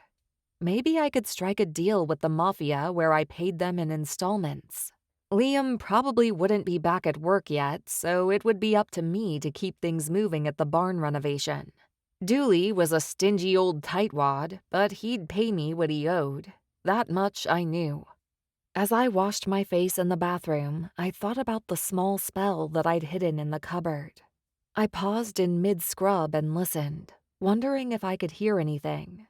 The orb had bounced around so much last night that I thought the light tapping sound it made could be heard by anyone standing in the bathroom. Though I cocked an ear toward it, I didn't hear a thing. Satisfied that my secret would remain hidden as long as I needed it to be, I finished cleaning up, dressed, and grabbed Lady. We hit Bender's coffee shop first. I wanted to see if Rufus could help me out at the barn again. We'd made good headway yesterday, and with his help, we could keep the renovation going. Plus, I wanted to know where he was at all times. Like, of course I did. Had to keep him not knowing who he was, obviously. Was that even ethical? Probably not, right? Like, if you knew who someone was, you should probably tell them. Well, that wasn't going to happen here. My plan was to keep Rufus in the dark as long as possible, and to also track his movements. Maybe I should buy a tracking device and stick it on his pants. Think he would notice a small watch battery thingy sticking from his back pocket? Were tracking devices even that small? In movies, they were always tiny. Like, you could put one on a person's shoulder and they'd never notice. Did I see that in Mission Impossible? Yes, I probably did. Given that I didn't have a tracking device, the best way to keep someone in my sights was to stalk them. Nope, not stalk, just be around a lot. So I headed over to Bender's to check on Rufus. And oh, I found him all right. Maylene, Norma Ray, and Erlene circled a table. He stood in front of them. Maylene waved her arms about as if she were going to take off and start flying. She spotted me and waved me over. "Hey, Clem, come here and listen to what we found out." Rufus glanced up at the mention of my name. Our gazes locked, and that same heat that I'd felt before charged the air. Suddenly, it was like the world had slipped away and only Rufus and I existed. Then the shop darkened, and I was there, in a black room, my arms locked to my sides. I forced the fear back down, swallowing it into the pit of my stomach. Rufus's gaze filled with concern. What I relived must have shown on my face. Forcing a smile, I reached the table and gripped the back of Norma Ray's chair, helping to steady myself. "You okay?" Rufus asked. I waved away his concern. "I'm fine, just a little foggy in the head." Lady padded up to Maylene and tapped her nose on Maylene's leg. She patted my dog while nodding to Rufus. "Clem, you are not going to believe this, but do you want to know what we just discovered about John here?" "What's that?" The fog threatened to take over, so I exhaled sharply and gripped the chair harder. "We discovered that he's a spell hunter," Maylene said proudly. "He was telling us how he can see the orbs." She clapped her hands with excitement. "He can see them, all of them, even the ones that Hannah hid." "We don't know that for sure," Norma Ray said. "Why do you always have to be such a Debbie Downer?" Maylene snipped. She pumped her hands in victory. "Do you know how long we've waited for a spell hunter to arrive in our town?" "Ever since we lost our ability to hunt?" Norma Ray guessed. "Yes," Maylene said triumphantly. "We've been waiting a good 10 years to get the likes of him here. Now that he's arrived, it's a brand new day. The witches and wizards here can use the spells that he finds." Rufus patted the air in a hold-on gesture. "The only thing I really want is a memory spell so that I can regain what I've lost." "But while you're looking for that, you can help others," Erlene said. "I know that spell holder is in here somewhere." She opened her purse and laid a can opener on the table. "Why in the world do you need a can opener?" Norma Ray asked. Erlene looked at her as if she'd grown an extra head. "Why, I thought everyone carried one. You never know when you're going to need to open up a can of whoop butt and throw it on someone." "That doesn't exist," I said. "There is nothing in the world that is actually labeled whoop butt in a can." "Oh no?" Erlene lifted her brows and eyed me from head to toe. "And I thought you were smarter than that, Clementine Cooke." Next thing I knew, Erlene pulled a soup can from her purse. Sure enough, written in red letters on one side were the words whoop butt.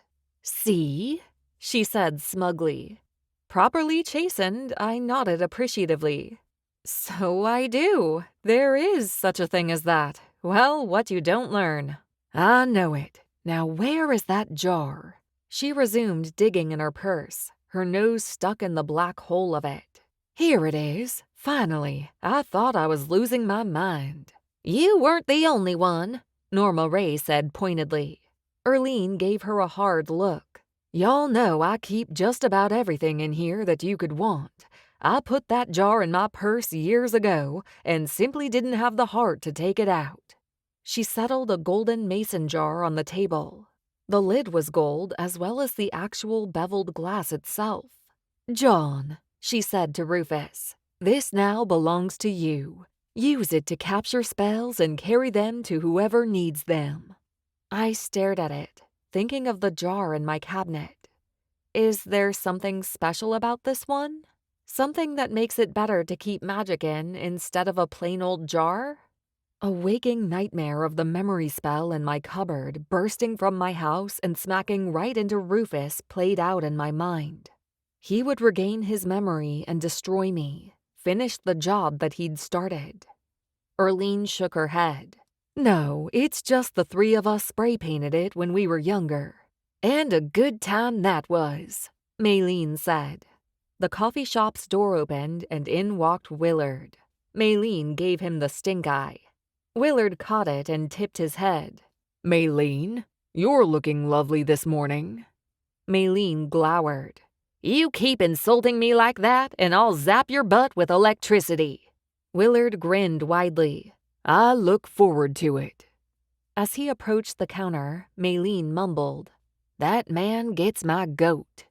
"Do you like anyone?" I said. Her lips pursed. "I like you, John, and my girls." "Sometimes I think we're on the outs," Norma Ray said. "Not you girls." Maylene glanced down at her bosom. "Those girls." Norma Ray spoke to Erlene. "She's joking, right?" "Yes, Norma Ray." Maylene rose and took Rufus by the arm. "Now that you're the new spell hunter, you can start by rounding up some spells for us. What I wouldn't give for a good old-fashioned wrinkle remover." "Do you think we could go search for one of those?" Wait a minute. Maylene was just going to take Rufus and leave? Like she was going to take him spell hunting? They were just accepting him without knowing anything about his past. Maylene had welcomed Rufus into Peachwood with open arms, not bothering to wait and make sure that he wasn't a homicidal maniac before she got to know him. I couldn't help but gape openly at them. Rufus glanced at me and my gaze darted away. He stopped walking. "If you'd rather I help you at the barn, I'd be glad to." I shook my head. "No, don't bother. Go and spell hunt. See if you can find Maylene what it is she needs." He gave me a smile full of regret, but let Maylene drag him toward the door. Norma Ray patted my shoulder. "Don't you worry about John. Maylene will take good care of him." I bristled. "I'm not worried about him." Norma Ray gave me a sympathetic smile. "Are you sure about that? 'Cause it seems to me that I've seen that look of longing before, but only when someone fancies someone else." Whatever the look was, I made sure it disappeared from my face. "That's not it. Y'all don't know anything about him. John could be a serial killer. He's a stranger." Norma Ray smiled tenderly. "I remember that once upon a time you were a stranger too. If it hadn't been for Maylene and a few others who accepted you right off the bat, you never would have made Peachwood your home." Drat. "Well, of course you're right, but—" "But nothing, honey. We all need a friend, especially those of us who may be lost." With that, Norma Ray followed Maylene and Erlene out the front door, leaving me standing alone, wondering who exactly was the bad guy in the coffee shop, Rufus or me in my ingrained prejudice. Chapter 21. Liam's crew showed up at the barn. Sans Liam. I spent the day directing the men on what to focus on, and by the end of the day, the kitchen was starting to take shape. Needless to say, things were moving along at a clipped pace. By the time my day was over, I was spent, exhausted. I gathered Lady, who looked just as tired as me, and headed home. When we reached my house, I ate another piece of cake, Yes, I live on sugar. There is nothing wrong with that. Showered and slipped on a pair of jeans and a t-shirt. About 5 minutes later, my doorbell rang. When I answered it, Maylene stood in the frame, her glasses glinting in my porch light. "How'd the spell hunting go?" I asked. She scowled. "Can't you tell? Look at my face." I peered closer. "Oh, yes, I see that many of the lines are gone." "You can't tell, can you?" I really hated to tell her that I couldn't, so I kept my mouth shut. "Yes, you have less lines than normally." "That spell needed a turbo boost to it, but I didn't have the shark teeth powder to add, so I had to settle." "But at least you found it. That's good, right?" She rubbed her chin. "That fella John is gonna be a great spell hunter. Just what we need around here." I started to tell her that she needed to watch out for who she trusted, but Maylene spoke first. "Why are you wearing that?" "What, a t-shirt? Is something wrong with my loungewear?" Since when did Maylene become the judge of what I wore to hang around my house in? "You wearing that to the antisocial party?" I groaned. Oh no, I forgot all about it. "Well, get yourself dressed and come on. I'll walk you over." As much as I wanted to protest, I knew it wouldn't work. Maylene wouldn't leave until I was dressed and heading over to the party. So I slipped on a silk shirt but kept the jeans, adding a pair of strappy, low-heeled sandals to the outfit. I left Lady at home and headed down the street to the antisocial headquarters, which was only a few blocks over. Lights danced across Peach Pit Avenue. They lassoed the trees and dangled from one side of the street to the other. Insects buzzed around my head and I waved them away. "Ah, there he is," Maylene said, pointing to Rufus. He stood beside the punch bowl wearing a tight, thin cotton sweater and jeans. Rufus handed Maylene a cup of punch. "Maylene?" he said in greeting. She smiled at him. "I'm gonna tell everyone I know that you're the town's new spell hunter. Folks'll be so excited to hear that. You'll have more business than you can hope for." Before he could argue, Maylene took her punch and strode off. "So, you're going to be the new spell hunter for the town?" I asked. He smirked. "If Maylene has her way, yes." He handed me a glass and I took it. "And you?" Rufus's gaze leveled on me. "What do you think? Should I stay here?" "I'm not the person you should be asking. Only you can answer that." His gaze drifted around the party. "So what's this all about? The antisocial party?" I laughed. "Oh, I think the town thought it would be fun and gimmicky to call it that." "I'm sure you don't want to be here, with your friend's death and everything." "It'll be okay." We stared out at the crowd. Rufus shifted his weight and his shoulder brushed mine. A flash of heat snaked all the way to my belly. "So, it's none of my business, but—" he started. I sighed, knowing what he was asking. "It's not any of your business, but I'll tell you. A long time ago, I met a very charming man. We hit it off and became friends. Great friends. More than friends." I shivered as I relived the memory of how much chemistry had existed between Rufus and me the first time we met. Nothing had changed, apparently. We became very close, and he asked if I wanted to play a magical game. I snickered bitterly. I said sure, I was up for it. The next thing I knew, I woke up strapped down, and he was trying to suck all the magic from my body. Blazing, white-hot anger churned in my veins. Rufus cast his gaze to the ground as I stared out into the crowd of folks. I barely escaped with my life. I tricked him into touching me and blasted him across the room. The explosion set me free. After that, I didn't know who I could trust, so I decided not to talk about magic and not to use my power unless it was absolutely necessary. I exhaled a sharp breath. So, there you have it. The story of why I'm a bitter woman. Rufus laughed. "I actually wasn't going to ask you that, but for what it's worth, I'm sorry." He took my hand and I stiffened. He paused, his gaze searching mine. When I relaxed, he smiled. I hope whoever did that to you is suffering 1,000 deaths right now. I doubt it. But what I wanted to ask was if you would like to help me hunt for spells. I shook my head. I'm too busy with my own company. On the side, perhaps? He squeezed my hand and the air tightened, along with my chest. I was drowning in his eyes, and maybe it was the punch or the darkness or even the romantic lights strewn about, but I felt myself falling into Rufus. From beside me, someone cleared their throat. I jerked my hand away and turned to see Shane. "Oh, Shane, you scared me." Shane smiled bashfully. Sorry, I tried to call you, but my calls kept going straight to voicemail. I peeked inside my purse at my phone and sighed. It's dead. Sorry. Everything okay? He raked his fingers through his hair. I believe we had plans. I nearly jumped from my skin. Right, of course. I'm so sorry. It's been a heck of a week. He smiled kindly, and I knew that I had not lost my chance with Shane Prater.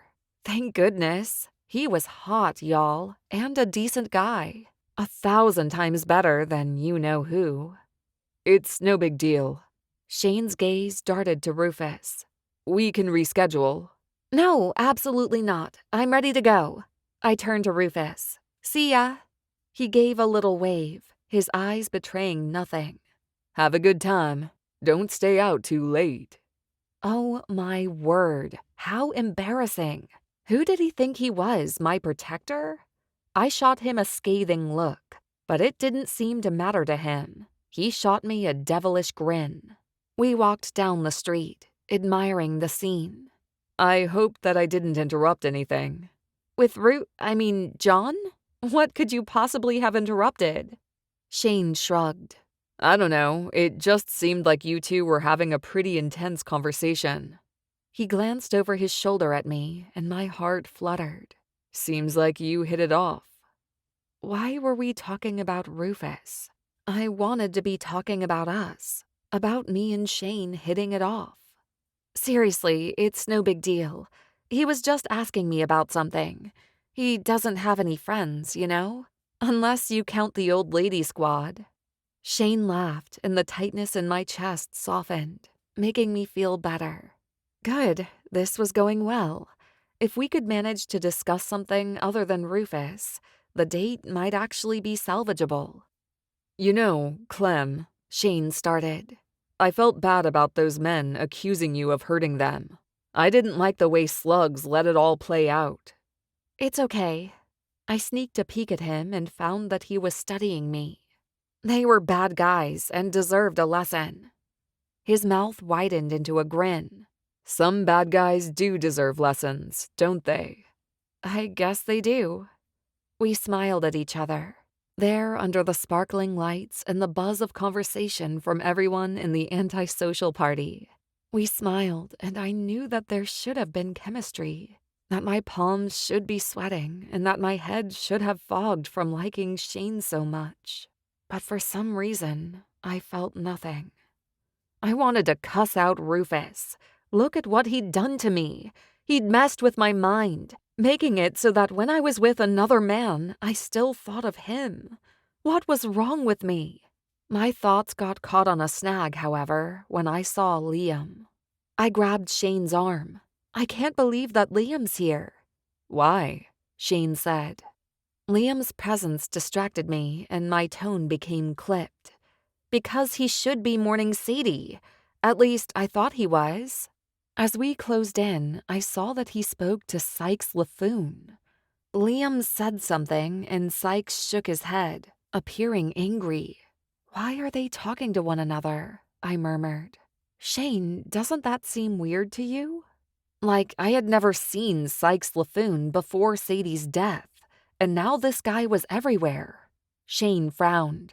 Why should it seem weird? I tugged him behind a tree so that we could watch the scene better. Liam was Sadie's boyfriend, who said he didn't know anything about her dealings with Sykes and his associates. Sykes told me that Sadie owed him money, If I don't pay up soon, he's going to take my business. Oh no, Clem, can I do anything to help? Shane asked. He reached for me and I shrank back. No, I'll figure it out. I couldn't focus on the money, or lack thereof, right now. Had to stay on point. I pressed my mouth close to his ear. His hairs tickled my cheek. Well, now I've caught Liam in a lie. If he didn't know anything about Sadie, why is he talking to Sykes all buddy-buddy-like? Maybe he's trying to talk him out of taking away your business, Shane offered. I don't buy it. I shook my head. See the way Liam looks? He doesn't look upset about Sadie the way I would expect. Every time I've talked to him or seen him since her death, he was distraught. But now he looks the exact opposite. Something fishy is going on. There had to be a connection.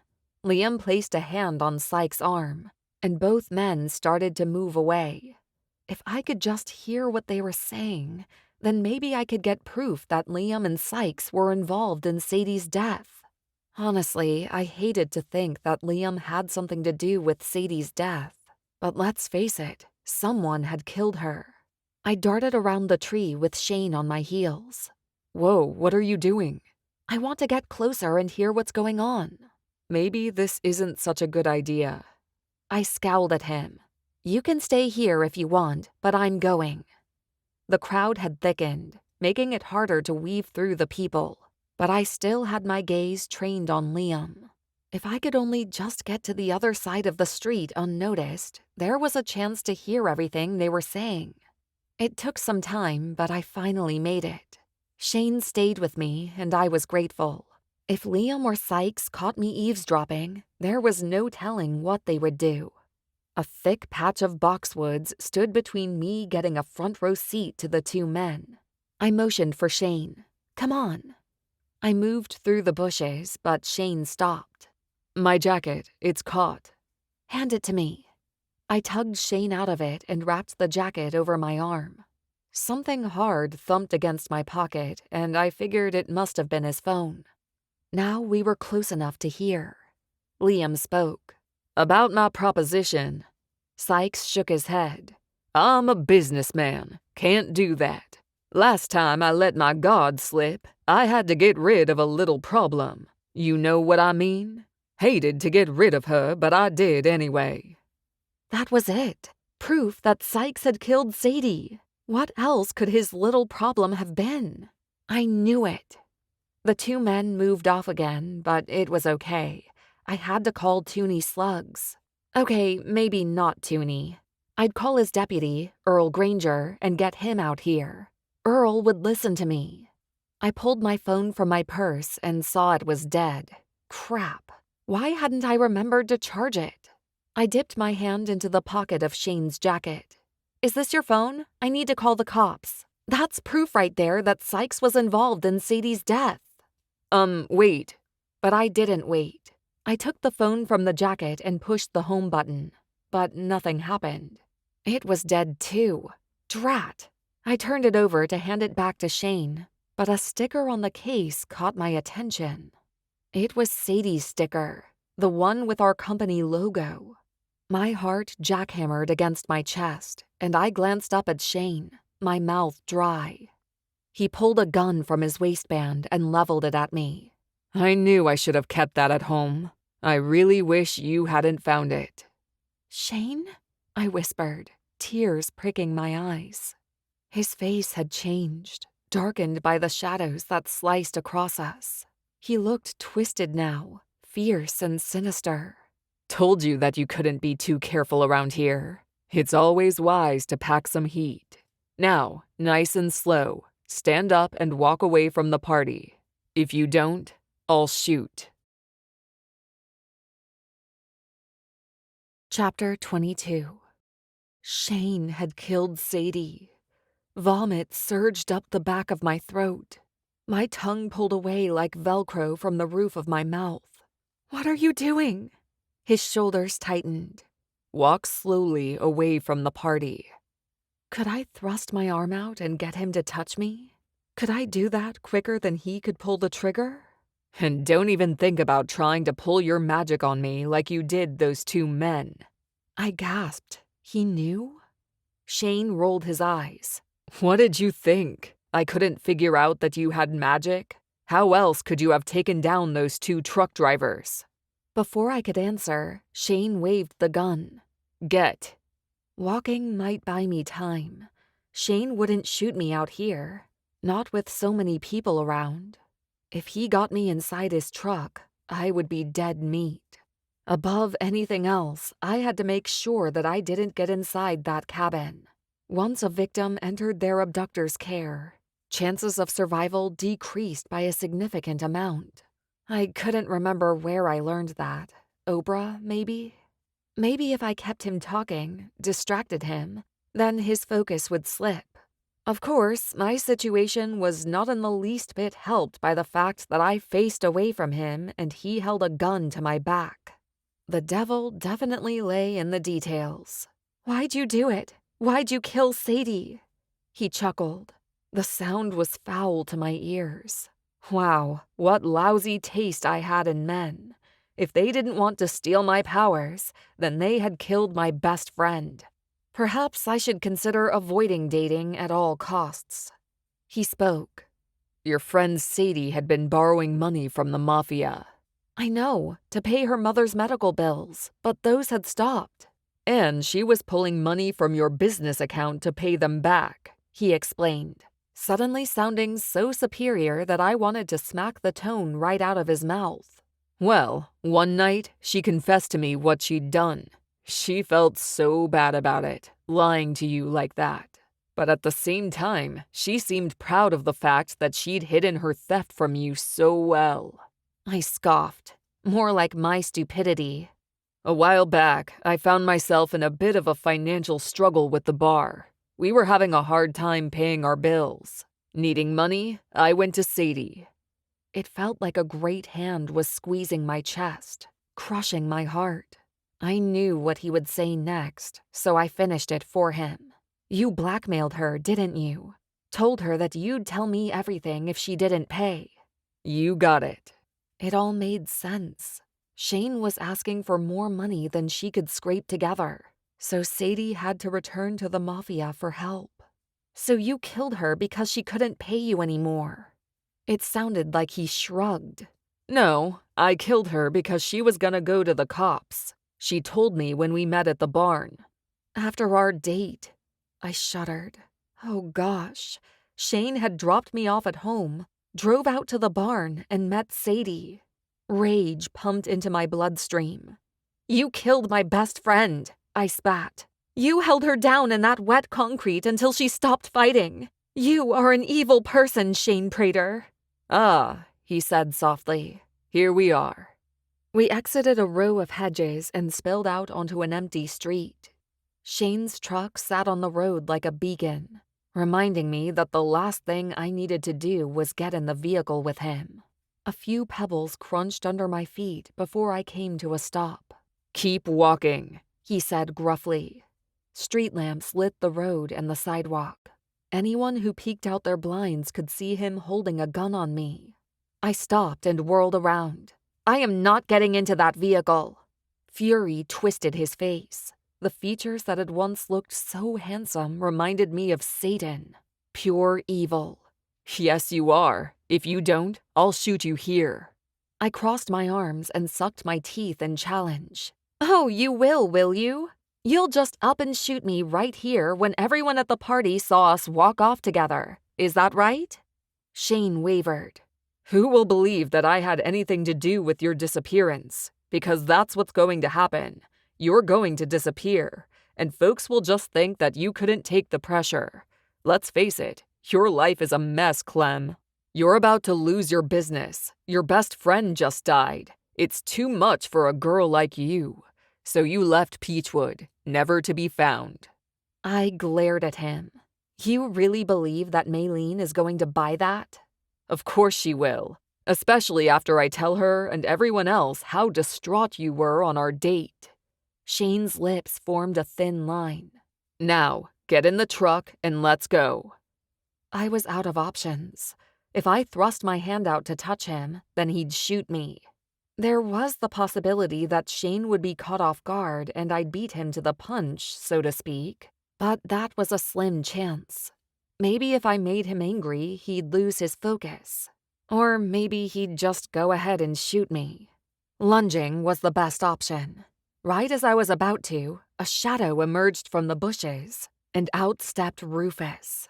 I rolled my eyes. Really? Why the heck was he here? He couldn't even remember how to work his magic, so what good would his presence do? Right, I know. I should have been elated to see Rufus, glad that he had appeared since Shane had a gun on me. But I didn't need his help. I didn't want it. I wanted to do this by myself. "Put the gun down," Rufus said. Shane scowled. "Got your little boyfriend to follow us, huh?" he said to me. The last thing he is my boyfriend. I raised my palms in a questioning gesture. What are you doing here? "I came to help you." I'm perfectly capable of helping myself. I don't need you. He nodded at Shane. "Have you noticed that he's got a gun on you?" Like I said, I have it under control. Shane waved the gun at Rufus. "Both of you, get in the vehicle. Clem, you're driving." I stamped my foot. I am not getting in that vehicle. I already told you. "She's right," Rufus said. "If she gets in the vehicle, her chances of survival fall immeasurably." Annoyed, I said, "How do you know that?" He shrugged. "Everyone knows that." Rufus turned to Shane. "I'll be taking that gun from you now." "What, are you both crazy? No one is taking this gun from me. Both of you are getting in the truck." Rufus clicked his tongue as if the entire situation was a shame. "I'm afraid that's not going to happen." What in the world made Rufus think that he could waltz up in here and save me? I didn't need saving. As far as I was concerned, he could just mosey right on back to that party, drink some punch, and be antisocial with Maylene and the gang. Look, I said to Rufus, I am not a damsel in distress who needs some amnesiac knight in shining armor to rescue her. So why don't you just scat? Shane rubbed a hand down his face. "Would the both of y'all just shut up and get in the vehicle?" "Like I said," Rufus explained, his voice level and calm. "That's not going to happen." Shane slapped his thigh in frustration. "I guess that I'm supposed to ask why is that not going to happen?" Rufus pulled a yellow spell from his sleeve. "Because of this." Quick as lightning, Rufus threw the ball at Shane. It hit him squarely in the chest, and he dropped the gun. "Now, Clem!" Rufus shouted. I rushed over to Shane and grabbed his arm. His eyes widened in fright, and I ground out, "Sleep tight," right before Shane was thrown back. He hit a street pole and groaned as he slumped to the ground, unconscious. Rufus rushed over to me. "Are you okay?" "Yes, but how did you know?" I said, uncertain if I was grateful or annoyed at him. He smiled, the corners of his eyes crinkling. "Just had a feeling that he was up to no good." Blue and red flashing lights appeared, and 3 police cruisers screeched to a halt, their hoods bouncing. Earl Granger exited his vehicle. His lips were in a thin line, and I had a feeling that I was in trouble. "Officer Granger, Shane Prater held a gun to us and threatened to kill us." Oh, my stars and garters, it was my word against Shane's, and everyone in town loved him. But Earl nodded firmly as his men handcuffed the sleeping Shane. "I know all about him," Earl said. "We finally got a hold of Sadie's phone records. They led us straight to him. After some investigating, we discovered that he was blackmailing her." I fell against his chest. "He was? Oh my gosh, thank you." He nodded. "I'm sorry about Chief Slugs. From the start, this looked like murder, so I decided to investigate." "Even though he said it wasn't?" I asked. Earl shook his head sadly. "Chief Slugs isn't always in the right mind. Sometimes the rest of us have to pick up where he left off." He turned to Rufus and shook his hand. "Thank you, sir. You've done a fine job for this community. I hope you'll be staying on."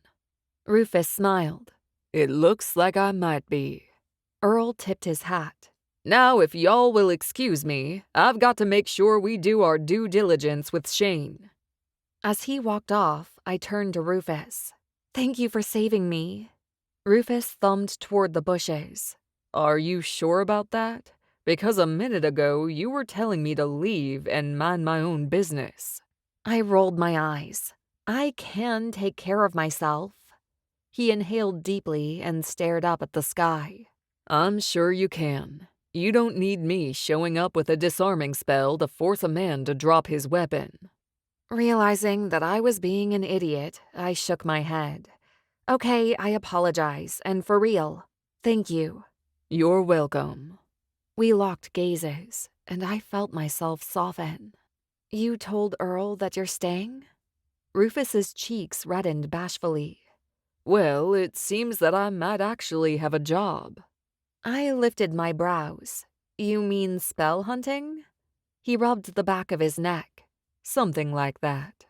I shivered, the shock of Shane's attack and revelation suddenly hitting me.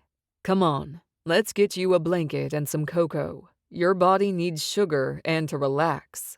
I let him drag me away. As we walked, I rested my head on his shoulder and, for once, wasn't bothered by my past.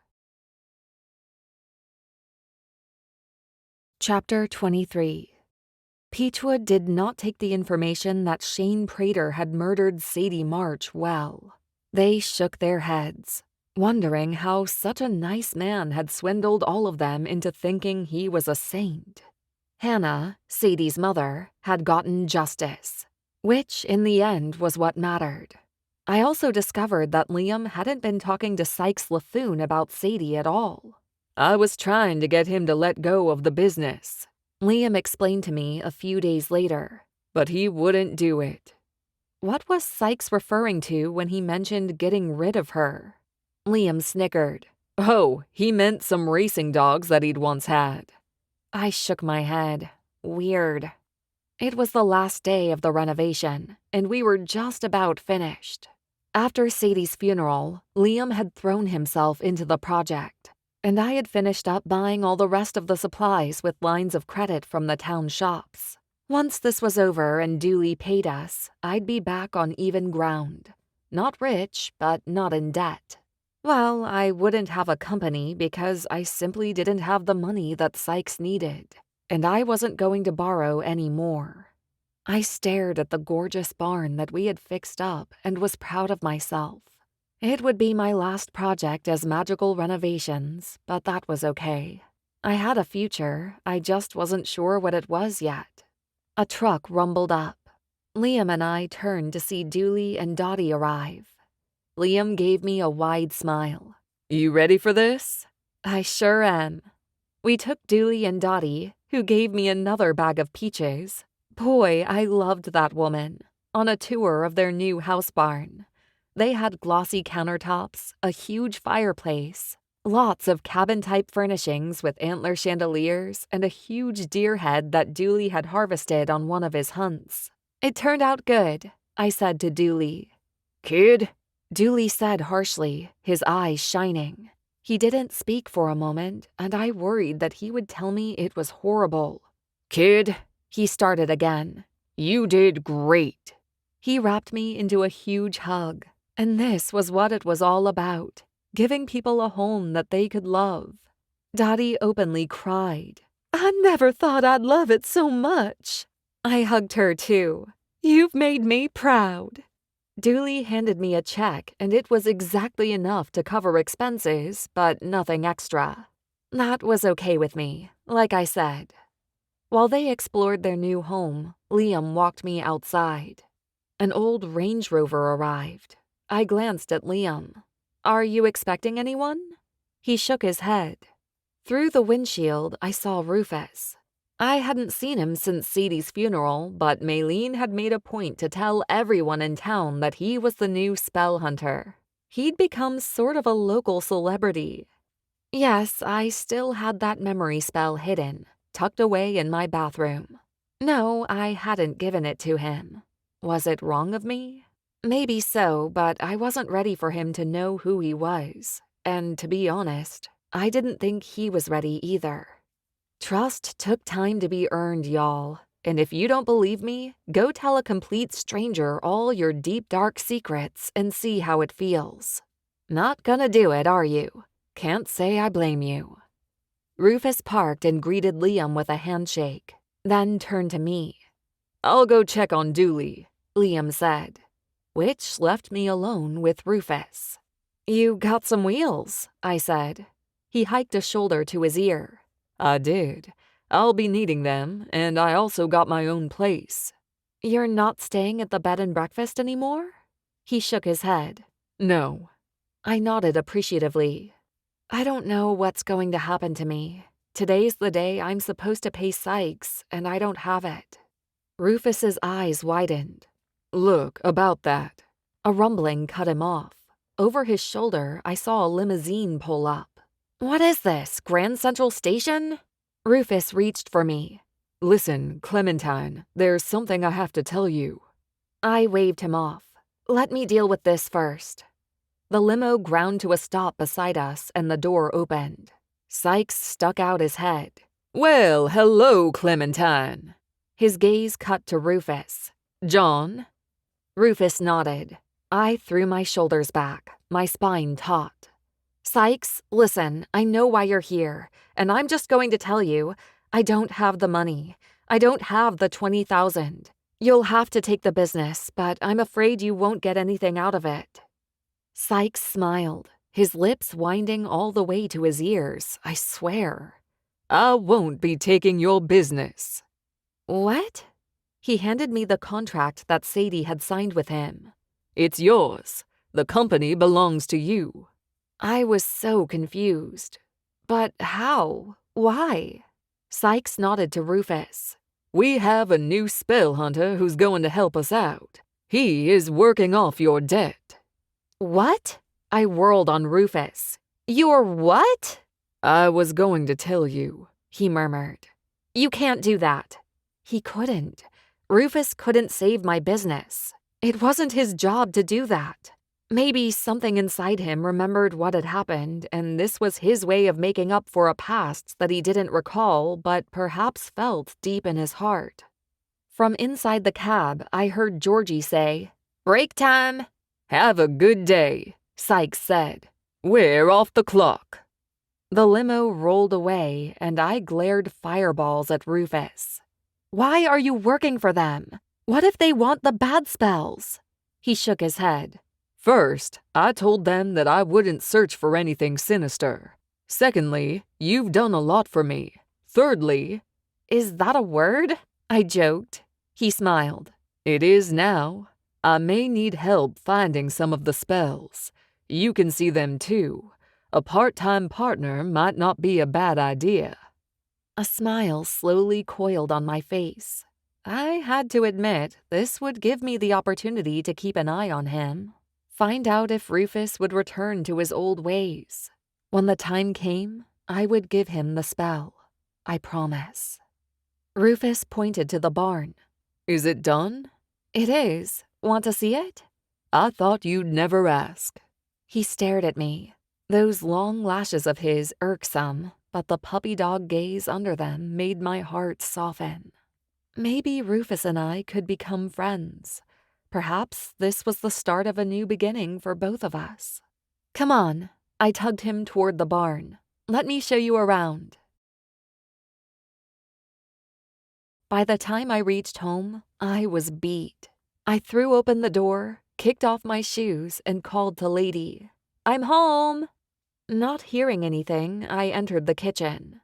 It took a moment to register the broken glass on the floor. I patted over and realized that the mason jar holding the talking spell had shattered. My gaze darted around the room, searching for the spell, but it wasn't in sight. Just then, the sound of Lady's collar jingling came from behind me. I turned around and Lady yawned. She must have just woken from a nap.